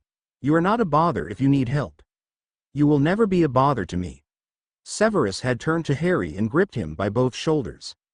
Harry squirmed but stopped when Severus squeezed slightly. "Listen to me, please, Harry. You are not a bother to me." "I am. I know I am. I'm always bothering you." Harry tried to make Severus see his point. "When? Tell me when you've bothered me." Harry frowned at the weird question but answered anyway. "All the time. Every time you have to do something like this. This is being a bother." "Harry, do you think it bothers me to talk to Teddy when he can't control his gift? To talk to Rachel when she comes to me to admit that she feels like starving herself again? To talk to any first year who misses their parents when they're homesick at 1 a.m. in the morning? Should I be angry at them because they need my help? Should I stop helping them because they might come at times when it's inconvenient for me?" Severus posed these questions as if Harry should answer, so he actually thought about it. He knew that Severus never turned Teddy away when Teddy went to Severus after the common room got too busy for his liking. He also knew that 3 of the first-year girls had gone to Severus during the night in first term and after Christmas. "No. Question or answer, Harry?" "I don't know." Harry leaned forward and rested his head on Severus' shoulder tiredly. "I don't know anything anymore." "You are not a bother, Harry." Severus wrapped his arms around Harry in a hug. "You will never be a bother to me, and you need to stop thinking that. I will never be upset if you come to me with a problem. I may ask you to come back at a better time if I have absolutely no choice, but I will always make time for you." Harry didn't respond, instead soaking up the concern he could feel radiating from Severus. "I'm defective." Severus growled when Harry spoke quietly, and Harry felt his eyes go wide in worry. "You are not defective." Severus' voice was tinged with disgust, and Harry shivered at the memories the tone brought back. "Then why can't I figure this out? Why does Teddy have to keep reminding me of things he thinks are dead simple? Why can't I just be normal?" Harry was aware that he was whining, but Severus didn't reprimand him for it. "Normal is overrated, Harry. You are not defective because you are having trouble overcoming 10 years of abuse. Things like this take time. They take consistency, something I haven't been providing very well. You'll learn to believe what I say more when you aren't given a reason to doubt it every 6 weeks." Severus stroked his hair soothingly before pushing away to catch his eye. "Which is why we are going to talk every afternoon until you're starting to feel better." "What if I don't want to talk?" Harry made sure he didn't sound defiant when he was really just interested in how Severus would react to that. "Then that's okay. Would you rather show me?" Harry tilted his head in confusion at Severus' suggestion. "Through legilimency?" Harry tried not to show his unease at that suggestion. "No, Harry. If you want me to, then I will use it judiciously. I meant through drawing or painting. I went to a child psychologist, who I've known for a while, this morning, and she told me that sometimes, talking isn't always the right thing to do. I never had any choice about that, so I've never considered that there might be another way for you to come to terms with what happened to you." Severus' hands gave a reassuring squeeze on Harry's shoulders before he sat back completely. Harry frowned at the loss of contact and shifted slightly. "The point is that you have the chance, Harry, Not that you take advantage of it. If you would rather, it can be a different time of day, but I do want to have this time each day. What if you're busy, like with other students? Harry tried to ignore the doubt that was curling within him, but Severus was right. He hadn't really proven that he was reliable. Professor Dumbledore has relieved me of my head of house duties for the rest of the semester. Harry gaped at Severus, not believing that Severus had taken it as easily as he appeared to. I will still be in charge of Teddy's training and I will still have the same responsibilities during class hours. However, it was mostly a political movement. How is firing you a political movement? I'm not fired. Downsized then. Wait, who's going to be our head of house now? Unfortunately, the only person in the position to take over the responsibilities is Professor Sinistra. Severus paused while Harry groaned. Back to your question, many parents of Slytherin are blaming me for Rachel's hospitalization. Once the dust settles and they realize how much their children hate Professor Sinistra, I will probably be able to take the job back. For now, though, I would prefer to have time free to spend with you as well as do some potions research I have been meaning to get to. Harry nodded in acceptance. The parents shouldn't blame you for Rachel, Harry said quietly after they'd sat in silence for a while. Probably not, but then again, people get blamed for things that aren't their fault every day. It's not right, but it happens. Can you remember it happening to you? Harry frowned at the strange question, but then with a bit of thought, realized that Severus was branching into Dursley territory. He didn't want to answer, but Severus had shared with him. I got blamed every time Dudley got hurt. It was because of my freakiness that Dudley broke his arm, or dropped his ice cream, or tripped over during recess. They never had any reason to blame me. Severus reached over and squeezed his hand in support. Did they punish you when they blamed you? Sometimes. Sometimes they just ignored me. What about when they didn't just ignore you? Do I really have to talk about this? Harry drew his legs up to his chest and fixed Severus with a pleading look. When you can honestly tell me that it doesn't help to get these things off of your chest, then you can stop dealing with this. Every time you bottle something up, you hit a new barrier. The barriers stop you from feeling better, Harry, and you can't let more of them go up. Can you see where I'm going with this? Harry wrinkled his nose at Severus and wasn't surprised when he chuckled. Not fair. You're not meant to be so smart. Severus merely raised an eyebrow in a smug expression and waited for Harry to keep talking. Okay. What happened when they didn't ignore me? Severus nodded again slowly. Depended on the level of Dudley's injury. What was the least they'd do? Lock me in the cupboard. With or without food? Without. And before you ask, usually it was for 3 days. Harry winced, waiting for the explosion. When it didn't come, he looked at Severus, confused. Why aren't you angry? You always get angry when I tell you how bad the Dursleys are. When I spoke to Josephine, the child psychologist, she mentioned that my temper might be counterintuitive to good conversation. Since she is not the only person to mention it, I believe she may be right. While I may be angry over your treatment, I'm aware that I should be directing that anger at its cause rather than you. Severus still sounded a little angry, but Harry felt that he was keeping it in check. Okay. Is it okay that I'm still a little nervous that you're going to blow up? Harry fidgeted with his cloak and glanced nervously at Severus. He looked up longer when he saw something glinting in Severus' eyes. What? Do you realize that this is the first time that you've voiced any of your insecurities about me without prompting? Harry raised a skeptical eyebrow to show his confusion. Why does that matter? Because it means that you trust me enough to voice your doubts and not worry about being criticized for them. And that means that I'm getting through to you that you can trust me. It is okay that you're a little nervous. Fear is your body's warning system that you have reason to be cautious. Severus slipped his arm around Harry's shoulders loosely. Harry debated for a moment before leaning into the hug. Can I keep talking then? Of course. Dudley used to try and make things my fault. I think he stopped trying that after he saw what Uncle Vernon would do when he got really mad. Before that, it was bad. This scar, Harry pointed to where Severus knew the worst of his scars sat, was from the worst time I hurt Dudley. It was Dudley's 9th birthday. Harry stopped and bit his lip. He'd never recounted this out loud and he barely let himself think about it. What happened? Dudley cut himself on a piece of broken glass. He dropped a snow globe. I was cleaning it up near the top of the stairs when one of Dudley's friends knocked me over. I fell down the stairs and I think I broke my arm. Uncle Vernon really wasn't happy with me.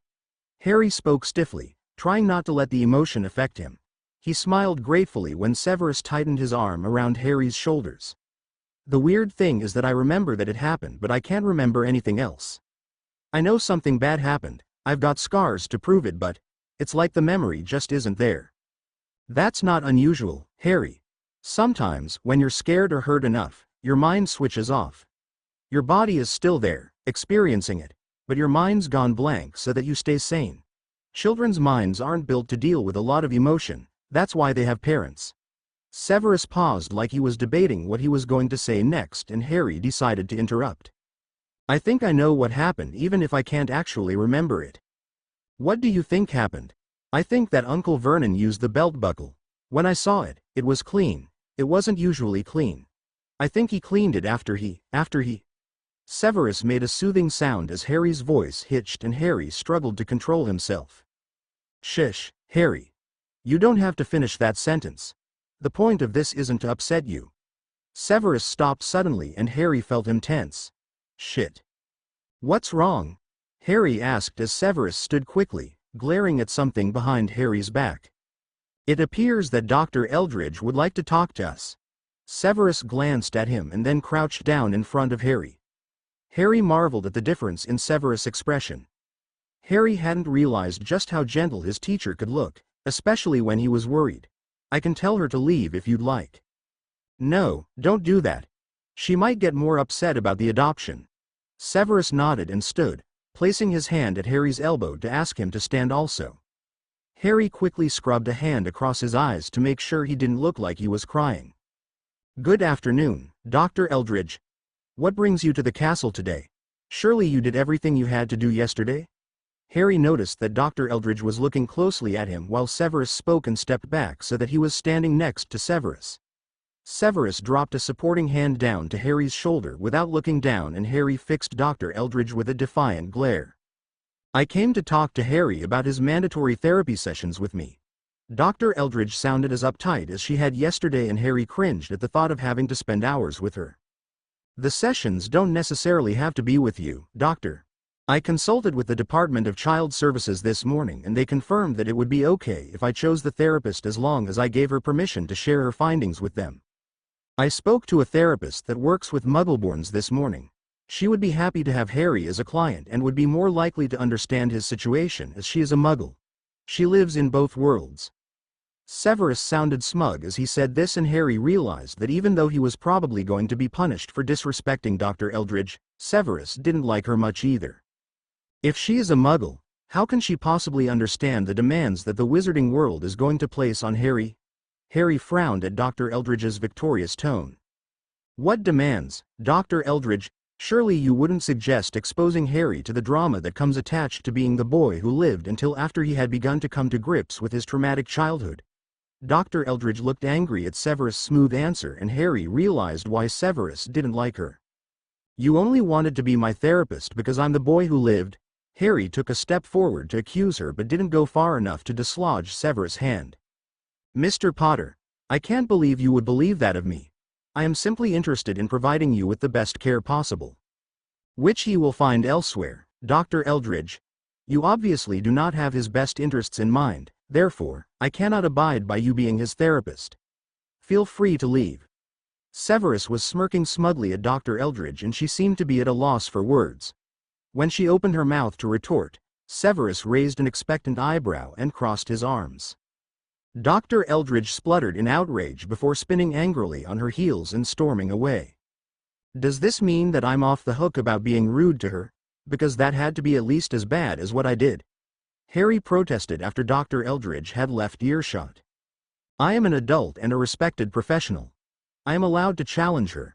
Harry heard a tinge of humor in Severus' voice. Not fair. Harry smiled at Severus as he groused at Severus. His smile dropped as Severus looked at him sternly. Life isn't fair, Harry. A simple, I don't want to talk, would have sufficed. Severus said as he gestured that they should start walking around the lake. I did say that. Harry pouted at Severus. Were you difficult before saying this or just after? Severus seemed to already know the answer, and Harry cringed guiltily. Did you talk to Professor McGonagall? Because she walked in on the worst part? Both Professor McGonagall and Madame Pomfrey expressed their concerns. They felt that your behavior was out of character and were worried about you. Sorry. Why were you being difficult? You knew how important the interview was to the adoption. Why jeopardize that? What if she decided against even probation? Severus sounded slightly angry and Harry cringed in response. She kept talking at me and asking questions. And when she saw my medical record she just looked at me like it made some sort of sense. Like everything I do is connected to being a victim of abuse. Snape paused as Harry spoke. Severus could practically see the light bulb going off in Harry's head. He decided to make sure Harry made the right connection by asking a leading question, and it isn't? No. Harry blushed as he realized that he'd shouted. All right. Perhaps it might help if you made a list of the parts of you that aren't because of the abuse. Harry looked doubtful, so Severus continued. Consider it your punishment for reacting like that. It would have been a much better decision to focus on the truth that you obviously already knew. What if I can't think of much? Harry sounded unsure. 10 things. That's the minimum. Ask Lupin, Professor McGonagall and each of your friends for one thing. You have to think of at least 4 that way. But try to think of things yourself first. You need to believe it enough to think of them yourself. Severus nodded to a few Slytherins who passed but shook his head when they started to walk towards them. Can I ask you? Severus almost changed his mind when he heard how hopeful Harry sounded but smiled and shook his head. I'll help you go over the list later, but for now I'd rather that you either answer for yourself or ask others. When do I have it done by? Because we got a lot of homework this week. Harry's wheedling tone was accompanied by puppy dog eyes and Severus smiled inwardly at the image. Whenever you have the time will be fine, Harry. Severus saw Harry nod out of the corner of his eye as he watched the uneven ground and stuck out a hand to catch Harry as Harry stumbled without looking down. Careful, Harry. Sorry. Harry flushed at his own clumsiness. Don't be sorry, everybody trips sometimes. Not you. Severus smiled at Harry's statement and admiring tone. It does happen. People don't often see it, but it does happen. You just have to be more aware of where your feet are. It's about body awareness. And watching the ground at times. By the way, that doesn't belong on your list of things that weren't from your abuse. You're clumsy because you were neglected. Harry smiled at the joke, then frowned in thought at the addition. How can being neglected lead to being clumsy? Severus recognized curiosity in Harry's voice as well as doubt. Did you ever play any clapping or rhyming games with your aunt? Severus was amused to see the skeptical look on Harry's face. No, she hardly touched me to bathe me, let alone entertain me. Harry sounded as though he was angry. Those clapping and rhyming games are the foundation of teaching a child coordination. They teach you the basics of body awareness so that you can learn to watch where you put your feet, for instance. They also teach you how to pronounce words properly. Children experiment with tongue twisters, which you can't pronounce properly unless you learn to slow down and enunciate. Understanding dawned on Harry's face and Severus nodded. It is possible that asking your housemates to teach you some games could help your coordination. Hermione might know the ones you will recognize. She plays clapping games with a girl in Hufflepuff. We were sitting on the lake and they were playing not far away. I heard the rhymes at school, Harry said slowly. Do you sit out on the lake often? No. Fred followed me the first time and then started dragging the rest of our group out. They'd sit near me and do stuff like homework. Hermione's making friends in Hufflepuff and Ravenclaw and they follow her out. We're lucky there's so many logs around that we can sit on.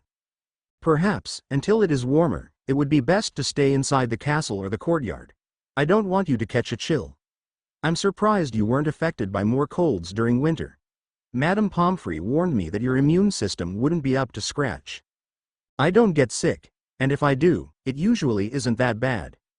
Any illness is bad, Harry. Anything that hurts you is bad. My job is to protect you from those things that hurt you. It's what every parent's job is. And even if you are living in a sibling situation, parents shouldn't lay blame on you. You are not always to blame if your sibling, or in this case, cousin, gets hurt during play. You are definitely not to blame if you get hurt during a birthday party. What excuse did they use for blaming you? Severus saw Harry stiffen but waited silently for an answer. Harry didn't answer, but Severus let it go, walking in silence. He gestured that they should start walking back towards the castle, keeping the pace slow as they walked back uphill. I took attention away from Dudley. Dudley was hurt and then I got hurt. Uncle Vernon said I was attention-seeking. The short sentences told Severus that Harry was trying to stop thinking of his memories. Severus dropped a comforting hand down onto Harry's shoulder. He noticed the grateful look and didn't ask for an elaboration. You know they were wrong to do that, don't you, Harry? Or do you think that they were right to blame you for something you had no control over?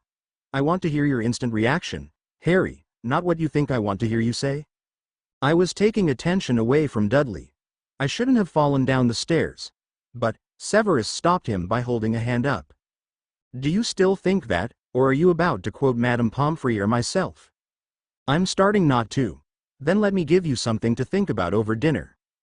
Was Dudley's injury worse than yours? Would it have required attention from a doctor, as you believe yours would have if your relatives had sense? Because if his injury wasn't as bad as or worse than yours, perhaps his could have been dealt with quickly, or at the same time as yours. You had 2 or more adults in the house, Harry. It would have been the simple solution in a normal family for one parent to deal with Dudley while another took you to the hospital for treatment. The normal response for parents is to split their attention between both children. One child should not push another out of their parent's attention. Harry listened in silence and Severus could tell from the sideways tilt of Harry's head that he was listening intently. Okay. Am I sleeping in your quarters tonight? Because I think Draco's deciding to start being more creative. Harry spoke the last sentence quietly and Severus got the impression it was hard for Harry to say that. Yes, you'll be sleeping in our quarters tonight. I think it best that you do so for at least a couple of weeks. I know that it might be inconvenient, but I think it might be more comfortable for you. Not to mention that he was more likely to see Harry more often if Harry was in their quarters rather than in Slytherin. That's okay. I don't mind. Harry sounded reassured and Severus smiled slightly at the fact that Harry was beginning to feel comfortable accepting their quarters as home. They didn't talk as they walked up to the castle steps. Severus turned as a 7th-year snake came up for some advice. Severus squeezed Harry's shoulder to get his attention. Harry turned to him and once Harry looked up, Severus spoke. Harry, I will see you in our quarters after dinner. I have 2 meetings with Slytherins but I will be in our quarters by 8:45. Please do your homework and get ready for bed before then. I need to talk to Chris quickly. Harry nodded silently and walked up the stairs to the castle. Severus watched him go then turned to his Slytherin. When Severus returned to his quarters later that night, Harry was just coming out to the lounge room with Severus' Christmas present, Aiko. He had named the cat after a suggestion from a Japanese client. Severus had been talking about the upcoming adoption and his client had used the word to describe Harry. When Severus had asked what it meant, he had smiled at the translation of little loved one. Since it would have been rather bold to use it for a nickname for Harry, after a week with his cat he was willing to apply it to the part Maine Coon. The affectionate cat was vocal and demanding but perfectly willing to curl up after a long day to nap on the sofa. What did you name her? Harry asked as Severus shed his outer robe. Aiko. It's Japanese in origin. Harry nodded and bent down to pat the purring cat. Severus noticed that Harry's pajamas were still a little oversized, though he noticed that they appeared to be part of the package Harry bought at the start of the year. Who sized your clothing when you bought it, Harry? Teddy. He gave me his size because I didn't know what size to get. Severus nodded and gestured at the sofa. Next weekend we should go into London to procure proper-fitting clothing for you. You would probably be the size under Teddy, given the weight differences between you. Severus walked past Harry into the kitchen area, smiling at the fact that Trixie had already laid out their supper. He carried the tray back into the lounge area, placing it on the coffee table in front of Harry. There's a hot chocolate on the tray for you and choc chip cookies from Trixie. You can have 2 cookies and the hot chocolate, but I'd rather you didn't have any more sugar than that. He didn't keep watching Harry to make sure he was following the instructions, rather turning to his bookcase to select a novel. He debated quickly between 2 classics. The Little Princess and Black Beauty. He chose Black Beauty. Harry would likely protest the girly tone of The Little Princess. The only reason Severus had The Little Princess on his bookshelf was because it had originally been Lily's. Have you ever read Black Beauty before, Harry? Severus asked as he walked over to the sofa. He sat between Harry and the arm-rest, resting the book on the arm while he picked up his coffee. "No, I wasn't allowed to read at home." Then this is the beginning of your classical education. For half an hour every night, I thought I'd read you a couple of chapters from some of the classics I have collected over my life. Works like Shakespeare's will probably be above your level, but there are quite a few novels that I believe you'll like." Harry sat up to look over Severus to the cover of the book. "It's about horses. One horse. It's from his perspective over his life and his many homes." Severus paused before offering the next comment. "Josephine suggested that you might find it comforting if you have physical contact during that time. Like hugging? When I used to read to Draco as a child, he would usually curl up next to my side where I was holding the book. The books I read to him would have pictures, which would mean he could see while I read. But I assumed that it would work just as well in this situation." Harry bit his lip and Severus could tell from his expression that he didn't know what to do. Severus wrapped his arm around Harry's shoulder, gently pulling Harry down to his side. Harry instinctively lifted his legs up to the sofa, but Harry held them rigid, just off of the sofa. "Since you're not wearing shoes, I don't mind if you put your feet on the sofa, Harry." Harry's legs dropped and Iko resettled around the disruption. Harry was still tense, but Severus ignored it and passed the book over to the arm around Harry. With Harry on his left and his coffee on his right, Severus started the first page of the novel. Black Beauty was a story he'd read many times, and he hoped that the parallels to Harry's life would give Harry hope for the future. After half an hour, Severus was well into the first part of the book and Harry looked significantly drowsy. Severus used his right hand to remove the book and dropped his hand to embrace Harry in a hug. "Ready for bed, Harry?" The tired nod against his side made him chuckle. "Come on then, let's get you to bed."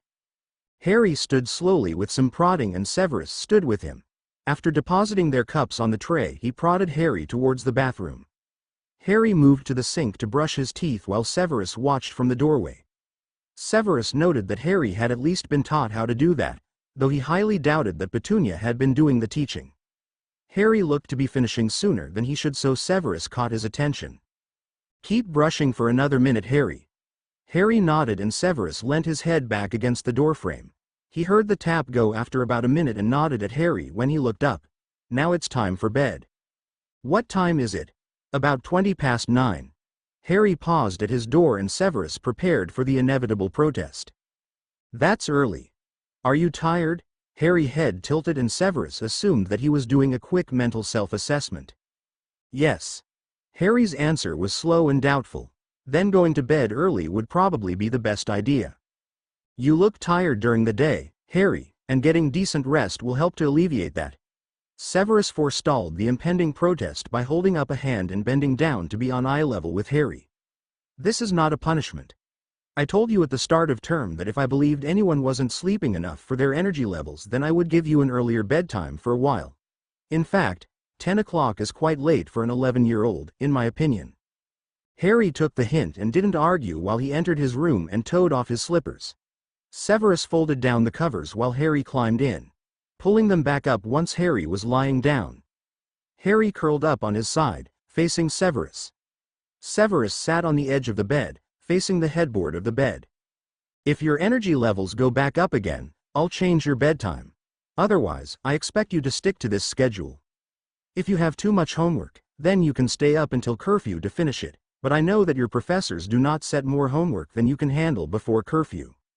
"Only if I give up talking to my friends at all." Severus smirked at the cheeky comment. "If you need help, then you can ask Professor McGonagall or myself to help you organize your schedule." Harry nodded tiredly and Severus could see that his little burst of energy was flagging. "Worry about that in the morning. Do you want breakfast here or in the Great Hall tomorrow morning?" "Great Hall. I need to talk to Hermione about our Transfiguration assignment. It's due first period." "Is it finished?" Harry's guilty look was enough. "I'll talk to Professor McGonagall for you. You had very little time over the weekend to work on your assignments. Do you have any other assignments due tomorrow?" "No." The sound was drawn out and Severus realized that Harry was probably worried about other assignments. "Tomorrow we can spend some time looking over your assignments. Those that you have no chance of finishing by your due date, we can talk to your professors about. For now, sleep. If you need me, wake me." Harry nodded and Severus double-checked the blankets around Harry's shoulders before standing up. He dimmed the lights and left the door slightly ajar, dimming the hallway lights as he walked back to the lounge. Trixie had come for the tray while Severus had been with Harry, but she had left the book as it was. Severus placed a bookmark in their page and returned the book to the bookshelf before going to his office to work on some marking. Harry POVA. A week later, Harry was reluctant to admit that Severus' idea of an early bedtime was working. For the first time in a month, Harry hadn't felt exhausted after classes. Teddy had noticed and decided to celebrate by dragging Harry down to the Quidditch pitch to play some Seeker Quidditch with Draco and Teddy. Draco had reluctantly given up on the fight after Harry had apologized to him. They still weren't friends, but they'd gone back to the truce. "Come on, Harry. Bet you can't catch the snitch first." Harry swooped down to Teddy's level as Hermione waited on the ground.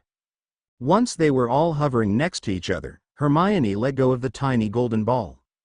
Harry stayed still for a moment, waiting to see which direction the snitch decided to go. Draco and Teddy had shot up higher, trying to gain a better vantage point. Harry saw the snitch go right and tailed it, staying on its tail. The other two boys joined him and they shot round the pitch after the ball. Swerving to avoid a collision with Teddy, the boys lost sight of the snitch and slowed to find it again. "That was your fault, Theodore. Where'd you learn to fly?" Harry smiled at Draco's insult, knowing that it would only make Teddy more aggressive. He spotted Madam Hooch stand up in the bleachers and redoubled his search for the snitch. If only they could catch it before Madam Hooch kicked them off the pitch.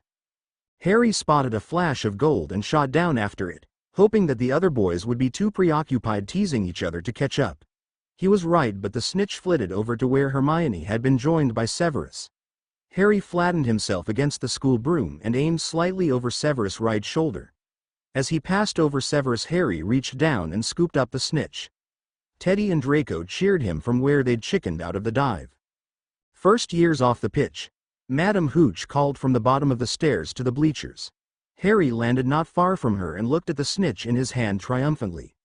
His moment of victory was dampened by fingers clamping on his ear. "Ow. The next dive you do, which comes within a meter of a person on the ground, will be the last one you do until you're 21. Am I clear?" Harry squirmed slightly but nodded. "Verbal answer if you will, Mr. Potter." "Yes, sir. No more dives near people." "Nah." The grip on his ear loosened enough for him to turn red-faced toward Teddy and Draco. Teddy shrugged at him and Draco smiled smugly. "Good catch, Harry. Risky, but good." Teddy walked up and took Harry's broomstick from him. "I'll put this away for you." "Indeed, Theodore. Now, if I may have a moment with Mr. Potter." Harry quickly ran through the day mentally to check whether he had done anything that would warrant the formal tone of Severus' voice. "All right. See you later, Harry." Harry waved goodbye to his friends as Severus' hand moved to his shoulder. "Have I done something wrong, sir?" Harry asked hesitantly. Severus looked surprised for a moment, then looked down at Harry reassuringly. "No, Harry. I am merely tired and my exhaustion is coloring my tone. I will have to be absent tonight during the time when your meeting would normally be. Therefore, I wish to conduct your meeting now." Harry nodded in understanding and kept walking quietly. "Does this mean we don't get to keep reading Black Beauty tonight?" "Unfortunately, no. I still want you to sleep in our quarters tonight, but I won't be back by the time you go to sleep." "What do you have to do tonight?" Harry tried to keep his disappointment from his tone as he asked. "I have an important meeting tonight and that is all I can tell you. My business does not concern you." Harry scrunched his nose at the dismissal but didn't comment further. He recognized the end of conversation tone in Severus' voice. "All you need to know is that I will return sometime tonight and I will be here in the morning." Harry took a deep breath and relaxed, ignoring the tenseness that came from Severus reprimanding him. He didn't mean to upset Severus, he was just curious where Severus was going. "Okay, I'm sorry." "It's all right, Harry. I understand that you're curious, but you won't gain anything from knowing who I'm meeting or about what." On a pleasanter topic, "Did you enjoy your flying this afternoon?" Severus didn't seem to have all his attention on the conversation, so Harry took that as his cue to begin talking about the upcoming Quidditch game. Harry didn't miss the small smile on Severus' face as he chattered, and Harry didn't need any more encouragement to keep talking. It was nice that Severus would listen about things he wasn't very interested in. Severus paused. They were about halfway through Black Beauty when Harry seemed to make the connection between the book and his life. "You're reading this to me because I'm like Black Beauty, right?" Severus studied the preteen to ascertain whether he was really ready for this conversation. "Why do you think that?" "Because I'm like Black Beauty." Harry paused for a moment and Severus let him collect his thoughts. "I started off with people who loved me, because they were my mum and dad. Then I went people who didn't." Harry's voice wobbled and Severus gave him a reassuring squeeze. "And now I'm safe, in a good home." Severus noticed that Harry didn't put any feelings into their relationship and decided to give him a proverbial hand. "With a new father who loves you, Harry." Harry stiffened and Severus put a hand under his chin to draw the boy's eyes up. "I love you like a son, and that's not going to change. No matter what they decide with the adoption, you will always be like a son to me." Harry's eyes lit up as he processed what Severus had said and Severus could see where he was biting his lip with hope. "Really?" A flash of fear went through Harry's eyes and Severus understood how hard it was for him to question Severus on something that was so huge. Really? You won't be rid of me for a long time now yet, young Mr. Potter." Severus gave Harry a rare smile and started tickling the boy's ribs. Before long he was giggling as he begged Severus to stop. Severus leant back and let the boy catch his breath, smiling as Harry sat back up and ran a hand through his already hopelessly ruffled hair. "Not fair," that tickled. It's meant to." Harry sent a half-hearted scowl at his comment and Severus smiled indulgently at him, pulling him close for a hug. "Now, I believe it's time for you to brush your teeth and go to bed. I'll be in a minute to tuck you in." Harry nodded and climbed off the couch, walking quietly to the bathroom with Iko at his heels. Severus didn't miss the quick glance back and smiled as he realized what a big step forward Harry had taken. He quickly placed the book back on the bookshelf and picked up the most recent letter from Josephine, the psychologist he planned on introducing to Harry. Her advice was still straightforward: keep Harry talking until he felt comfortable enough to go into therapy. Severus sighed as he heard a crash from the bathroom. He walked swiftly toward the bathroom, stopping in shock as he realized Harry was kneeling in the glass and picking up the broken pieces. "Harry, get away from there." He reached forward and dragged the boy from the floor, standing him in the doorway. "What are you doing?" Severus quickly looked over the boy, cringing at the blood on the boy's knees and hands. Severus quickly fetched his wand from his sleeve and sent a vanishing spell at the glass on the floor, hoping Iko didn't step in it as well. He then lifted Harry onto his hip, ignoring the boy's gasp of shock, and walked into the lounge room. He set Harry on the couch and summoned his first aid kit. "I was picking up the glass. I made a mess." Severus growled in annoyance at Harry's excuse and then turned his attention to Harry's hands. There was a deep, long cut over Harry's right palm and Severus decided that it needed the attention of Poppy. He moved his attention to Harry's knees, regretting making Harry change into his pajamas. The knees were ripped in both legs and there was pieces of glass in both knees. "All right, this needs the attention of Madame Pomfrey. Don't pout at me, Harry. That cut on your hand could affect your mobility in the future. You need to be able to grip a wand at some point in the future." Harry's pout only got deeper as Severus scolded. "I don't want you to straighten your legs for the moment, Harry. The glass will shift and be painful." Severus waited until Harry nodded before bending down and lifting him again. Harry instinctively shifted to put his arms around Severus' neck and Severus spared him a reassuring smile. "I'm sorry I broke the glass." Harry's voice sounded tiny again and Severus shook his head. "I don't care about the glass. Now duck your head while we go through the flow." Harry ducked his head into Severus' shoulder and Severus stepped through the flow. Poppy looked up as they came through and shook her head when she saw the blood. "Can't you keep that boy out of trouble for more than a week, Severus?" The scold was light but Severus still felt a twinge of guilt. He broke a glass while brushing his teeth then tried to pick up the pieces bare-handed. "I managed to pull him off the glass quick enough but the cut on his hand is rather deep and I'm worried about nerve damage." Poppy nodded as Severus put Harry down on a hospital bed. "Well, let's take a look at it, shall we, Mr. Potter? What's worse, his hand or his knees?" Poppy looked quickly at Severus as she set about gathering potions and bandages. "The cut on his hand is worse but there's glass in the cuts on his knees. I suppose it's up to Harry. Which one hurts the most?" Severus looked at Harry and raised his eyebrow, wanting him to answer. My knees? Harry was hugging his hand to his chest and Severus guessed that both were hurting him equally. Perhaps if I tended to Harry's knees while you tend to his hand, Poppy? Severus reached for a suture kit while talking. He drew a chair close enough to put Harry's leg across his own so that he could inspect the cuts. Good plan, Severus. Now show me that hand, Mr. Potter.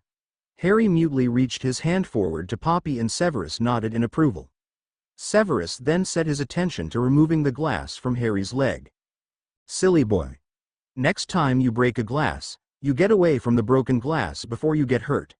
Harry nodded slowly and Severus knew that he was going to comment. But I made a mess. Yes, and I'm entirely capable of vanishing any mess you make in about 2 seconds. I am not going to be upset if you break a glass, Harry. I'm much more concerned about the glass I'm busy pulling out of your knee and the stitches Madame Pomfrey is going to have to put in your hand. What have I told you before about being hurt? Severus didn't look up as he lectured, but he felt Harry's muscles tense under his grip. That me being healthy is more important than anything else. There was a slightly defeated tone to Harry's voice and Severus was pretty sure Harry was starting to get the point. So next time you break a glass, what you going to do? Step away before I get hurt. That's right. Harry flinched as Severus pulled out the first piece of glass. Sorry, Harry, but this is going to hurt a little bit. Try and keep still for Madame Pomfrey. Harry nodded and bit his lip but had a set expression on his face. Okay. Can I have an extra hot chocolate tonight? Severus darted a quick glance at Harry and realized that Harry was pleading with him. As long as you hold still and don't annoy Madame Pomfrey. Severus ignored the smile Madame Pomfrey hid behind her hand at the exchange. Okay. Severus nodded and finished bandaging Harry's knee. Poppy smoothly switched positions with him so that he could tend Harry's other knee. I don't think you need another cup of hot chocolate tonight, Mr. Potter. Too much sugar and you won't be able to sleep. Severus smiled to himself as Harry turned the puppy dog eyes on Poppy. I've seen a lot more of those than Severus has, Mr. Potter, and they don't affect me. Please, Madame Pomfrey. Oh, all right then. But only one, mind you, Mr. Potter. Harry relaxed and Severus assumed that he was smiling. The two teachers finished their work in silence and Severus leant back to watch Poppy finish. No stitches, Poppy? Severus asked as he surveyed the bandage that Poppy had just finished applying. No, the cut was too deep. I used magic to heal the muscle and nerves. There's just a cut there that Mr. Potter needs to keep clean, out of the water, and try not to use your wand too much. You can't go on your broom for a week either. Harry nodded quietly, though Severus could tell that he was disappointed. All right. Harry, let's go back to our quarters. I believe we've put off your bedtime long enough. Harry hopped off the bed and stepped up to Severus. Okay. Bye, Madame Pomfrey. Harry waved with his bandaged hand as Severus guided him towards the flow. I'll talk to you later, Poppy. Severus spoke their destination and guided Harry through. Severus caught Harry as he stumbled and then gave him a gentle push in the direction of his bedroom. I'll be in with your hot chocolate in a moment, you little chocoholic. Harry laughed and skipped off to his room. Trixie. Trixie appeared, already holding Harry's cup of hot chocolate. There is being the hot chocolate for little master. Is master wanting anything else? No thank you, Trixie. Omniscient as always. The house elf beamed at the praise and then popped out of existence again. Severus carried the mug through to Harry's room, handing it to the young boy where he was sitting up in bed. Severus? Harry asked after taking a sip. Yes, Harry? Can I have another blanket? Severus frowned as he looked Harry over. The boy was already under a doona and a quilt. He should have been warm enough. Are you cold? Severus fetched another quilt out of Harry's wardrobe. He flicked it out over Harry's legs, tucking it in around them. Not really, but just in case. Severus placed Harry's desk chair next to Harry's bed and sat in it. Then why the extra blanket? So I don't get cold. I don't like being cold. That's fair enough. Any particular reason? Severus leant back and crossed his legs at the ankle while watching Harry's emotions play across his face. Uncle Vernon used to lock me out, and it got really cold. Severus felt a flare of anger run through him as he realized the implications. There was no limitations on how much he wished to hurt that muggle. How often? And during which seasons? Harry looked at him weirdly, and Severus realized that Harry had picked up on his tension. Relax, Harry, I just wasn't aware that the Dursleys had done that to you. As you are aware, I legitimized the Dursleys when we went to see them. I believe that I knew of the most atrocious things they had done to you. Okay. And pretty often. At any time of the year. Harry was studying his hot chocolate, so Severus moved across to sit next to him so he could drop an arm around his shoulder comfortingly. How well were you dressed when Mr. Dursley decided to lock you outside? All right, I guess. I had a top and pants on. Most times I was in pajamas. Severus clenched the hand that wasn't over Harry's shoulder to contain his outrage. He locked you out at night? Yeah. Sometimes all night. Sometimes he let me in right before they went to bed. Harry took a sip of his hot chocolate and shuffled his feet. Severus rubbed his shoulder reassuringly.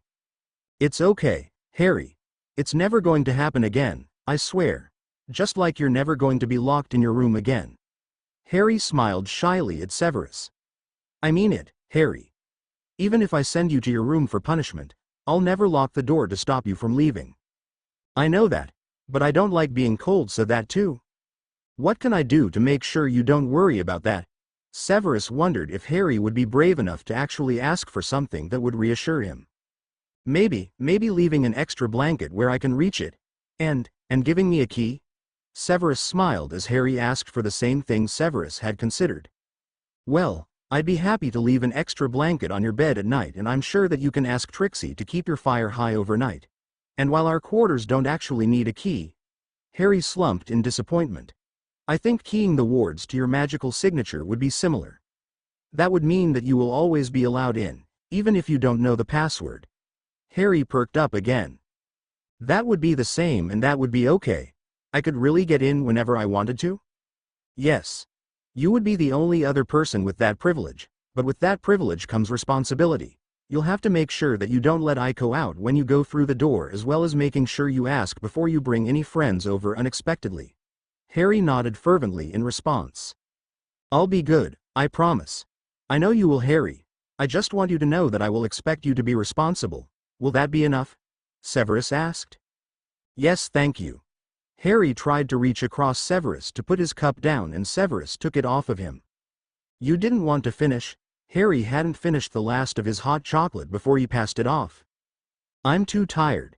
Severus smiled and looked down at Harry. The boy's eyes were drooping and his head looked too heavy for his neck. Plus my hand kind of hurts. Here then. Severus summoned a pain relief potion and handed it to Harry without commenting on Harry's reluctance to admit his pain. I'm sorry I didn't think of this earlier. That's okay. Madame Pomfrey put a cream on it before she put the bandage on, and it stopped hurting. Harry shrugged after he finished talking and then picked at the bandage mentioned. Don't do that. Harry stopped. You should go to sleep then. Severus stood up and gestured for Harry to lie down. Harry shuffled down the bed and put his head on the pillow, reaching up with his uninjured hand to remove his glasses.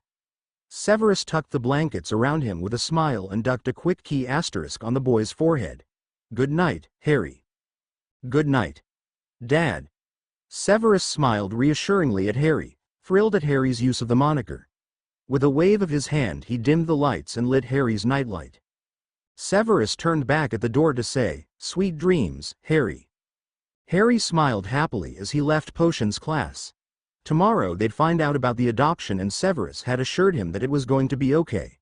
They were going to the Child Services office tomorrow morning, and then Severus had said they could go to Diagon Alley and have ice cream.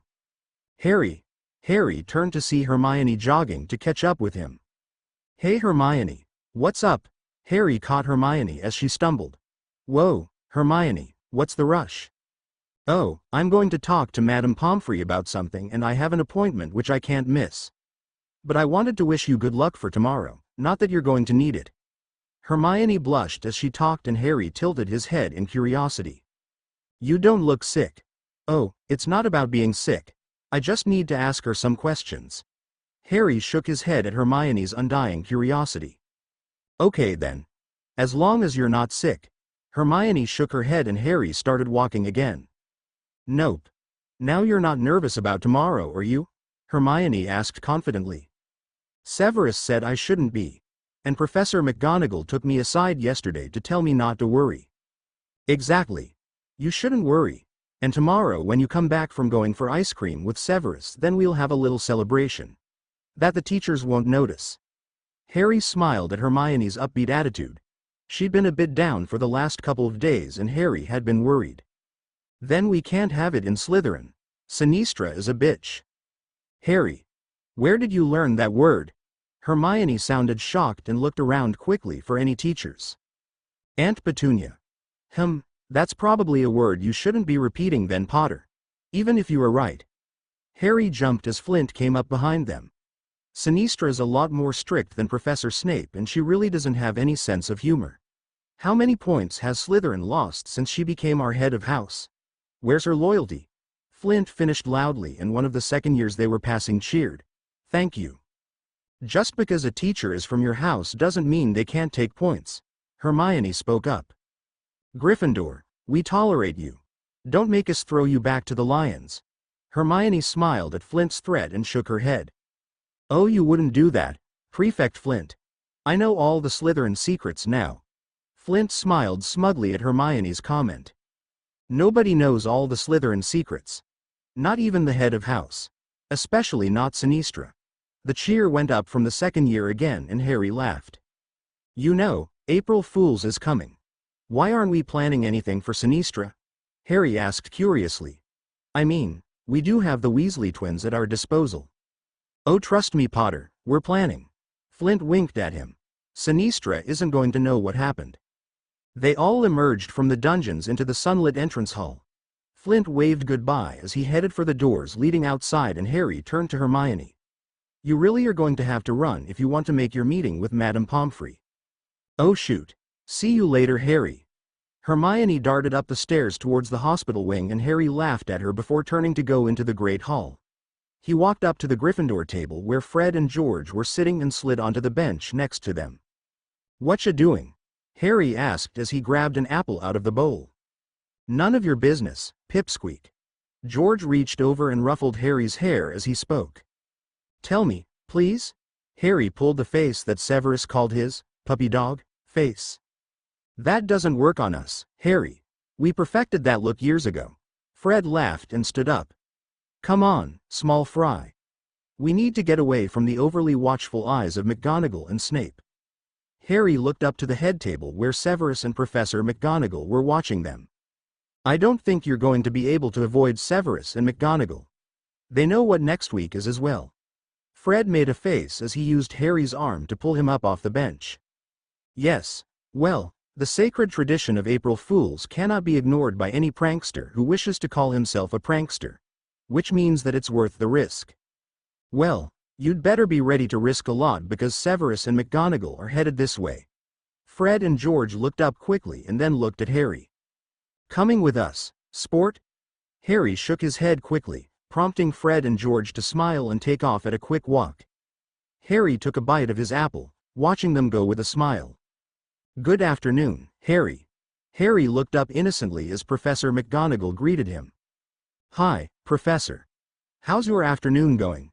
Harry smiled at both the professors as they looked at him with raised eyebrows. Not well. I spied 2 Gryffindors who are about to be on house arrest again. I smell mischief in the air and with April's Fools next week, I'm worried. Professor McGonagall shook her head in disbelief. I don't know why those twins insist on causing such trouble. It is days like April Fools that make me glad I'm not a head of house at the moment. Though I do believe it would be kind to warn Professor Sinistra of the Slytherin's usual attempts. Severus was smiling at Professor McGonagall and Harry recognized that his dad, as Harry had begun to think of him, was amused by the fact that Sinistra was still unsuspecting. Severus, be kind. It's her first year as a head of house, and it is a Hogwarts tradition to make a big deal out of April Fools. And since most of the Slytherins don't actually like her, it would be merciful to warn her of the worst they can do. Because they are planning something, aren't they, Harry? Professor McGonagall looked inquiringly at Harry and he quickly widened his eyes and put on an innocent expression. I don't know anything, Professor. Severus' eyebrow raised in a skeptical expression and Harry kicked himself mentally. Of course that wasn't going to work on Severus. Somehow I doubt that. However, since it is a Friday afternoon and you have some free time, shouldn't you be joining Theodore and Draco on the Quidditch pitch? Harry? Harry frowned briefly at the reminder but shook his head slowly. A verbal answer if you please, Harry. No sir. Draco and Teddy are fighting again, so we're not flying this afternoon. Teddy's with Hagrid, Neville's with Professor Sprout, Hermione's with Madame Pomfrey, and Flint's doing fifth-year stuff. Harry ran over his mental list of friends and realized there was a job he'd forgotten about. But I have letters to answer this afternoon, so that's not too bad. Uncle Remus told me he's coming to Hogwarts to see Professor Dumbledore next week and he wants to spend an afternoon with me. Harry looked to Severus for permission and was pleased to see him nod okay. And Aunt Sissy wrote to wish me good luck for tomorrow. You should write them both to thank them. Narcissa has invited us to brunch on Sunday, however, due to Lucius Malfoy's actions against you last time you met, I politely declined on the behalf of both of us. You should thank her for the invitation in your letter as well.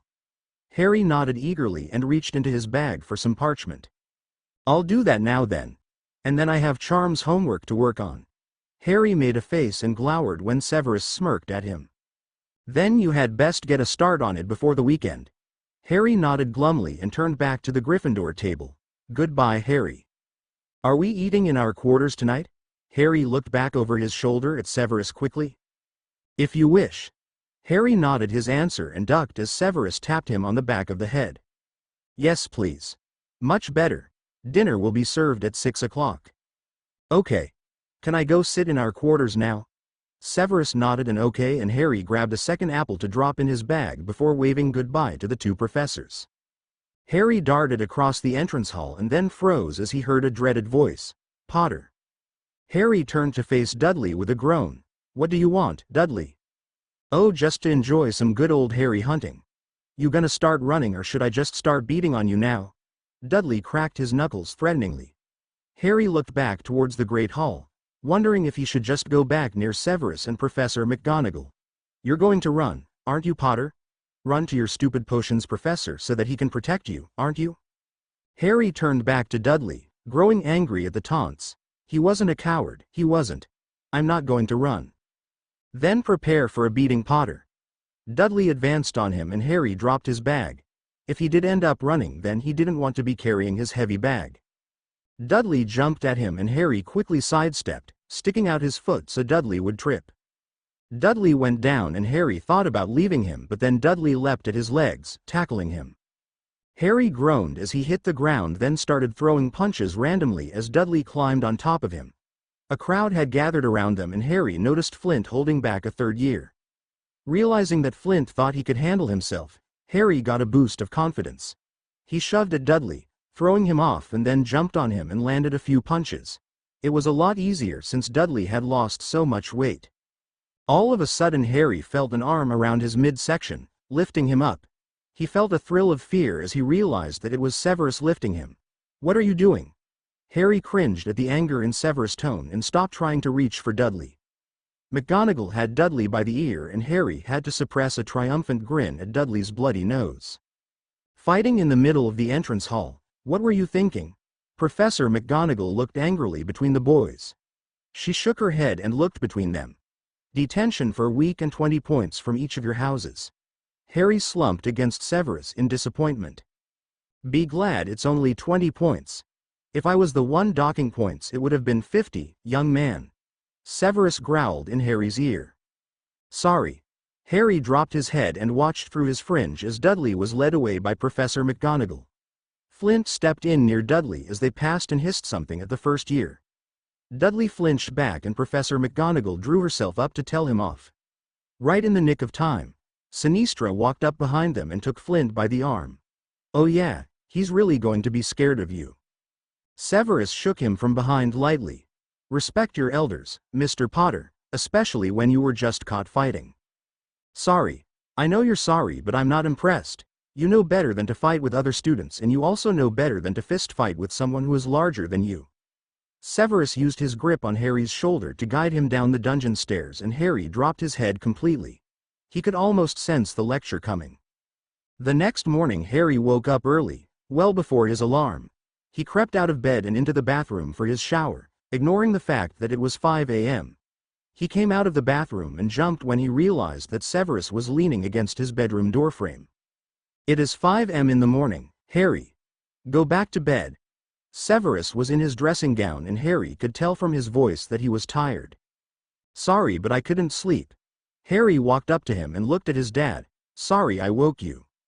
"I was already awake." "Are you nervous about today?" Severus reached out and pulled Harry into a hug. "Not really. Kind of excited," Harry said into Severus' chest. "Good. You know that no matter what happens today, we'll find another way if we have to." Harry nodded without answering, not liking the reminder that they might not be allowed to go through with the adoption. "Now, go back to bed." Severus pushed Harry toward his bed with a slight growl. "But I'm already dressed. And I'll muss up my clothes." Harry didn't really want to go back to bed to toss and turn for another hour. He heard Severus sigh deeply and looked up beseechingly. "All right, go and get comfortable on the couch. We don't have to be in London until 10 o'clock. Harry, that's a long time to wait." "Can't sleep." "Thanks, Dad." Harry ducked past Severus and into the lounge room. He hopped up on the couch and curled up against the arm, watching as Aiko woke up at the top of her scratching post. Once she realized that he was awake, she jumped down with a chirrup to say hello. "Hey Aiko." She jumped up and bumped against Harry for a pat. He scratched behind her ears and giggled as she purred. "Would you like to read a few chapters of Black Beauty before breakfast, or do you have homework to do?" Severus appeared at the door to the lounge room and Harry looked up with a pleading look. "Homework, but can we still read Black Beauty?" Severus thought about it for a while and Harry put on a hopeful look. "We can read the book now, but you have to work on that homework after breakfast." Harry nodded and shifted over to make room against the arm rest. Severus fetched the book from the shelf and sat down next to Harry. "You really should be asleep right now." Harry smiled at the light scolding. Severus paused. Half an hour later, Harry was asleep across Severus' lap and Severus was on his second cup of coffee of the day. He'd barely slept, and then hearing Harry up so early had doomed any chance of sleep he had. He'd be glad after the adoption had gone through and they could all sleep soundly. Aiko chose that moment to jump onto the armrest next to Severus and she head-butted his arm until he spared a hand to pat her. Over-affectionate little animal. He gave her a pat before standing up and slowly leaning Harry back down on the couch. He pulled the throw off the back of the couch and draped it over Harry to keep him warm. He sent a quick spell at the fire to light it before walking into his private office to use marking to distract himself. It was another half an hour before Severus' flow flared. He walked out into the lounge room quickly to make sure the visitor didn't wake Harry. He was relieved when he saw that it was Narcissa Malfoy. "Do you have it?" "I do, and you." Severus Tobias Snape, "Owe me a wizard's debt." Severus sighed in relief as Narcissa held out the vial of blood. "I owe you my life, Narcissa. And Harry's happiness. How did you find it?" Severus took the vial and walked through to his private lab. He locked it securely in his cabinet, double warding the doors against anyone but him. "Let's just say my husband is going to regret returning to his master without that vial of blood. He was entrusted with a collection of the Dark Lord's most precious things and this just happened to be one of them. He was stupid enough to tell me that this existed." Narcissa looked incredibly happy with herself and Severus admired the victorious glow. "Then it's his mistake that he will pay for. Will this be enough for both of us?" Severus retrieved his notebook and flipped through to the potion recipe that he had created with Narcissa's advice. "This will take 3 months to brew, and then I believe that it would be best if I asked for permission to test it on a prisoner of Azkaban. You should only need 2 drops per dose, so that should last a while. If you need more, then I'm sure that we can find another vial. I have Bella's belongings in storage and she was always so devoted, I wouldn't be surprised if he had rewarded her." Narcissa sounded confident and Severus was a little cautious at her confidence. "Watch your tone, Narcissa. The less we have to go looking for these supplies, the better.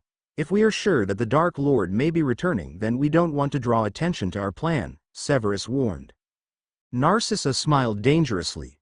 "Oh Severus, don't you get it? We're going to be free, and if that potion of yours takes a few Death Eaters in the testing process, is there really anything bad about that?" Narcissa walked toward Severus, swaying her hips provocatively. "Want to celebrate?"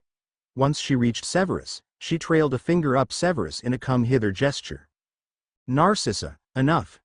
Severus stepped back and sent a quick privacy spell at the door to prevent Harry from hearing them. You are still a married woman and my child is in the next room. Control yourself. Narcissa stopped and looked down in shame. I apologize, Severus. I am merely feeling rather lonely at the moment. Severus stepped up and took her hand. Narcissa, you are a beautiful, intelligent woman who will have many chances to find love again. You were forced into a marriage of convenience and you are making a choice to retake your life.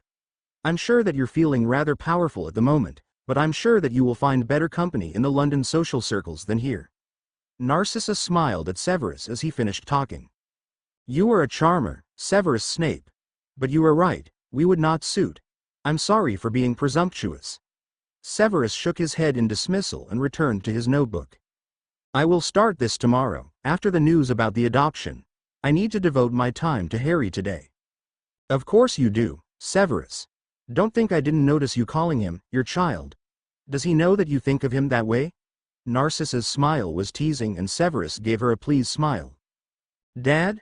Both adults lifted their head at the sound of Harry's voice. Well, that answers that question. Severus heard Narcissa mutter as they both made their way out of the lab. Harry was standing in the door to the lounge room, sleepily rubbing at his eyes. Where'd you go? Harry asked before lifting his head and recognizing Narcissa. Hello, Aunt Sissy. Hello, Harry.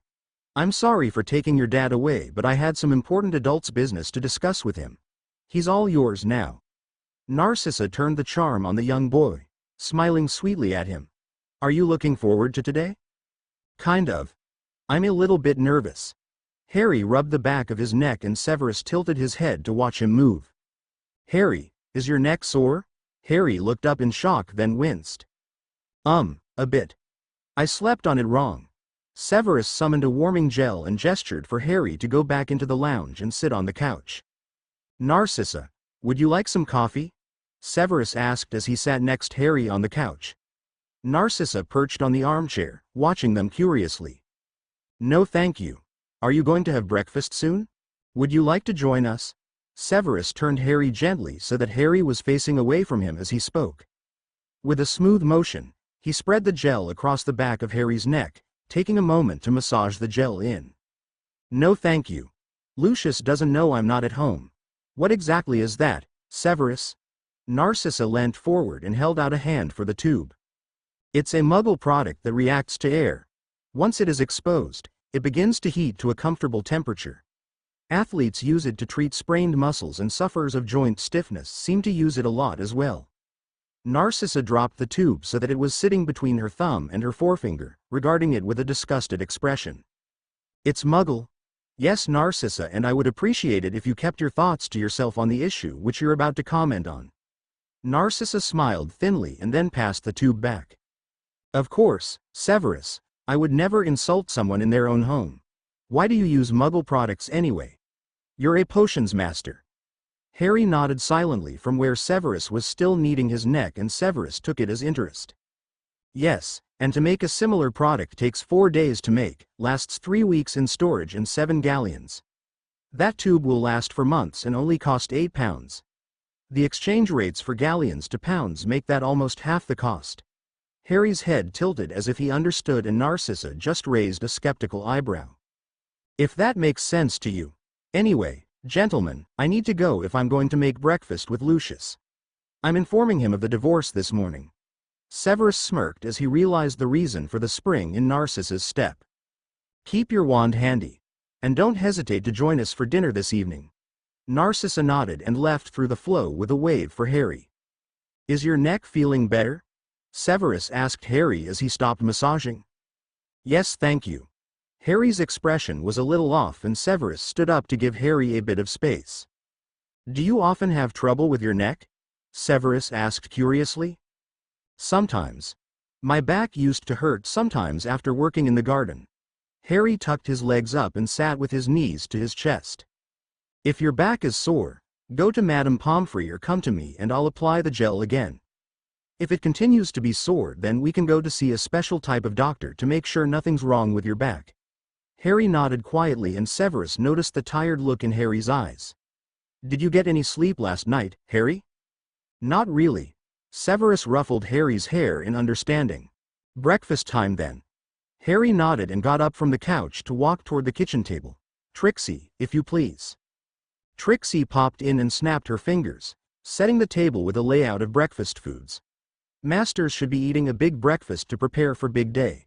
And when you is coming back, Trixie is cooking you all little master's favorite foods.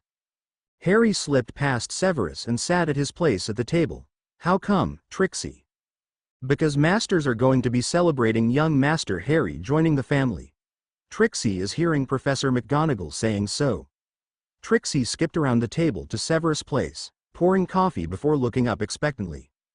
Thank you, Trixie, for your confidence. We are due to return at approximately 4 p.m. and I wish for dinner to be served at 6 p.m. Professor McGonagall and Mr. Lupin will be joining us for dinner. Severus masked a smile as Harry looked up in happy surprise. Really? Yes, I asked them to come for dinner in celebration. Harry looked at him curiously. How do you know that they're going to say okay to the adoption? Harry asked while serving himself the fruit Severus indicated. I am merely confident that we have satisfied all the conditions that were laid upon us for the last 2 weeks. Are you not? I don't know. I don't even know what we had to do. I just know that they didn't want us to fight. Harry shrugged and Severus mentally winced as he realized that Harry hadn't understood the meaning of the probation.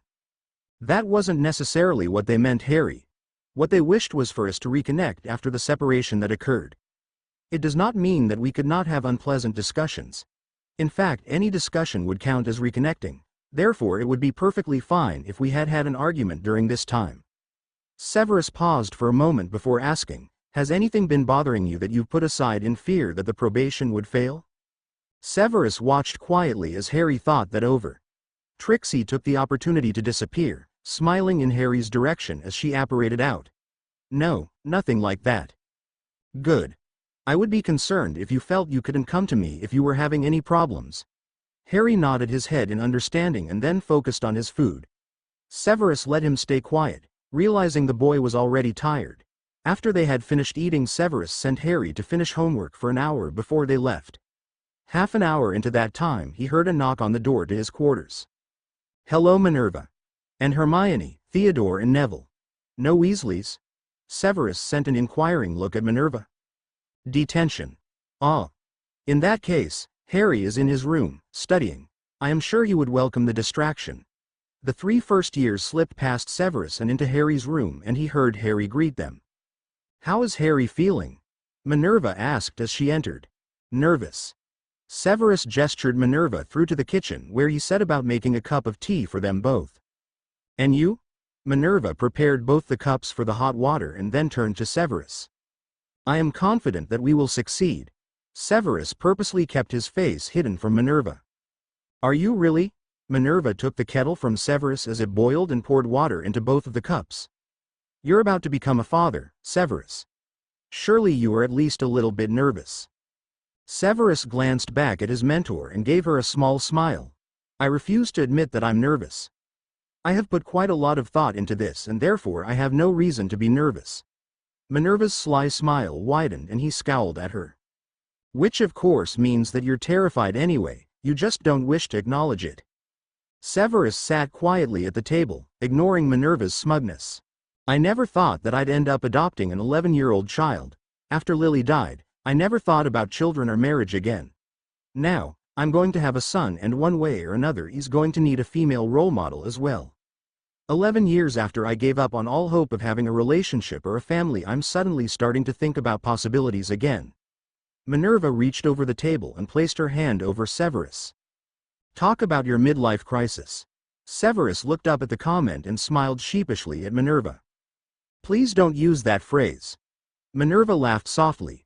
As long as you're sure, Severus, then you don't need to be worried. You're doing a fantastic job with Harry, and as for a female role model, he has plenty of friends with nurturing mothers. There's no rush for you to jump into a relationship just because you think Harry needs a mother. I realize that, Minerva. I just worry that he needs a more nurturing environment than I can provide alone. Severus looked up as Harry appeared at the threshold to the kitchen. Yes, Harry? Hermione wanted a glass of water. How long until we're going to the ministry? Harry moved quickly to the sink to pour Hermione a glass of water while he asked, and Severus watched him carefully to check whether he'd heard anything. About 10 minutes. After Hermione has her drink, please say goodbye to your guests and put on the robe I bought for you, Severus answered. Okay. Harry walked back to the door, then paused there. And Dad, I don't need a mum. This is enough of a family for me. Severus nodded until Harry moved out of the doorway, then dropped his head into his hands and groaned. He didn't look up as Minerva laughed, but he did look up as she took his cup and placed it on the sink. Well, he's right, Severus. This is a fine family situation in this day and age. Worry about extending this family later. Severus smiled and stood up, watching as Minerva neatened the spice rack. Must you always mother, Minerva? She gave him a friendly scowl and pointed her finger. Watch your tone, Severus Snape. I'll take that as a yes. Severus dodged the swipe Minerva made at his arm and smiled. He heard the children coming out of Harry's room and walked to the entrance of the hallway. I'm sorry to bid you goodbye so soon after your arrival, Miss Granger, Theodore, Mr. Longbottom, but we have to leave if we are to arrive at the ministry on time. The three children in question nodded and said their goodbyes to Harry. I'd best be leaving as well. Good luck, Mr. Potter, Severus. I will see you tonight at dinner. Minerva nodded to both of them in goodbye before she left their quarters. Harry walked up to Severus and he watched as Harry scratched at his sleeve nervously. We will be flowing to the ministry and then going down to the child services office. It will probably be similar to the format of the day they came to interview us here. I have requested that you were interviewed by someone other than Dr. Eldridge, given your initial lack of chemistry with her. Harry gave a small smile at the recognition. Okay. Severus led Harry over to the fire and drew him close to flow through to the ministry. Once they arrived, Severus drew Harry next to him with a hand on his shoulder. The usual ministry crowd bustled around them and Harry shrunk down as stares turned toward them.